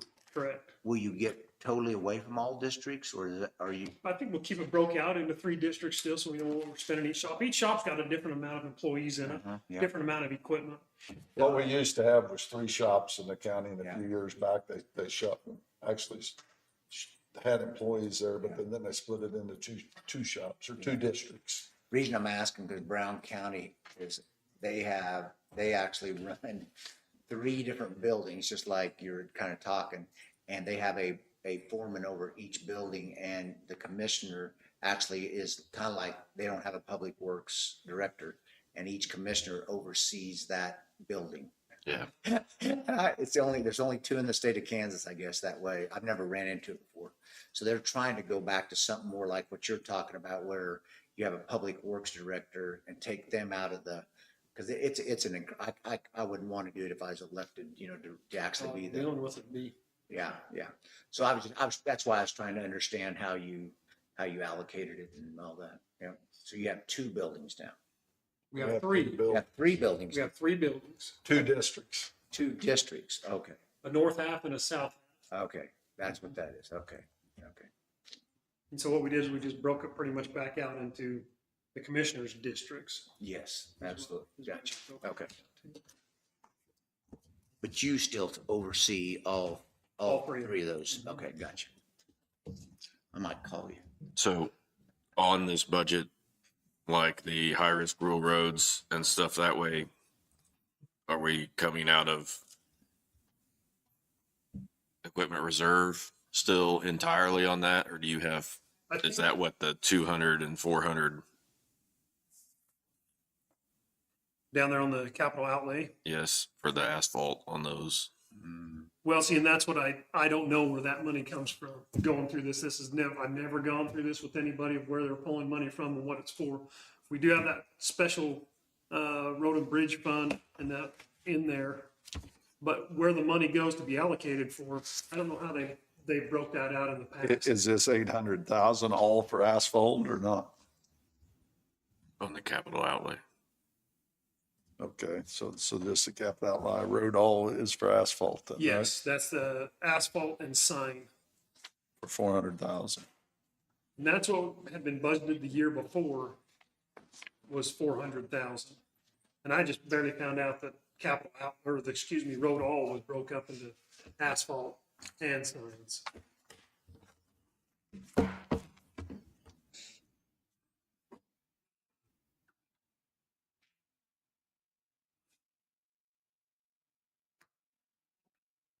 So like, then is it contractual? What comes out of the contractual then? On the So that, 1 and 3 and all? so like shop equipment, things that take care of the shop equipment, the utilities, surface materials like coal patch, rentals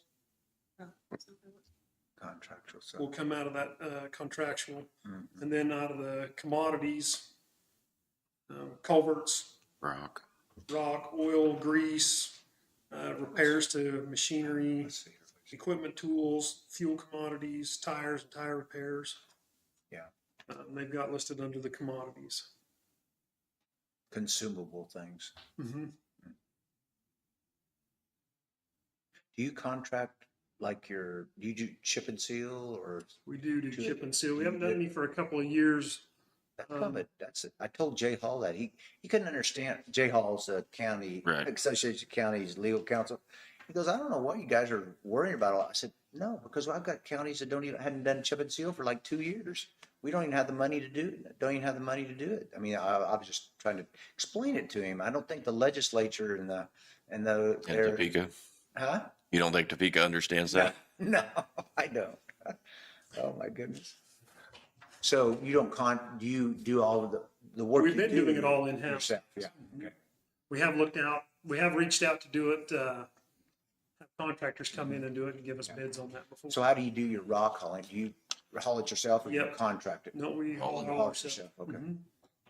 Okay.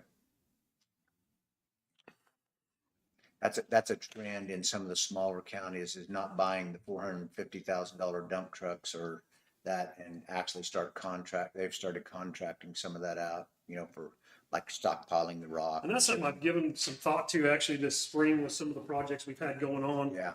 To get a couple of the local guys that we have here that have trucks to Yeah. see what their rate would be to Well, contract to It's run not for a just- week and or so. it's not even just the price of the truck. Like Pratt County is down 8 people in their road and bridge department. They just can't get anybody to do it. So they can't find anybody to drive a truck. You can have a truck sitting in the yard, but you don't have anybody to drive it. So that's why they've started contracting more there too. And we've started a program to where we'll help individuals get their commercial driver's license. Oh, yeah, CDL. Hiring on, so they, sign a contract, they gotta be here so long to get it. Yep. Which has encouraged people to come and hire on and. Absolutely. And be able to obtain that. Mm-hmm. That's worth a lot of money. It is. Yep. It is. Remind me on the special machinery, because on the capital outlay, it sounds like when you're talking about your budget, you use that just for roads. Is that right? The capital outlay? I think so. Okay, and so then if you, back on page 24, you have your special machinery fund. Mhm. So like if you were to buy a Anything, loader. you can buy anything. Yeah, anything, you buy it out of there. Correct. Yeah. And it's 750, I don't know if anybody knows, it shows here on page 24, it looks like you transferred 750 from Road and Bridge in 23. Is that a common transfer, the same amount, or is it if you're buying certain amounts and you transfer more, do you know? I have no Okay. clue.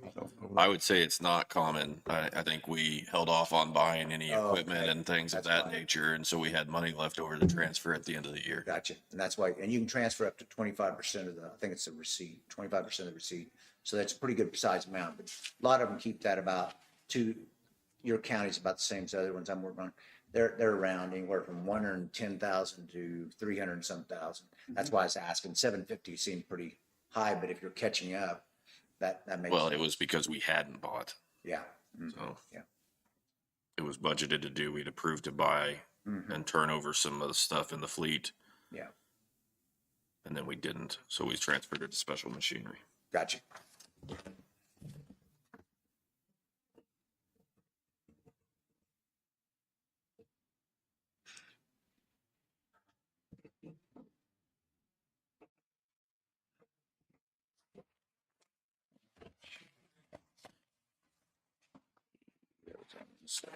You have any questions?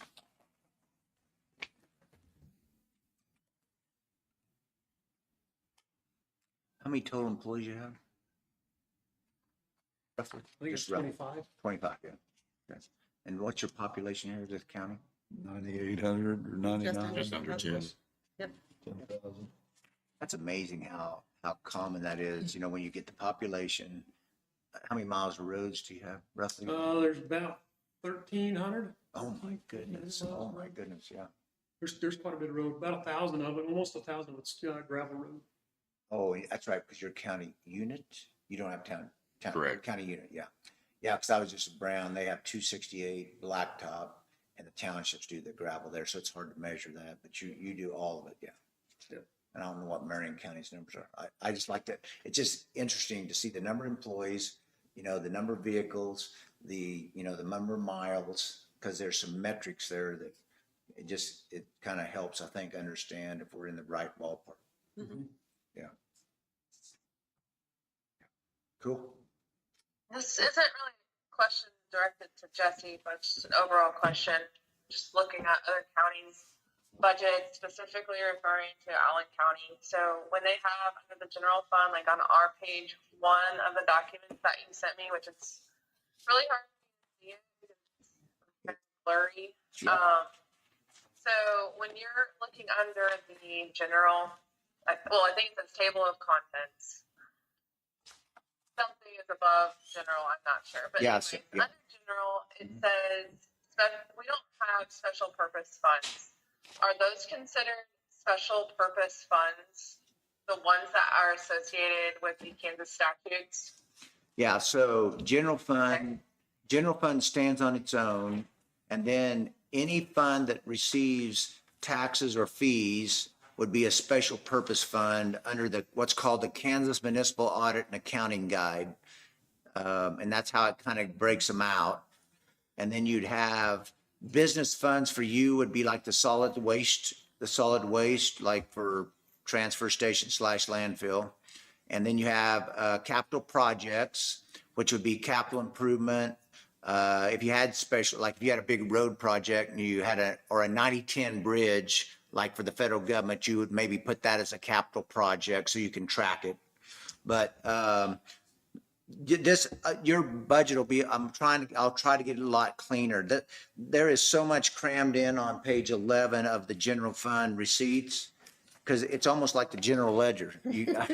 I mean, see, that's on the budget, we usually don't go to that level. We just say like, officers' fees, just kind of make them smaller amounts so you can kind of see the big picture items. So I'm gonna try to clean that up a little bit because it's very hard to read. Well, my question with this is just looking at Allen counties, which I know they're not comparable as far as like population. However, under the general, it goes into special purpose funds, and then they are taxing the people for road and bridge, special bridge, intellectual disabilities, mental health, noxious weed, all of these special funds, airport, ambulance, conservation districts, a historical society. We don't have any of that. Well, we have some of them. Yeah. But my question is why? So what you have is, and yours is very clean from that respect. When I go into a new county, usually they still have conservation district, fair, all economic development. All these are separate funds because back in the 90s, every one of those funds used to be a mill levy. So like that's why they had a separate fund, is they would have one mill for this. And like Road and Bridge used to have two special bridge funds. One could only be used for culverts. One could be used for approaches. There were just a lot of things set up that way. And so over the years, what looks like you've done it here, you've taken all those funds that were maybe like 1 mil. And if you'll look on page, what you were just asking, if you would look on page, get here towards the back, sorry. Maybe it's on the bottom here. So if you look on page 13C, there are every fund on that page: ambulance, noxious weed, election, economic development, not fund, department, I'm sorry. Economic development, conservation district, 4-H building, fair building, and historical society. In some counties, those are all separate funds in some counties. And the reason it's nice to pull them over here and put them in here on those types, because most of those are what's called appropriation funds. You're just appropriating money either quarterly or monthly, and it saves the clerk and the treasurer a ton of time, because all they have to do on here, when it's in here, is you just cut a check every quarter or whatever time period. But if you have a separate fund, the treasurer has to record all the distributions. I mean, they receive the taxes, they have to record all the distributions, and then you have to account for all the distributions over in the clerk's office. So that's the differences between the counties, basically. Does that make sense? Yeah, but it makes sense. But let me just be clear. If you do not have it associated with a special purpose fund with association with the Kansas statute, the commissioners are not held to, we can change their budget at any point. We can take it off, we can take it in. I mean, you aren't held to anything because the way we have it. Absolutely. Yeah, you can change it. So you're putting more control on the commissioners, even though there is a possibility of having a Kansas statute that would absolutely, it would mandate you to have to pay that out, correct? Yeah. To that department. I don't know if I'm saying sure I'm understanding. I've never had that question, but I can see what you're saying. But the general fund makes it very flexible. So like what I said, I don't know if I told you, but I told the department heads, the general fund, if you look on page 12 at the very bottom where all my hand scratching is. The only thing in the general fund you even have to worry about, and Jacqueline and I had this conversation the other day on the phone, there's a number that's in a rectangle that says 14,020,764. You see that number? Yep. Okay. By the state and the budget forms, I literally would not have to put any departments in the general fund. Or I could just put these line items just like above there. I wouldn't even have to break them out. And if it's exactly what you said, if in the middle of the year and we decide, and I shouldn't use this, but mental health, we talked about that. Let's just say in the middle of the year, we had budgeted 59,000. We can pay them whatever we want. Now that would be going against your word because you said during the budget, but by statute, you wouldn't technically have to pay that 59,000. That's the general fund makes it very, you're right. It makes it very much a control of the county commission. So under road and bridge. Yep. I can barely read it. Sorry. It's 4.6 million, I think. On the first page. Is that Okay. right? So we are obligated to pay him or pay out to road and bridge because we tax the taxpayers that amount of money. You can, okay, hold on. I was on the wrong page. Like, you have to put that in his budget. So that $4,679,500 is only budget authority. You don't have to pay that out. You could come in here and like I had this happen in other counties where we don't have the funds, like you just said earlier, chip and seal. They said, we're just not going to do any chip and seal this year. So even though these line items up here on road and bridge, all district, District 1, 2, 3, and transfer to road special machinery, those can be set how, I mean, even though they're set like that, but the budget is just a guideline. There's nothing that says in the statute I have to pay that amount out.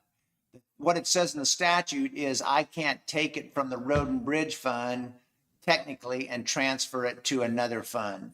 So at budget time, I tell people this all the time. If you want to make any changes between a fund and another fund that's like that special purpose you're talking about, you have to change the levy. So like if you have cash in there and you want, let's just say this happens in a bond fund sometimes. Let's say you had 50,000 carryover and you only need 25. So I would reduce the levy by 25,000 and put it in the general fund or somewhere else. That's how I would change the fund balances, because once it's levied for health or any of those, that's technically what you have to pay it out for. Is that your question? Not really. Okay. Maybe. I guess.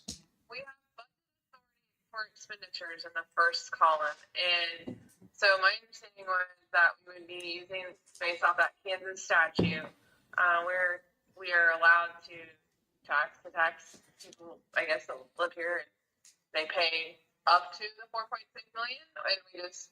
No, they would, the tax portion on that page you're looking at for road and bridge is 3.5 million. That's the amount.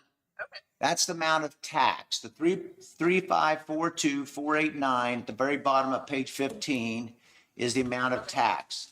And so how this gets done is when we get done with the budget and we have published, we cannot change that levy.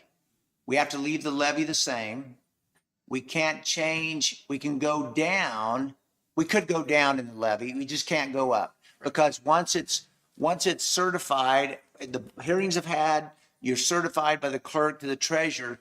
That's how the taxes, that 3,542 is how it gets collected by going in on a certain mill levy on your tax statement. Correct. Yeah. The 4,679 is just a budget authority that if Jesse, if he would come in on the road and bridge and get hog wild here and he spends 5.2 million.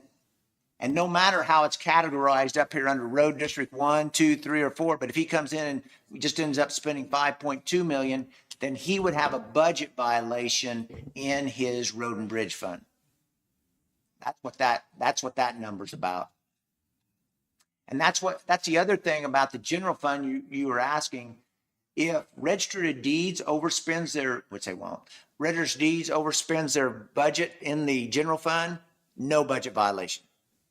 You have to have overspend the 14 million that was in that box I showed you before there's a budget violation in the general fund. So that's why some people don't put them all in the general fund, because there's less, the people don't have as much accountability. If Jesse overspends it here, then you maybe violated cash basis law because you ran out of cash and you overspent your budget. So there is a little more accountability on the fund level. I don't know if that's the questions you're asking. Level? You just ruined my fun level. Do you have any other questions for Jesse about his budgets? I don't have. I don't either.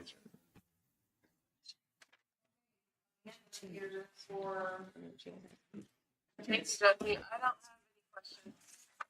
Health department. Amanda?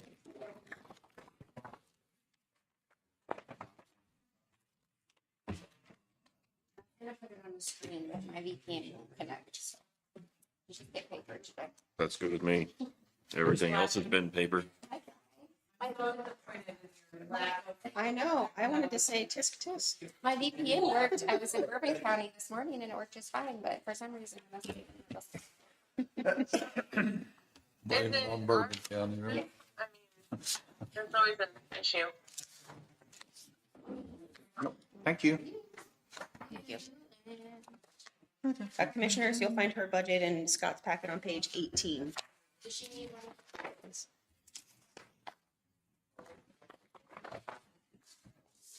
Did you email this to Allison?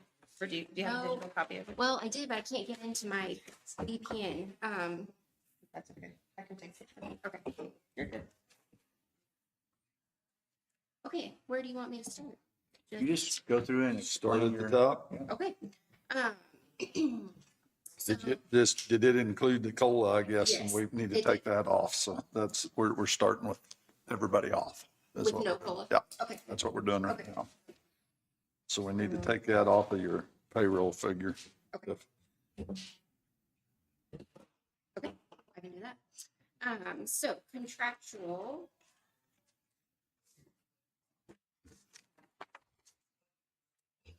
I have 51,421.59.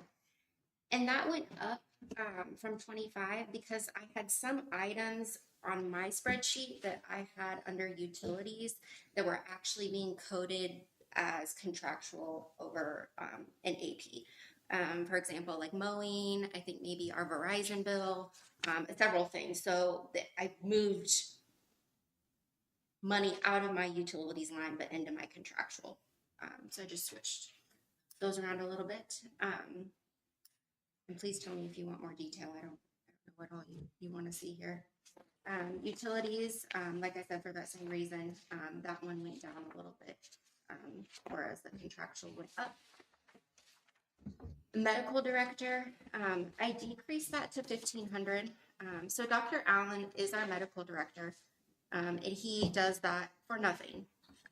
Where this line item came into play was during COVID, where Dr. Allen did not want to handle any of our COVID, I guess, cases or advice, anything like that.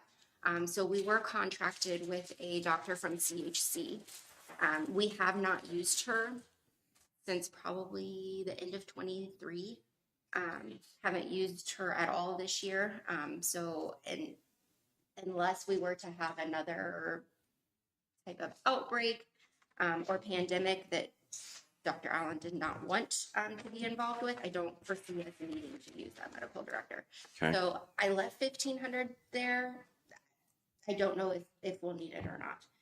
And I may have enough, like in a contingency or in our other capital outlay, that if that should arise, that we could probably cover that there. Commodities, 52,210. And that is just significantly different than 25 because we don't have as much grant money as we had to spend. And then I didn't put anything into the capital outlay. And then, Scott, that is your name, right? That's right. Okay. Yeah, you got it. You're on it. As far as like the cash forward, Mm-hmm. I know when we met a couple weeks ago, you talked about us having some cash. Yeah. And cash to move forward. But I wasn't sure if I needed to put that on No, here. it automatically does it. So Okay. if you look on page 18, her health department's at the bottom. And so she's opposite of the one we looked on employee benefits right above. So her rectangle there in the very right-hand column of her top for 25 budget said 249,013. But her actual cash is 361,547 at the start of 25. So she's ahead of the game, and most health departments, well, last 2 years, they're starting to go down because of all the grant money not being there. So what'll happen is when you drop your budget in down here, then this money right here, you see that 150 right there in this budget? That's where you got the 150 probably, because last year he just dropped in 150 when he did the budget. County clerk did the budget. Yes, yeah, and I wasn't sure what he. And how he got that probably is like, and you've done a good job on your next page where you do the grants. So you've shown what grants it looks like you're anticipating. And then the ad valorem is just set, by the tax here. So what happens is you drop in the grants up here in the top part by the receipts in the budget. Then you drop in your budget on the front page here, and whatever the difference is from where they want to levy. And one thing you have to remember on the health fund is if you levy less than you did the year before, That state formula. then you lose part of your state formula grant for that next year. So last year, this year, 25, you will have lost some of your state formula grant. Because it went from 94 up in the middle column of the health fund with the rectangle around it, 94, and it dropped down to 87. Yeah. And 2 years ago, it was 84. So it looks like it's kind of been going like this. This is one fund. I try to keep the levy pretty well flat unless there's something unique, because then you don't lose your state funding. Yeah. It's only for 1 year, but you still lose money. You don't. We want to lost, it was 15 to 1,700 is about what we had to say. Yeah, so it probably wasn't too much, because you didn't drop a lot, but you do, yeah. But that's how the 150 come in. It's just the difference between your beginning cash, what you're showing as receipts, Okay. and then where your budget's at, and what your levy's gonna be set at. And you just dropped in the 150. That's what the 150 is, okay? So I don't need to figure. No, what our cash- no, Okay. it automatically will do that. Okay. Okay, so that's what I have for budget. As far as proposed income, these, I will tell you, these are true estimates.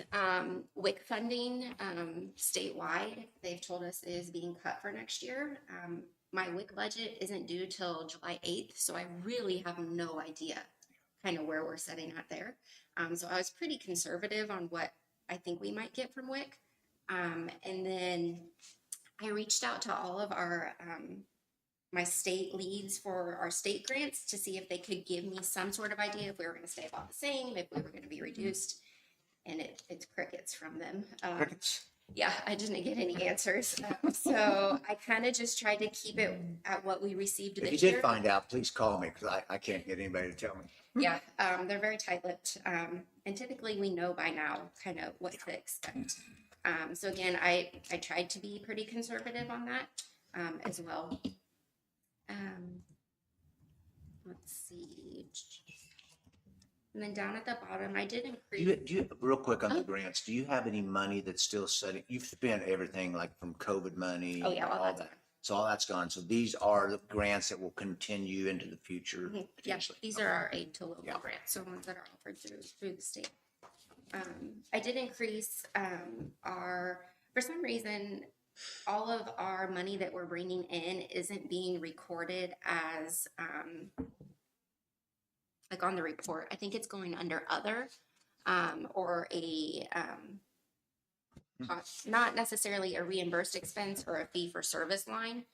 So I moved that just down here. I put other, but then I put fees for service. Okay. So I did increase that a little bit just because we have been increasing and working on our insurance. Bill. This happens quite a bit, but in the 23 column here on your health department, he put 309,000 in other. Yeah. So he didn't, and that happens sometimes. Yeah. Don't know how to break it out, and it doesn't really matter except for. It would somebody- be nice yeah, if he broke somebody- out a little bit more. Right. I can take the reports and I know what's what and I can break it out myself. But yeah, that's good to know. See just the 309. And then we do have a capital, so we have a capital outlay line within our regular budget, but then we have a capital outlay fund. I think that's equipment reserve, isn't it? Didn't she have an equipment reserve money? No? I don't believe so. I don't see the health department in David's record. 116, you see a 116? Or is that her, there's a 130 and then there's a 116. That's what correct. she- Those are both her funds. That's Yeah, correct. okay, so I don't know if it's in the budget here, let me look.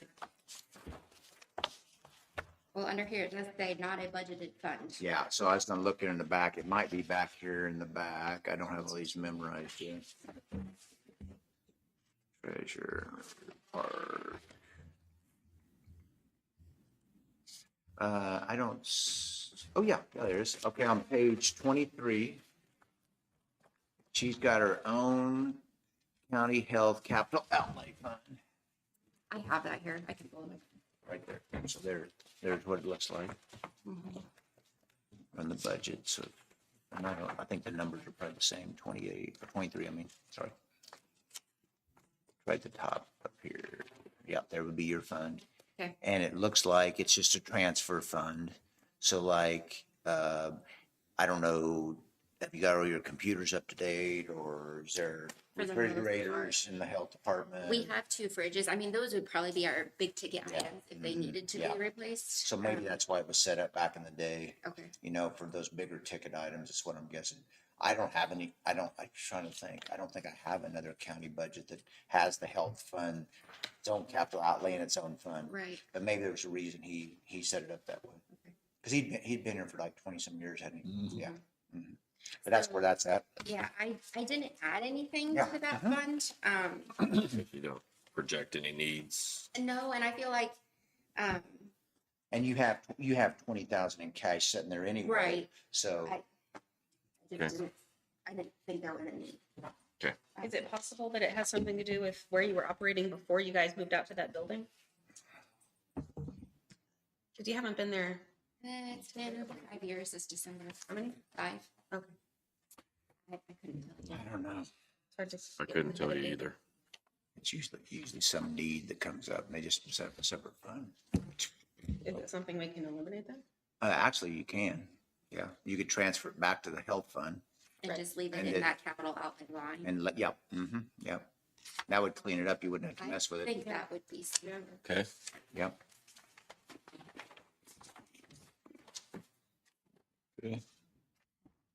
What questions do you have? I didn't make you guys copies of all these, but I mean, I have the breakdowns for how I came up with each number. As far as commodities, our utilities, contractual, client numbers, outreach activities, goals. Where's he been here? He hasn't even been here. No. In fact, I talked to him and he's like, it's just not gonna happen anytime soon. I don't have any other I questions. don't have anything either. He said, Ally, you have anything? So I was just asking her. So what I usually try to do so it cleans it up quicker is I'll try to transfer, if the audit report hadn't been done, I try to do it by the end of the year of the audit report that hadn't been filed. So I was asking her if the auditor's going to be, and she says, no, it won't be anytime soon. So I don't know if it matters, but we could actually make that journal entry in the 24 because it's not closed out. So if we wanted to take that 20,000 and just transfer it back, and then 25, and you don't have to worry about it. It should be cleaned up and closed out if you want to do that. And I would probably do it by a motion, like have them make a motion to close the capital outlay back into the health so it protects everybody. Okay. So there's a clear trace. You got a clear trail of why it happened. Okay. So to determine if you have, basically what the mill levy will be for the health department. Yeah. You're just looking at our budget, our income, the cash we have. So what'll happen is, let's just say they don't want to lose the grant, the formula grant, so we just leave the mill levy the same. And that's what a lot of counties will do. We transfer 20 back in, okay, that's gonna be 20 more cash that gets in the health fund, so your actual cash is gonna go up, okay? The levy is gonna lock. If it locks at the same dollars, then all will happen is, we'll have your expenditures in there, you'll have your receipts, that you have your grants in there, and the difference will be down to cash reserve at the end of the year. So you'll have 150 plus, let's just make it simple, 150 that he put in last year, and if you transferred the 20 back, you'd have 170. You see what I'm saying? It would just be sitting there to be used. Now, if it got pretty drastic, I had this happen in tax lid days, they didn't worry about the state funding. They just wanted to cut the levy, okay? So they did cut maybe the health department in some counties by, because they had other money that was coming in, and they were just trying to survive. I don't, it just depends. You guys are in really good position. So it's if we can come in at revenue neutral, and if that's where you want to be, I don't know where you want to be, but if that's where you want to be, then the levy dollars would be the same, and for you, and then we'd have to adjust maybe just a little bit to make it work for the other funds. Well, I think that's where we want to be, isn't it? It is where we want to be, but yeah. So I think we've already seen some pretty big swings that are causing me to have heartburn over that already. Yeah. So I think yours seems pretty cut and dry. So unless they have some other questions, I wouldn't see anything there that should get alarmed about. Do you want me to go in and take that COLA out and give you a new number here? That'd be awesome. Yeah, Just that'd be awesome. send that to you? You can Send email, it to Daniel? yeah, or to both of us, whatever works out for you. Okay. But that's what we're trying to do, so we're all on the same page, and then when we go back in, we'll put the line on, we'll put it in by whatever they decide to do. Okay. That's all I have. Perfect. Okay, thank you, Amanda. Like I told you earlier, she was the answer person at the department. Not surprised. Yeah. Especially on health insurance. Hey, she worked in the clerk's office longer than I have. It's funny, today we met with some other counties this morning, and Neosho County did not get paid today when they were supposed to. And I said, I can tell you why you didn't get paid. He said, why? I said, because yesterday the Federal Reserve was closed. I said, so you have to send your direct deposit an extra, instead of sending it on Wednesday, they needed to send it on Tuesday for your money to show up today. I said, that's why you didn't get paid. See, you have all the answers. No. Yeah. Thank you, guys. Thank you. See See you later. It's your turn again, Danielle. All right. I don't know where Mike's at. You want me to go ask Jesse if Mike's? Yeah.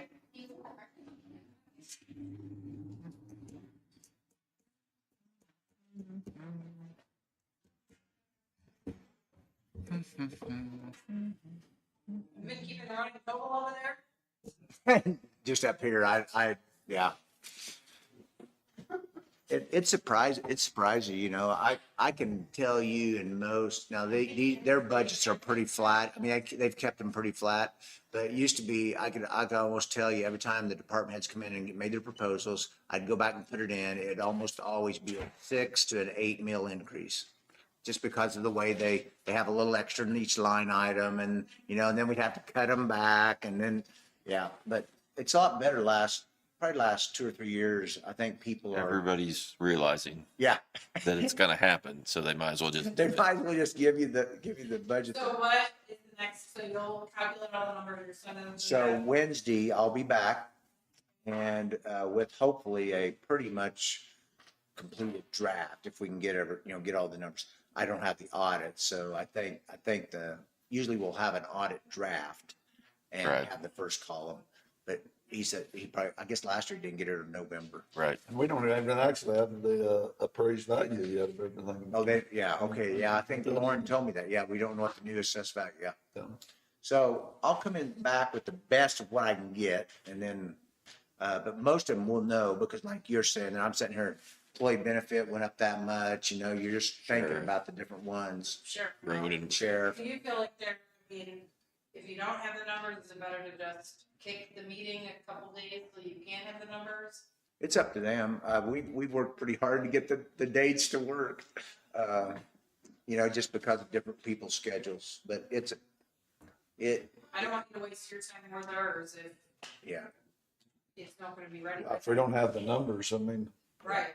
is there any- Yeah, if you wanna wait, Talking that's, about valuations. yeah. Lisa was away doing a class or a training. She just got back today. She has, I think, only 3 things to fix for me, and I should be able to do the abstract and get the evaluations in this weekend. But again, Yes. again, I don't know if that'll My be name is enough Mike. time. Chappelle? But if you want, yeah, if you want to kick it down the road, we can do that, absolutely. We can look at the calendar. Yeah, yes. Do you need Monday? I just think Tuesday, don't- your time is well spent, is all. Well, I totally agree with you because, I mean, I knew that coming in, but you know, it takes me 6 hours just round trip, you know, just driving. Right. And and I like to do in person. And there's something about this process in person. It's hard to do it on Zoom. Mhm. But we'll see. We'll see how much we get done here. Okay. And You'd rather you'd only have to come back fewer times. yeah, there'll be at least, I would guess, especially since it's new, at least 2 times. The main time coming back and working through everything, and then you tell me, okay, here's where we want to end up, and I work some more. And then after that, it's usually a phone call. You know, why don't you? We thought about this. You know, or here's what we want to do with payroll. You know, COLA. I mean, there's things like that sometimes or I can get on Zoom and we can talk about that. right. Okay. I'm Mike. Hi.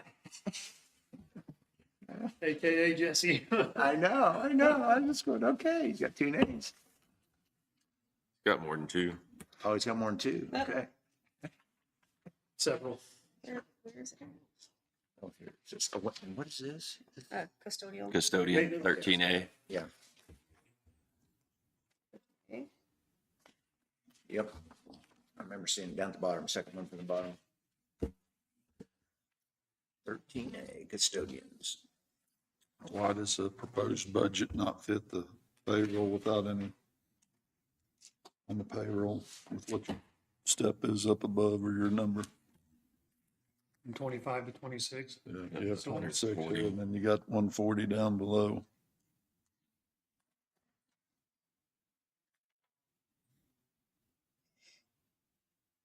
That was probably a copy paste problem, Jim. Yeah, because I probably just carried that over. I was gonna say the proposed budget back in 25 was 140 also, so maybe that's why. So it should be 125, 26, 43 here at the 140, is that right? Yeah. Okay. Yep. And there's no COLA in that one, is that right? Correct. 120.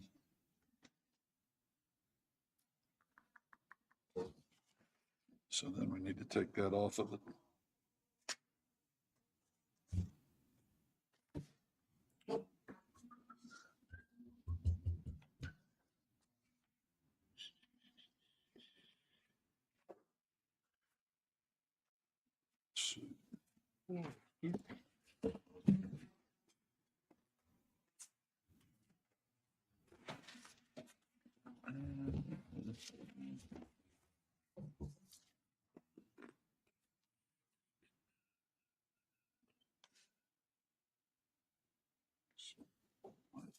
So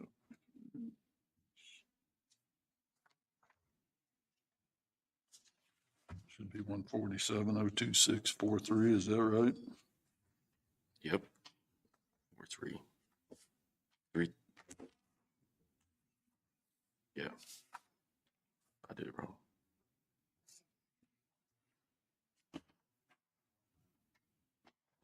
Can you say that out loud? $147,026.43. And we're the 166,500? Yep.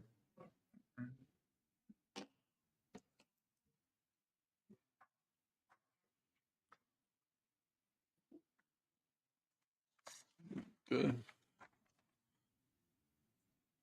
Did you get And those? we haven't had any changes as far as employees, have we, in this? So No. it's a Someone little retired a strange. year and a half ago, so, That was the change. that could have been the change in payroll, I'd say, because we lost our. Okay, gotcha. Yep. Yep. Yep. That's what I was. That's where it had to be. Okay. I would say. Because we've been trending the other way. So how many buildings is this budget cover? Does it cover the courthouse, the annex? The Justice Center. Oh, it does cover the Justice Center, okay. Mhm. And is there anything else? Well, all the senior centers. Oh, all this. To go and do maintenance on all those, the AMR buildings. He also helps out with trash compactor. 4-H built, the 4-H building at the building. fairgrounds. Wow. Okay. And how many make up that? 3, 2, 3? 3 I with think the, there's 3 in a part-time. 3 in a part-time, Mhm. okay. Yeah. okay. I think Anybody have it any looks fine questions? now that it's fixed. Hmm? I think it looks fine now that we've got the change made. Okay. Yep, sounds good to me. Thank you, Mike. You bet. That come in as next. You really asking that? No.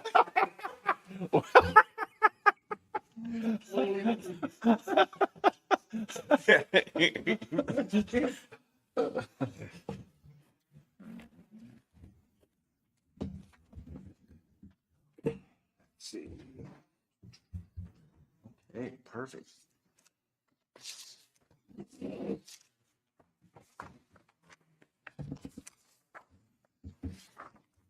Thank you.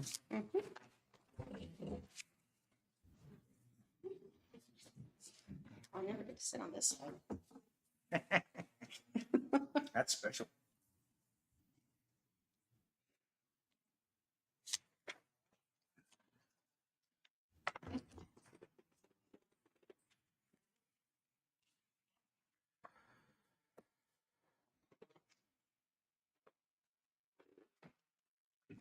All right, so I will say, first off, personnel services does not include any COLA.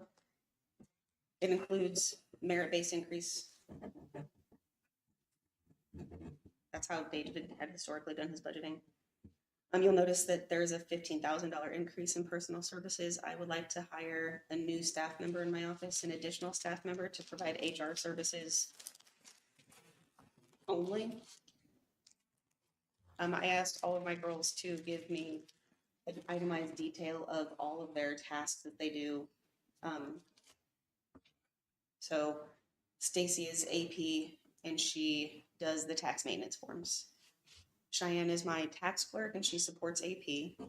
Carla is payroll and she supports AP. It's a very big job. And then Rose supports payroll. She does all of the HR stuff. She does all of the admin things. She's kind of the go-to person in the office that's been there the longest, that knows the most. It would be super helpful if we could dedicate someone doing HR that knew what they were doing. And I don't want to spend this money on someone to teach them how to do HR. I would wait to hire someone that is that unicorn human that, you know, has a college education, has years of experience, that can bring quality to the county. As far as administering benefits, handling terminations and hires, handling orientations, organizing and planning the Job fair. for the enrollment fair. Organizing and implementing policies, employee evaluations. There's so many things that could be done so much better if there was a dedicated human doing that job only. So I believe the workload is there for it. Ideally, I And would. 15,000 is gonna. So one of the unique things about the clerk's payroll is that my staff gets paid out of the clerk budget, the courthouse budget, and the election budget. Okay. I can. So you're breaking it down between those. Correct. Oh, so the actual would be 3 times 15 maybe? More than that. Correct. Yeah, a little more than that. I would want to start this person at 9F, which is 20-25 an hour. Okay. Because I want someone that has skill and knowledge in the before we hire them. And it's not going to be something we could just find a contract out. Have you seen any counties do anything of that nature? Because in some of my other lines of business, that's what we've done on HR is contract out the services, Firm I used to paying be way in, less. firm. So this is for more smaller businesses. I'm not sure county yet, but so they had what's called a client accounting services. We own part of that, or it was just part of the firm, and they did HR and payroll and contracted, like you said, contracted with that business to do that. Some counties are going to ADP, and I'm not sure if they offer HR with that or not, but Not aware that they do. yeah. But So you're talking Osage about on their payroll. do what? You're talking about on their payroll. Yeah, so Osage is just in the process of switching to ADP. And I worked on Sherman County on the ARPA funds and they switched to ADP. I know when I was working there. But other than that, I could do a little checking. I'm just not aware of any HR contracted for counties. Because the problem is you'd think there would be but the benefits are so much kind of different with all the different ones. It's kind of hard to find. Nobody wants to work in government. That's why I'm doing what I'm doing. I don't know. I'll do a little. Okay. And KAC might know too. Like you call it the KAC and see if Yeah, I never considered that route. I've never heard of it, so I guess I'd never thought of looking into it.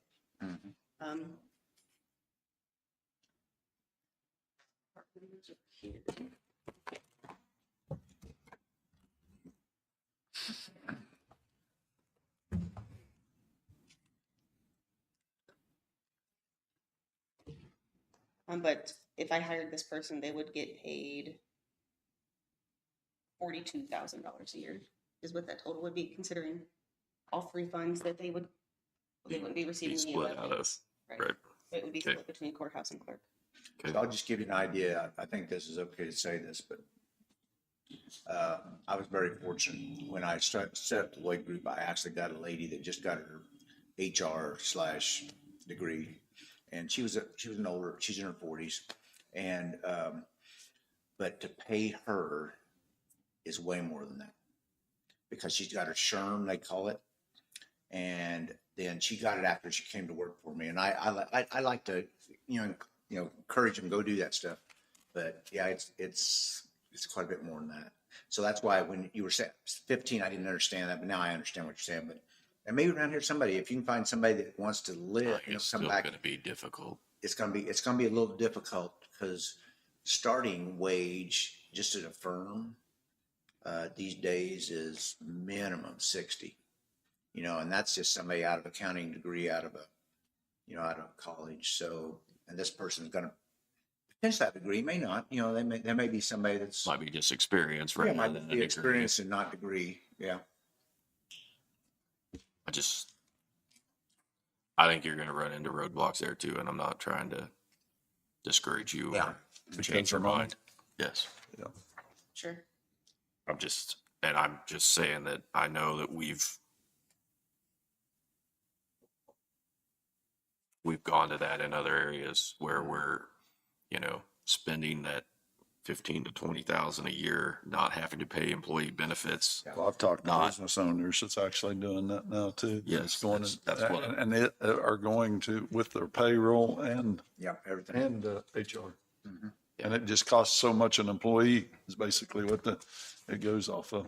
Okay, that's definitely something to look into. So I'm not saying it's going to be a fit for us. Right. I'm just saying I think we need to look at those possibilities because I think if that's the goal, that might be our best chance of accomplishing that. Sure.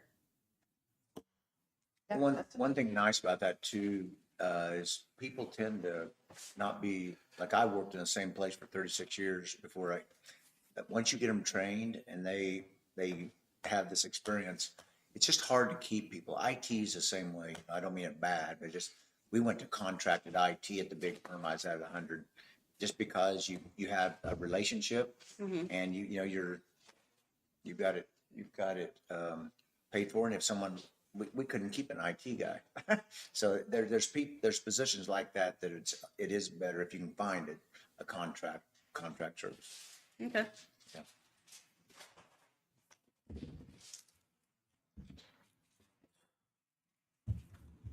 I can create a supplemental, budget that would include no new hire. Well, but I mean, I think you're gonna have expense one way or another, right? Yeah. I'm not saying that you need to cut it out. I'm just saying that I think we need to look at those both avenues. Okay. Yeah, I think that's a great idea. I don't have any other questions on the clerk's budget.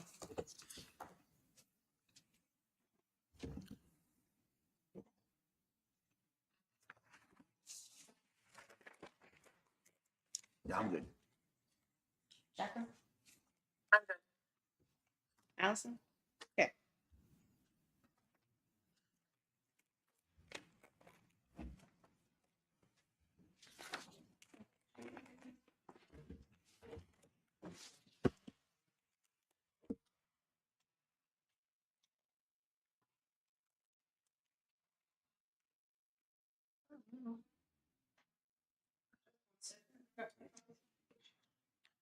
While she's doing that, have you, like the ambulance service, have you seen anybody using sales tax or anything that way to fund? Before we answer that question, I was looking at your ambulance. Is it I can't remember, maybe you told me this, contract service or do you run your own?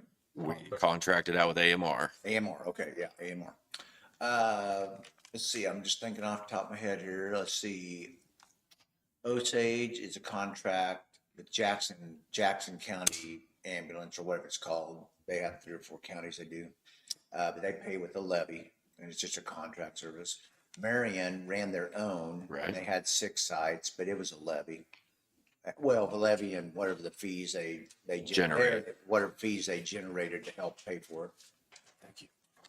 I haven't seen sales tax on that, but I mean, not to say it wouldn't be a good option. But one thing about sales tax, I mean, you've seen it here, what With kind the of money jail. it generated with the jail. I mean, that's the way Marion was with the jail. It was unbelievable. They had the money to pay it off. And the thought process behind that would be, that they're serving not just the people who live in the Yeah, county, someone but has a anybody record. coming through the county. Someone has a wreck in your county from another county. Yeah, the sales taxes, yeah. And they're paying, when they're coming through, they're spending money, so. That's right, absolutely. Yeah. I could ask Jay, I mean, he goes, keep asking me these questions, because I think they're wanting to learn other revenue sources, and other things. I could ask Jay Hall and see if the statute would allow, Okay. for to set that up. Because I mean, what we're paying for there is them to be on downtime is what Yes. we're supplementing Yeah, absolutely, to make sure that we have service in the area absolutely. 24/7. Do you have, with the contract there, is it 2 ambulances or? 2 and a responder And a vehicle responder, yeah, okay, yeah. I think with a third on standby, Yeah, basically. yeah. Okay, sorry, I wasn't trying to hijack. No, you're good. Not many changes on the election budget. I did continue to ask for 10,000 in capital outlay. Our machines, our election equipment's getting dated. I was told by a clerk that came to visit me and inform me on a bunch of election things that our machines are probably going to be needing replaced in the next 2 or 3 years. We've been using the same poll pads for several years. They're very outdated. In fact, our company has to special make the USB drives that program our machines because they're just old. They're encouraging us to update. But some things are changing at the state level as well, as far as barcodes. And I don't want to buy a machine and then statute changes all of a sudden and we have to go by different requirements. You'll see here in the personal services, I did increase the budget for wages, accounting for a new person. Overtime stayed about the same. 2026 will be a midterm election, so I asked for a little bit more. Contractual, I'm brand new and my elections clerk is also brand new, so I budgeted just a little bit more for additional training for both of us to be trained. Okay.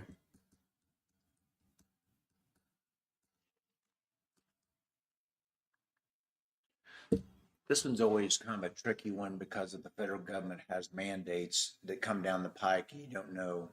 And you're right, that like this coming year and then the presidential year, you always want to make sure you budget enough money there so you don't run out of cash. But yours is actually in the general fund. I've never seen that before like that. Your election is in the general fund. That's kind of interesting. But I mean, it's okay. I'm just saying it's, yeah. So. As of right now, I'm showing that the elections has $52,000 in the equipment reserve fund. Okay. Okay. I anticipate spending the 11,000 that is budgeted this year to buy new poll pads. Now, do you, each county is a little different. Do you have, when you say you're getting what now? You're getting the iPad? Poll pads. Poll pads, okay. So they're checking people in. Checking people in. And you're not electronic ballot. I mean, you've got the opportunity to do electronic ballot, but you're still paper ballot, or are you? We do both. We You do do express. both, yeah. We do have some express ballot machines. Yeah, that's where McPherson County is. I was curious. We give people the choice. Yeah, yeah, perfect. Now, the personnel services is because of the increase. No. So if I had my wish list fulfilled, What the employee, yeah, they would not. They wouldn't have any changes due to the election budget. Right. An HR person wouldn't really be involved in election unless they lived in the county and wanted to help. Okay. Are you having to pay more here to get election helpers? Previously, David was paying federal minimum wage plus reimbursing mileage at the federal rate. Okay.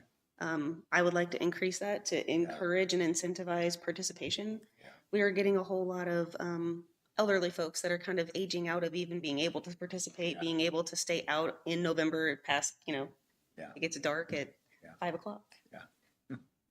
So I did increase this.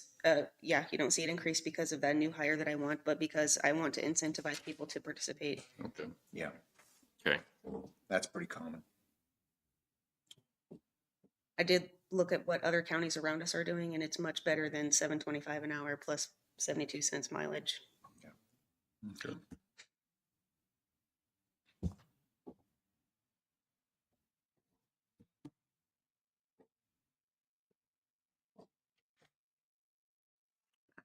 Okay. We do pay our poll workers out of contractual. I was told by the clerk that helped me from Cherokee County that we're supposed to be paying them out of personal services. I'm going to talk to Brian Caskey at the Secretary of State's office and ask him if it has to be one way or the other. I've got an email for you. Oh, good. Butler County. Okay. Had this come up, and I think it was. I don't remember if it's Secretary of State or not, but I think I can find the email, and I can send it to you, and then you can use it as background, and then you can call the just double check, the Secretary of State. Sure.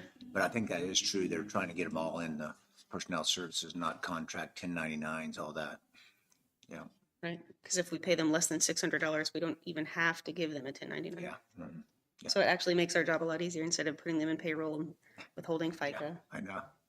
I know. But I think that's probably. Maybe I can Okay. find that while you're talking. Okay. Anybody have any questions? I'm good with it. I'm good. I don't have any.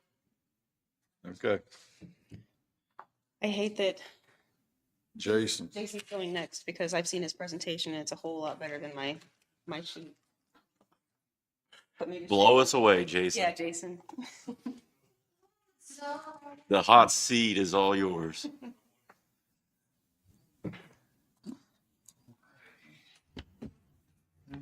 My goodness, look at this. Oh my goodness.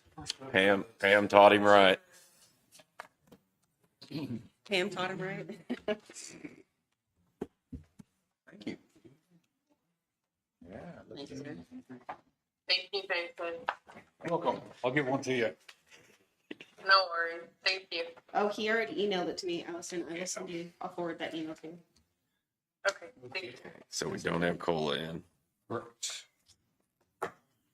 Just quickly, the first page is the worksheet that was given with all of our expenses. The second page is what I have for next year. Personnel overtime, about 100,000. Pam put in part-time intern. And I want to keep that in just in case somebody comes in and we have like a special project. I know she did use it for, had some time employees that went and took pictures and inventories of signs and things of that nature. Okay. On the contractual, I did increase it just a little bit because of insurance and education software. Go up just a little bit. The commodities and the outlay, I kept them at the same for next year.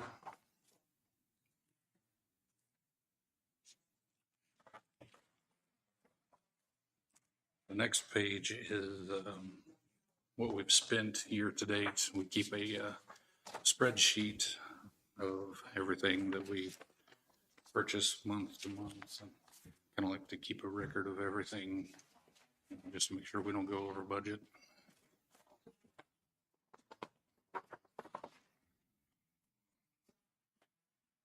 Our biggest expenditure is our software, which is a great value to the county, because that's what we do all of our work on. On the page after that, I wrote up a 8-page description, kind of a quick overview of what the GIS department does.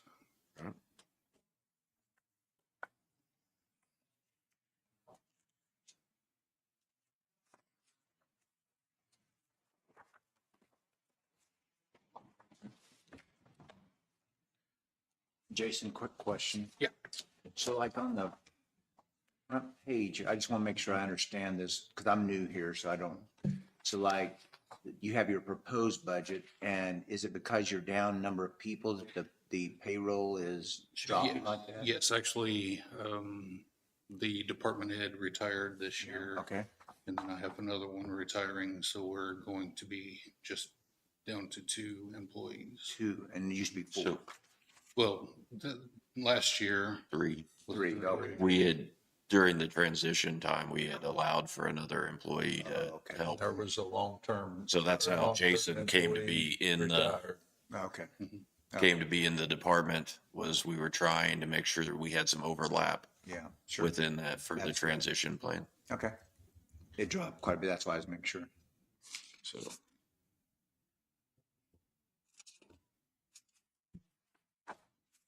Anybody have any questions? Looks good to me. Looks good, Jason. Thank Fancy. you. Like the folder. Try to make it look fancy. Good color. Lisa, Yeah. I'm glad I came over early. Hey, we're at, what? That's good. we're early. That's unusual for us. That is unusual for us. I do. I emailed one to Allison, so here's one. I got it. Thank you. Oh, okay. Hey, Allison. And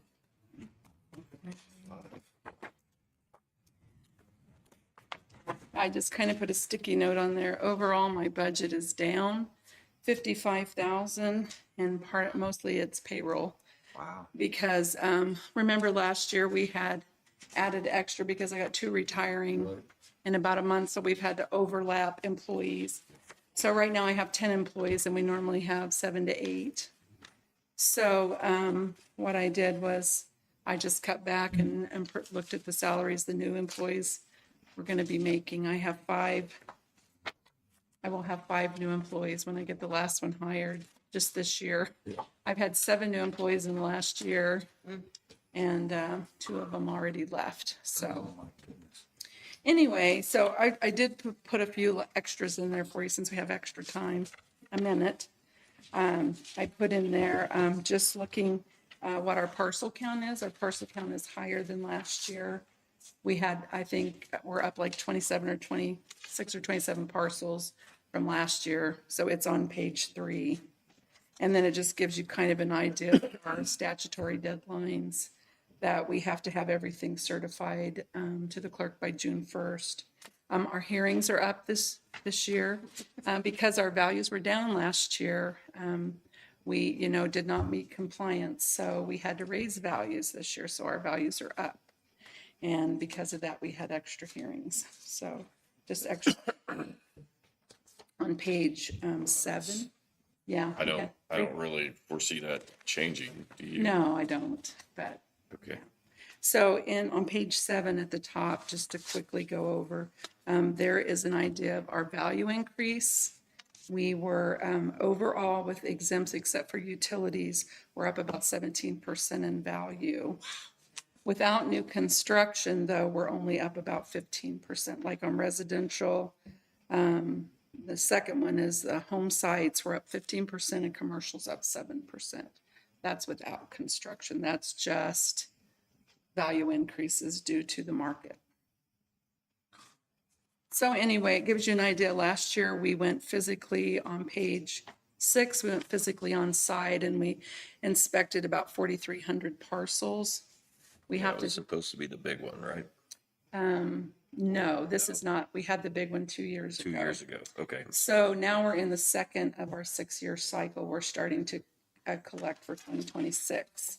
And so this year we only have about 3,900 parcels to collect, where 2 years ago we had about 6,000 to collect. So we're trying to reestablish our numbers so we're not so burdened for 1 year. Right. So we've got 3 of our 4 field staff are out in the field today. This is their second day of actually doing field work. So we're excited to get them started. Good. But looking at our budget on page 9, it does show that there is a decrease. Last year we still have not paid out the final payroll on the retirees. So I'm not sure what those numbers are going to be. They have I know we got caught a few years ago where an employee retired and it wasn't in the budget at all, and we went way over on our payroll budget. So I wanted to make sure we wouldn't do that. But it's going to be down about 55 on that. Okay.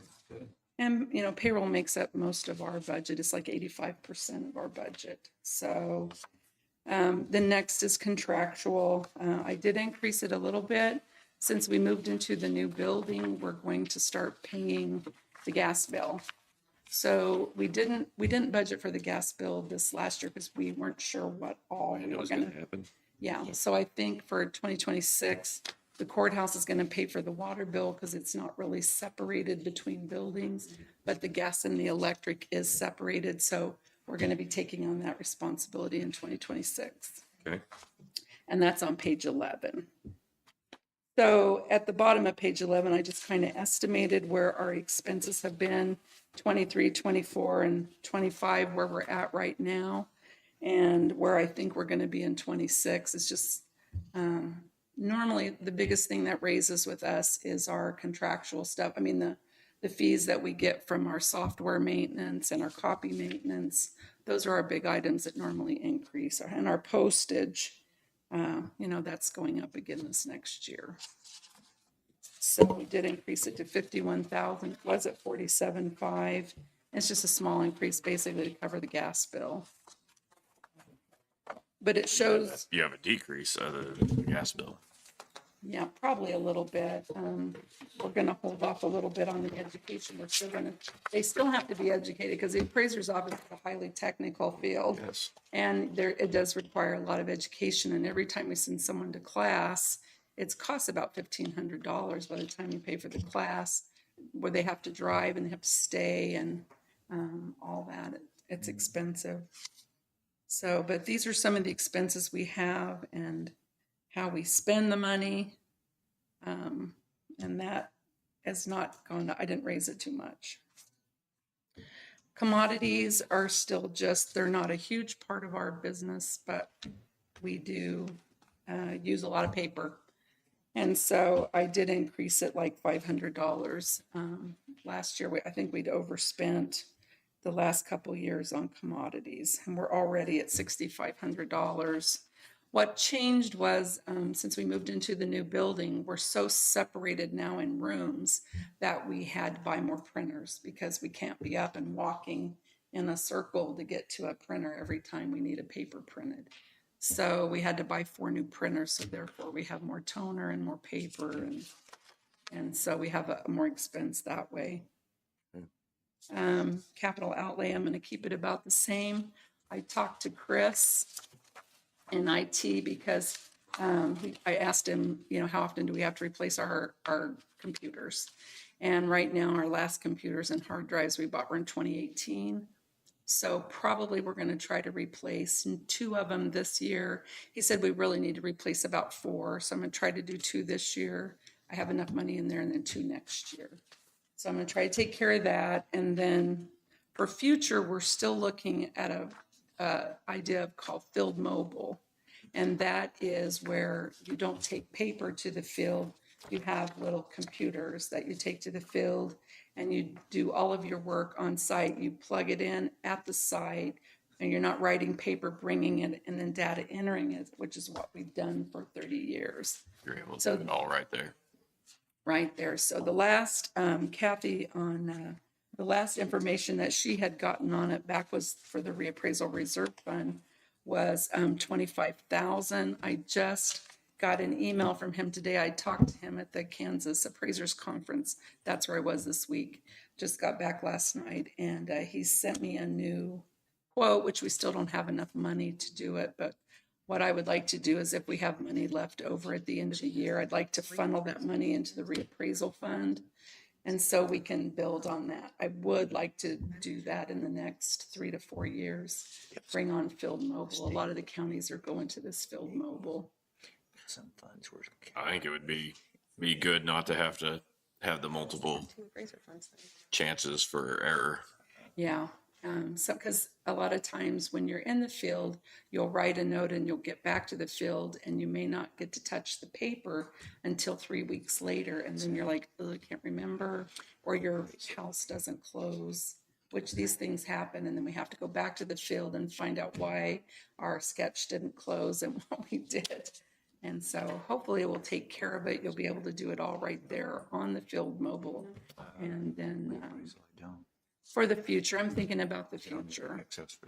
So that is my budget for this year. It is lowered. And so Vehicles, anything of that nature? well, we have 27,000 in the reappraisal fund. So if we just bought a new car about 2 years ago, They're just transferring. Right. it's doing fine so far, but our truck is getting a little older, but we're going to try to use it as long as we can until we start having trouble with it. So part of that money, that if there's any left at the end of the year, that's why we'd like it to funnel into the reappraisal fund. That's kind of where we hold money for our next vehicle purchases. I think she just, we were asking questions over here trying to figure out what the reappraisal fund was, but it's where you transfer in to save it. Yes, it's like a savings account. They used to have a reappraisal fund that the state used to pay us for. Yeah. And so, They're back in the late 80s. right, and so we don't keep that anymore, but we kind of use it for any Use it for holdover. Transfer. Yes, in that way, so it's not such a burden and we don't have to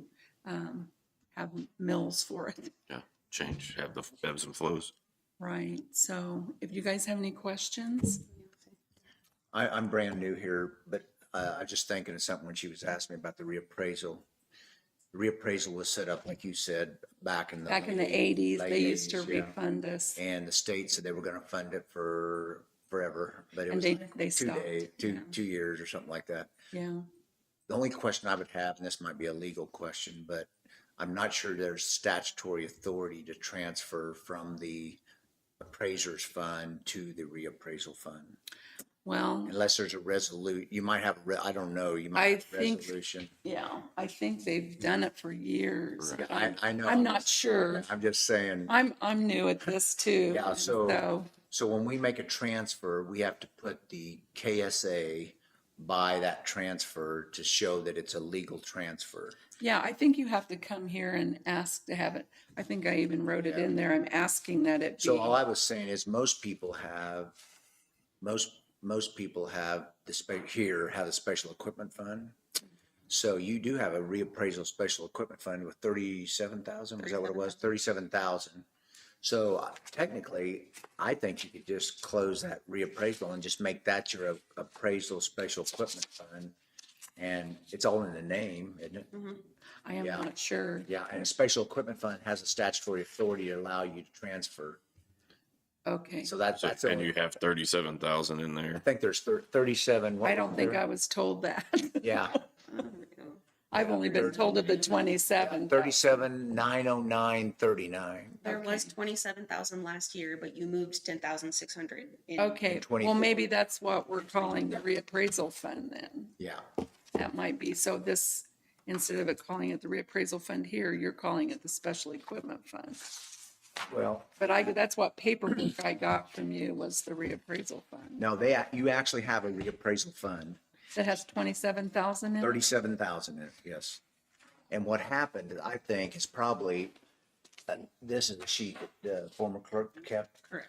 So the former clerk had this Excel spreadsheet that showed all the balances of each of the, well, actually the detail over on the left, isn't it? The detail coming in. He doesn't, this is only for general funds. Oh, just general He fund, He okay. doesn't do detail. Anyway, he tracked all that. Yeah, see, I And it was, haven't. and it was seen called reappraisal fund because there's a 103 and a 104. 103 is the. Is my appraisal fund. Yeah, and 104 is a reappraisal, and so you just have the separate fund. It's always been sitting there. But to me, he's got it on the special equipment thing. It seemed like to me it would be transfer from your appraiser to the special. I don't know. We can. Yeah, I don't know. It's probably been done that. It's probably been done that way It for like has 30 been. years. I think so. I think on the books, it happens in Fund 104, but he keeps a spreadsheet and calls it Yeah. reappraisal special. Yeah, that's what he's. Reappraisal special equipment. Yeah. Yeah, I don't know. Yeah. It's good to know that you've got $37,000. Yeah, I thought I only had 27, so that's even better. Yay. Good thing. I think that's probably because from the general fund, anyone can use anyone's funds, but he keeps it separate here. Keeps it set. Oh, I got you. Okay. I mean, technically. Yeah. Yeah. Shouldn't, but could. Any more questions? I don't have. I don't. That's good. Thank you, Lisa. Yeah, thank you, Lisa. Guys. Yep, just bring. Thanks, Lisa. Have a good Okay, weekend. did All right. the clerk's office for election equipment a couple years ago. That's right. You too. What now? The clerk's office bought the election trailer. Oh. I don't know if the election was looking somewhere else or, but yeah. General fund, gotta love it. Absolutely. Almost done. Okay, we're about there. Danielle with courthouse. Did we already do it? Oh, no. No. Haven't done that, have we? Minutes. No, I don't think so. Good. No, I never did that. Okay, perfect. I didn't total this one up either. No kidding, I was in the courthouse until 1 o'clock, and then on the way home. Today? At 1 o'clock in the morning. 1 Oh, 1 o'clock o'clock this in the morning. morning. Well, they probably thought you were headed home from the bar. And he did, he was like, you made a complete stop and you used your turn signal, but you made a really wide turn across the white line. What? And I was like, sorry. I've been staring at spreadsheets. Stoats. No, not the sheriff, a deputy though. No, I mean like from, Linn County Sheriff's Office or? Yeah, a Linn County Sheriff's Department. It's just trying to make sure you were safe. That's funny. I didn't even have my driver's license, but he looked at my military ID and he was like, okay, get home. Thank you. We're trying to get leverage on you to get him a better budget. Oh, Yeah, or give me a ticket and I'll just get you fired. That's fine too. No, I'm just kidding. I don't. Okay, so what's the total? I don't know. I thought.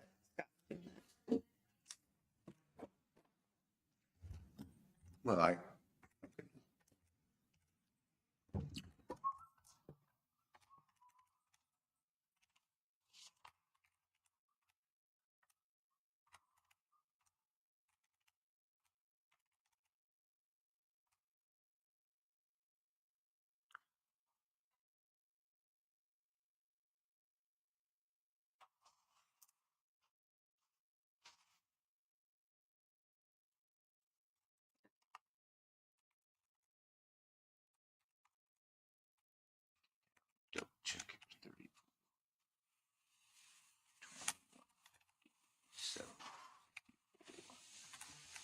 I got 566, 700, but I'm not sure. I think I got all the numbers right. Let's see. I got 566, 700. Yep, perfect.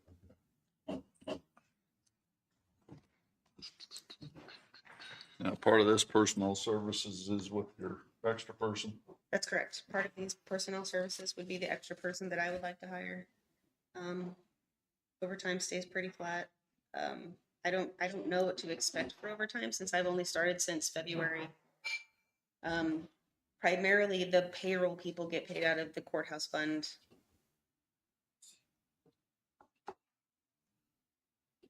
There's not really a terrible need for overtime with payroll because we process it, starting Monday morning and it's done. I mean, payroll has been issued by Wednesday. After it's been issued and the numbers are solid, we work on paying taxes and getting information to the treasurer's office correctly. Okay. So that could definitely go away as a guesstimate. Remind me again, it's the county clerk was 1/3, the courthouse was 1/3, and what was the other one? Elections. Oh, elections, 1/3, okay. What's such an increase in the contractual? Yeah.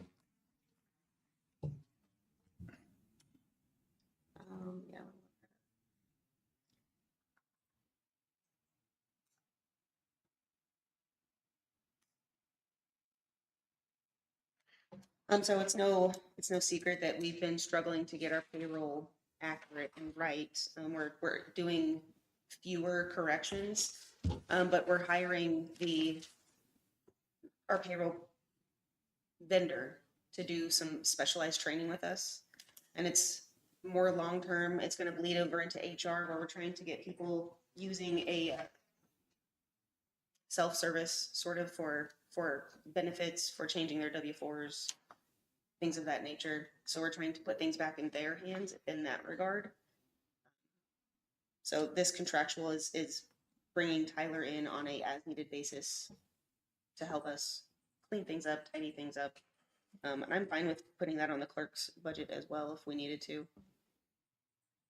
But I mean, My logic was that because payroll has been getting paid out of courthouse, then the payroll assistants would also get paid out of the courthouse fund because it's affecting the entire county. right. But again, I'm going off of what the prior clerk had set up as far as kind of a variation of work labor percentages being taken out of which budgets. Okay. And like your utilities are down because you've got the appraiser picking up the other building. That's correct. Okay.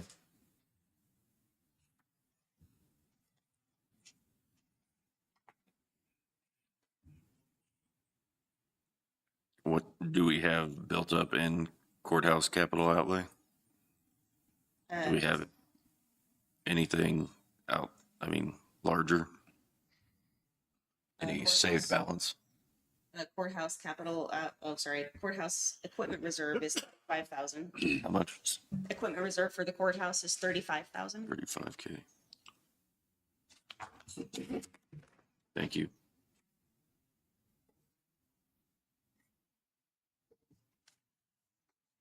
Okay.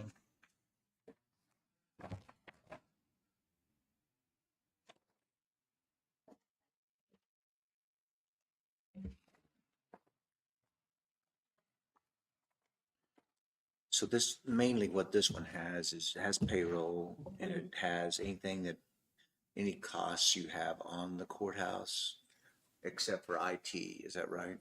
That's correct. It's not just the courthouse. It's maintenance of the courthouse, the county properties. Okay. Yep, anything that needs fixed on the appraiser's building, the courthouse, this annex. Does the mowing contract come out of this? Mowing contract comes out of Mowing courthouse. comes out of this. Out of every building that we mow, it comes out of this. That's correct. Paying Mr. Lloyd here to come help us with our budget. This is coming out of contractual. Okay.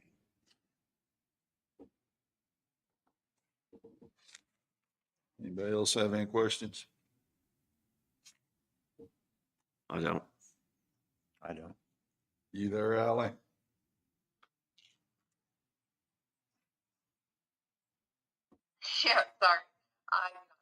Did we have to wake you up or what? No, sorry. Didn't hear any cows balls. You need to We do. We're Oh. mourning your loss. I'm still here. My laptop is facing a bunch of empty chairs. So I just need to put her video on so you guys hear. Just want to make sure he's awake.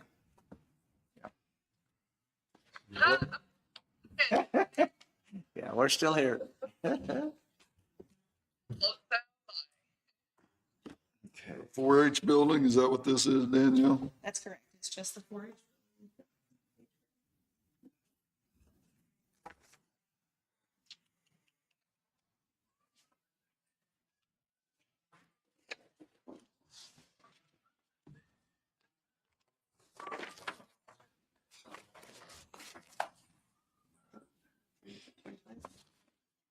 On 13C, so each one of these, the 4-H building is, why does it have salaries then? Is it for 4-H or is it?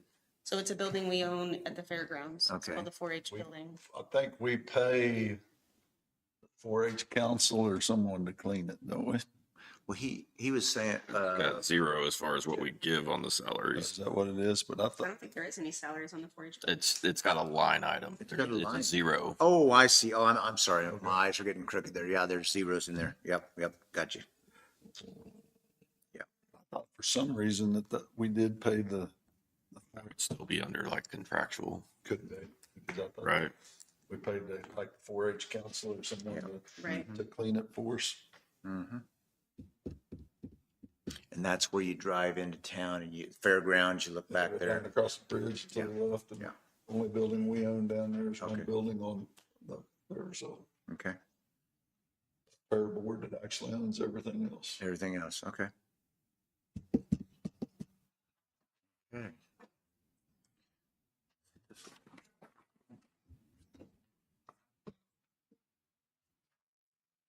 So all these these are what I would call appropriations. Mercy Medical, I'm not in the ambulance, but like Extension Council, Soil Conservation, Fair Building Contractual, Fair Premium, and Historical Society.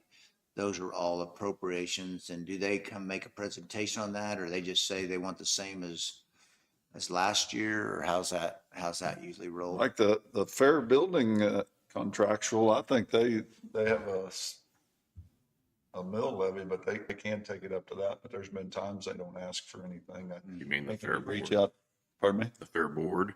Yep. Be the fair board that you reach out to the president of the fair board and they use. Yeah, I wait for the president of the fair board to call me and say, we Okay. could use some money, and we issue him a check. Okay, So he needs to know we need to know before budget time of what he wants for this year, right?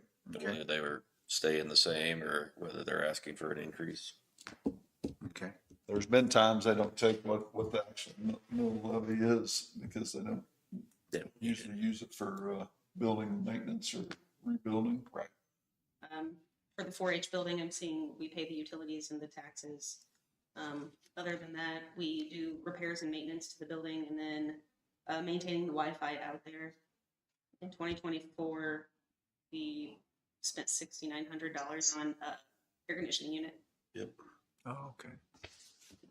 And we put some cabinets in at one time also that they moved. That was from this extension council. From one to the other, trying Right. to.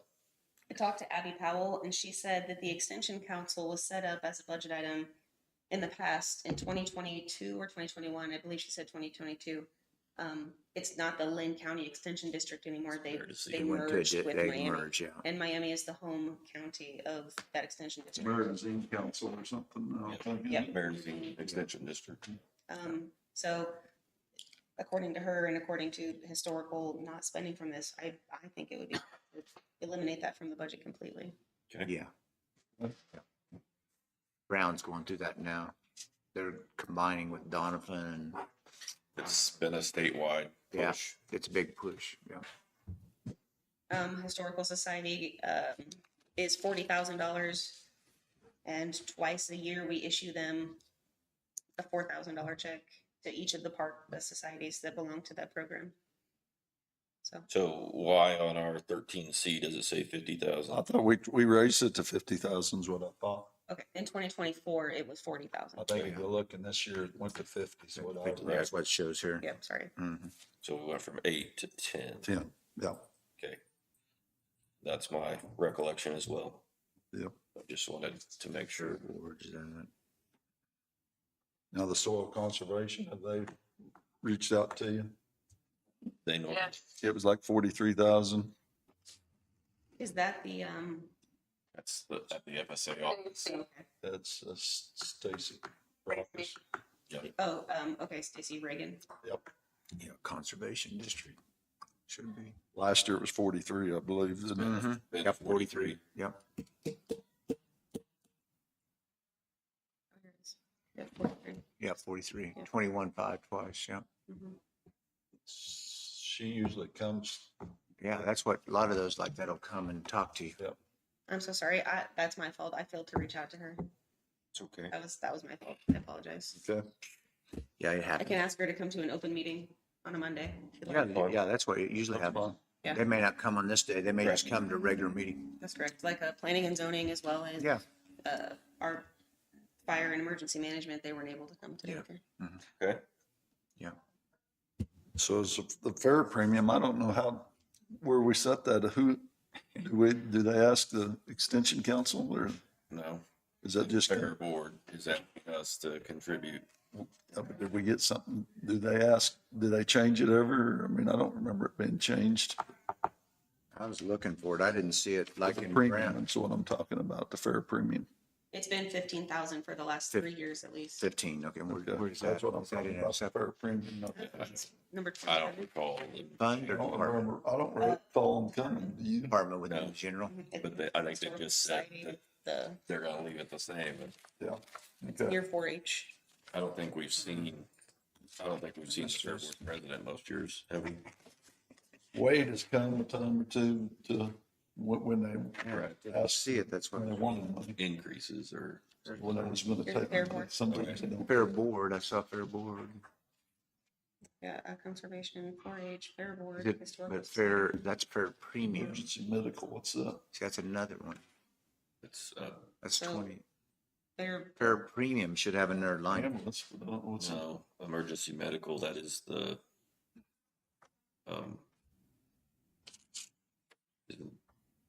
isn't that under Randy?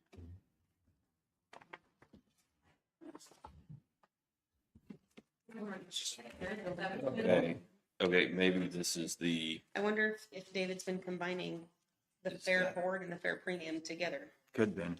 He gave us his budget, did he? Randy. Where's Randy's fire? Yep, it is. See, look here. He If said you he- look at just the fair premium, So we'll get it. 15,000, Get it budgeted Monday. 20,000, but if we go up one more, budgeted 3,000, that would equal the 23.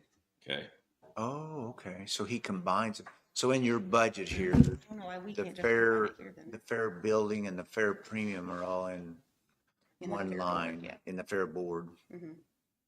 So, 'Cause the reason I was asking, because this got to be quite a discussion in Brown County, because the one that came in, the brand new, he's chairman. They made him chairman first year because nobody else wanted to do it. So he's wanted to be very conservative. So why do we pay fair premium to anybody? You know, he's a farmer. He's a big farmer, I guess. So he's questioning everything. So we had to go back. We're trying to figure it out. You know why? But it's for like if they get a purple ribbon or a blue. I mean, right, you get it based on ribbons at the county fair, don't correct. you? Yeah. Yes, Austin Strop, I think, is the fair board president now, he could be. I think. Yeah. it was Wade Teagarden that called me that asked for funds. He called, okay. Yeah. And he could be the treasurer, and that's why he was the one that called. So this happened in Pratt City. I did it for 2 years because they couldn't find a finance director the last 2 years. And they had about 20 of these different things of organizations asking. And some wouldn't even, they never even contacted them, and they just kept sending them the check, you know? So the second year, we actually sent out a letter like in the fall and said, next year, when you get ready to, if you want your budget, you got to show up, you got to make a presentation because we got to see who you are. I mean, because some of these people, like, they said they hadn't seen them for like 10 years. Yeah. Are they asking I anything for the I wouldn't building? say that's the case here. Yeah. For the fairboard. Well, you're a They small, haven't small yet. community. I mean, they've asked for payment this year, but they haven't requested a budget for next year. Okay. Bless you. That's it. Okay, and then like the EMS that's on here Yeah. with its 12,000 total, on the bottom of 13A. Yep. Mm-hmm. What is that? Is that, like training Mm. and stuff that way? Is that that's what I'm trying to, That's actually,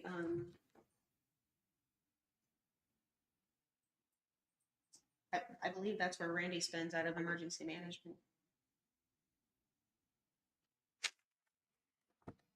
only 12 grand? I could be wrong. So there's emergency management with 153 grand on 13B. Mm-hmm. What does it Yeah. show? Well, Randy's check comes half from Management and and fire. half fire. We've got those two that we haven't seen yet, but then we've got this EMS that you and I were just talking I don't about. know what that is, the emergency medical. And Um, I'm thinking it was the reimbursement on like training and stuff that way Could Yeah, be. she's looking here. for like, And we're gonna get, when we're getting the ambulance.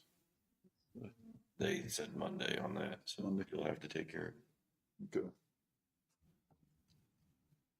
Sorry, this wasn't saved as an OCR, so I can't quickly navigate. I apologize. Here we go. Looks like.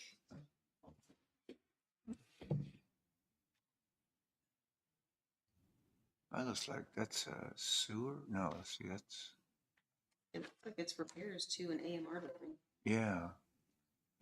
You're paying for emergency medical services. You're paying for AMR.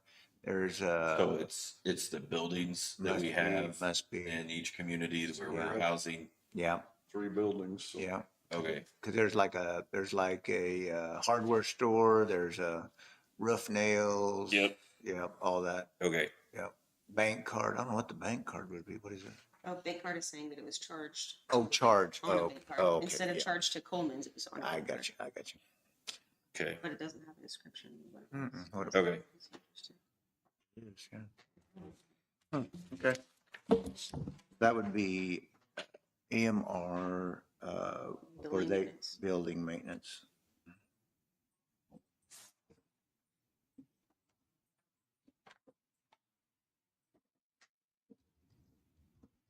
Okay. I like to doing this all in one day. Yeah, it looks like it's almost never been spent out of either. Never been It's spent out of? Yeah, it's been Yeah, budgeted myself. for several Yeah. years. I thought it went well myself. When they Oh, did you it see that over. right here. And then explain to me, the ambulance, again, is a contract service. Let me see, it's at the top of, where did I see it? Oh, here it is, top of 13C. Yep. So. They will give us their proposal. Okay, and is it like a 3-year contract or year-to-year contract or? Year to year, I believe. Well, that was a year to do. We're Okay. getting on the contract now. Are we? What? It's on the agenda to be discussed on Monday. Oh, okay. Oh, that's what you were saying earlier. What is her name? Brooke. Dawn. Dawn Brooks Dawn. asked me to. Oh. She was not going to be available to be. I see it. Okay. I was trying to be nice. Okay, well, we'll, Missing from my list. do what? Is there anything missing from my list? It's not. No, I think what I'll do, are you, you think you think the assessed values will be, I don't want you to have to work the weekend. It's okay. I'm going to do it anyway. I know, but you got other things to work on, probably. I've got some days that freed up, like, I don't know what your calendars are for, July, 2nd, I think freed up, and July 3rd. I know that's. Third's our other meeting, right? We already had one for. The 11th. No, it got moved. I think it got moved because of, I didn't get that memo either. I'm not That's sure. the one we talked about in the meeting Monday. Okay. Let me I see moved it here. at Jacqueline's request, but I forgot to tell Jacqueline that it was approved. Okay, let's see, July. I'm sorry. 25th? Well, we're trying to, we may not have all the numbers, like the assessed values, and that may not be. So July 3rd is the next one I have down. That's what I had. Oh, Was you have July 3rd. Okay, let me see. that was for the second one, right? July 3rd. Yeah, we must have changed on I ours. thought we were doing July, or June 25th, and Yeah. then July 11th. Okay, let me look here. July. I'm just going the 26th to 27th. Yeah, I think that's what maybe Lauren got changed and everything. I don't know if it got, but yeah, the 11th is Nerf Friday. That was another work session to finalize everything. Okay. But we can see how it goes, that we can talk about it. You guys can talk about it. You'll let us know when On Monday. the Monday. Monday, yeah, let it know on Monday and see how the numbers fly, because I know Lauren's working all day on it to try to get all the numbers dropped in. Okay, and I'll be accessing via phone On Wednesday? on Wednesday. Oh, I'll be out of. probably ought to better do it in person then. Okay. So. What is your availability for that? Yeah, so let's look here.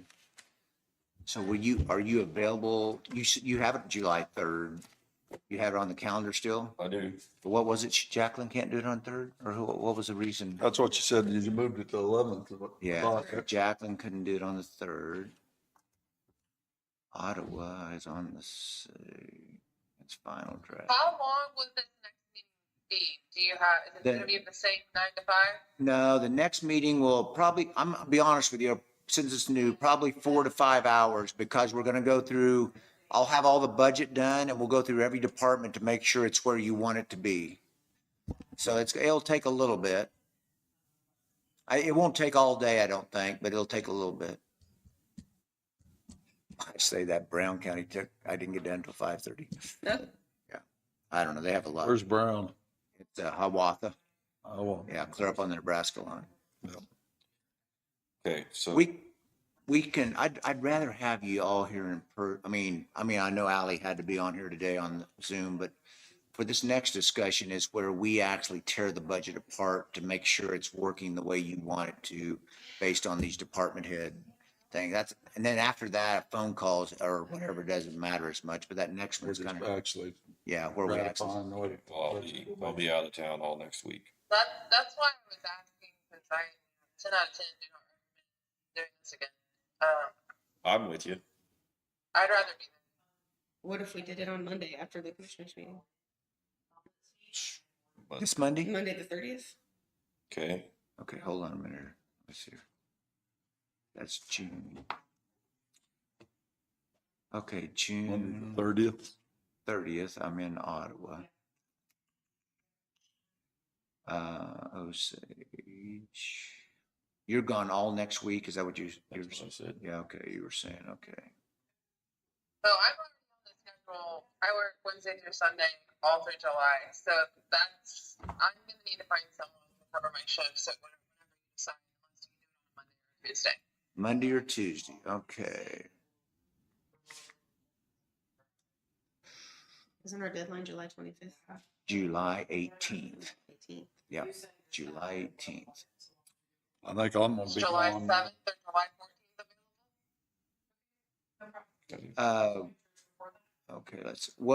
Okay, I'm just asking, was July 2nd? You said Wednesday, it's Wednesday through the weekend is when you work, Ally?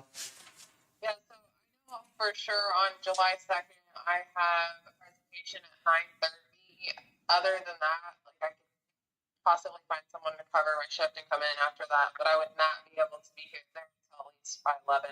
Yeah. I mean, if you're around, we could do the afternoon Mhm. on July 2nd, if you want to do that. Are you around, Jacqueline? No, you're, okay. Well, if she's not there the 2nd, but you all are, the 3rd works for you? No, I say that's a Thursday though, because she can't, that's right, Ally. Oh my goodness, let's see. Okay. Sorry. So what?